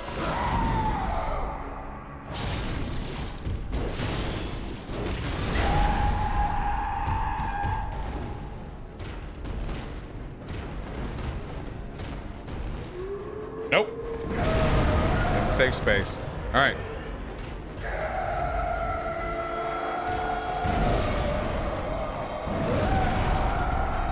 Well, I hit with one. Was it worth it? Nope, probably not.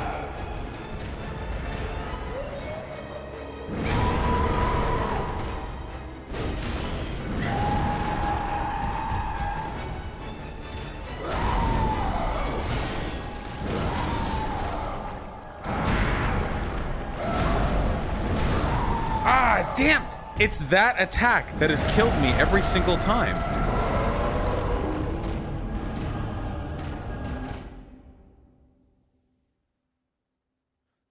Yeah, it's the double slam. If you get hit, it's a 3-hit attack. If you get hit by the second one, the third one will hit you.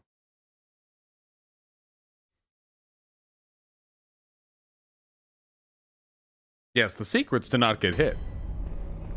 Don't wind up so much. Yeah, the problem with that is that it's really fun.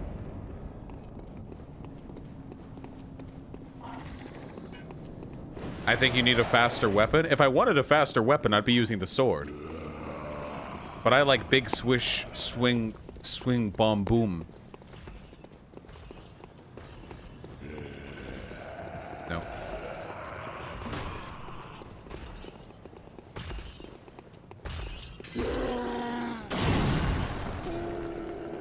Yeah, it's about the aesthetics, okay? What's up? Nope.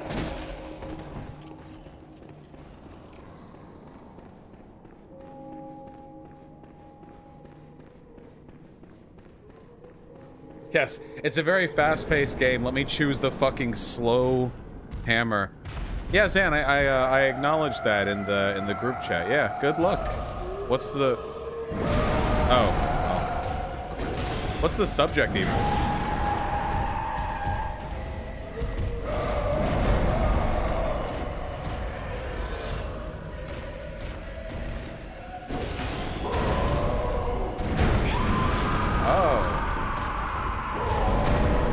Okay.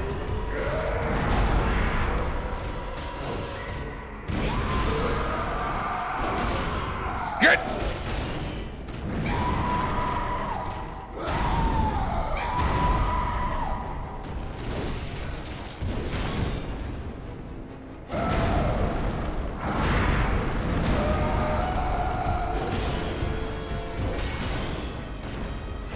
Not the cleanest start.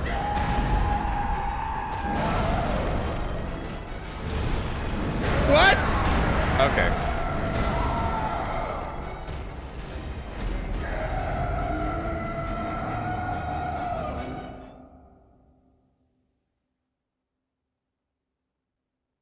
I got this. I got one more attempt in me before the end of stream. Have you tried your Molotovs? I do not want your pussy baby bitch items.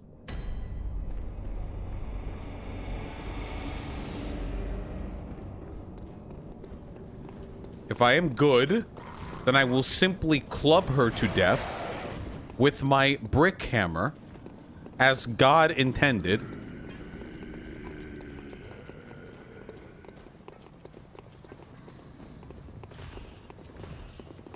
Stop projecting and use the item? No, I don't like to. I don't use it in any Soulsborne games. You guys watch me play Sekiro and Dark Souls 1 through 3. I never use consumables.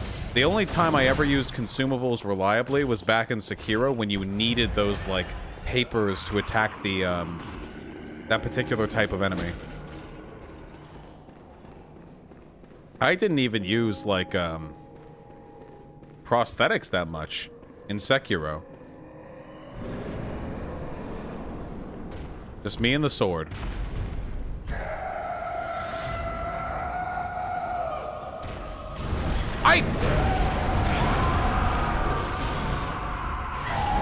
Okay.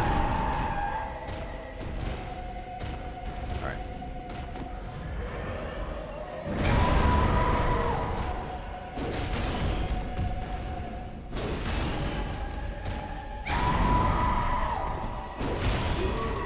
Get! Get!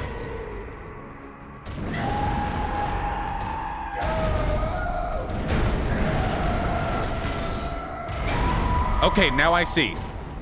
In that attack, they do that scrape behind them after... Okay, I didn't see that.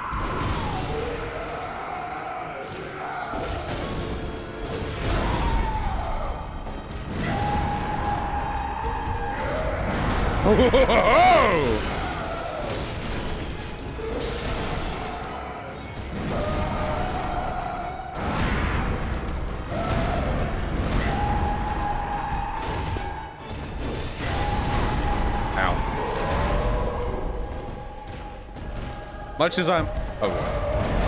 Much as I'm loving this weapon, the fucking wind down time after a hit, holy crap. Oh no. That's it for me, isn't it? There's no way I survived it. Oh, really?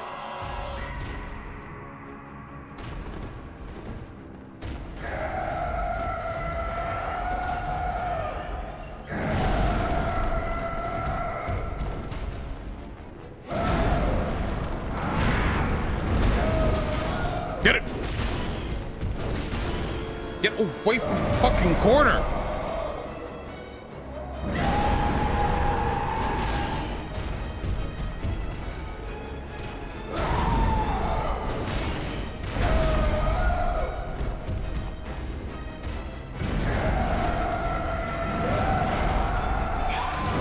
Oh. Well. Nonetheless.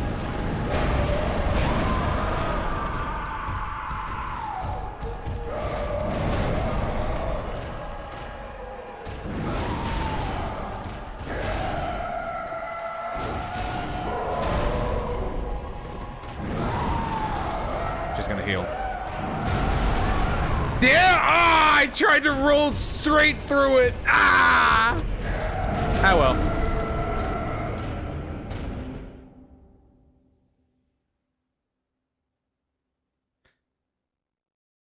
Tried to roll straight through it, but I did a jump instead. What are you gonna do?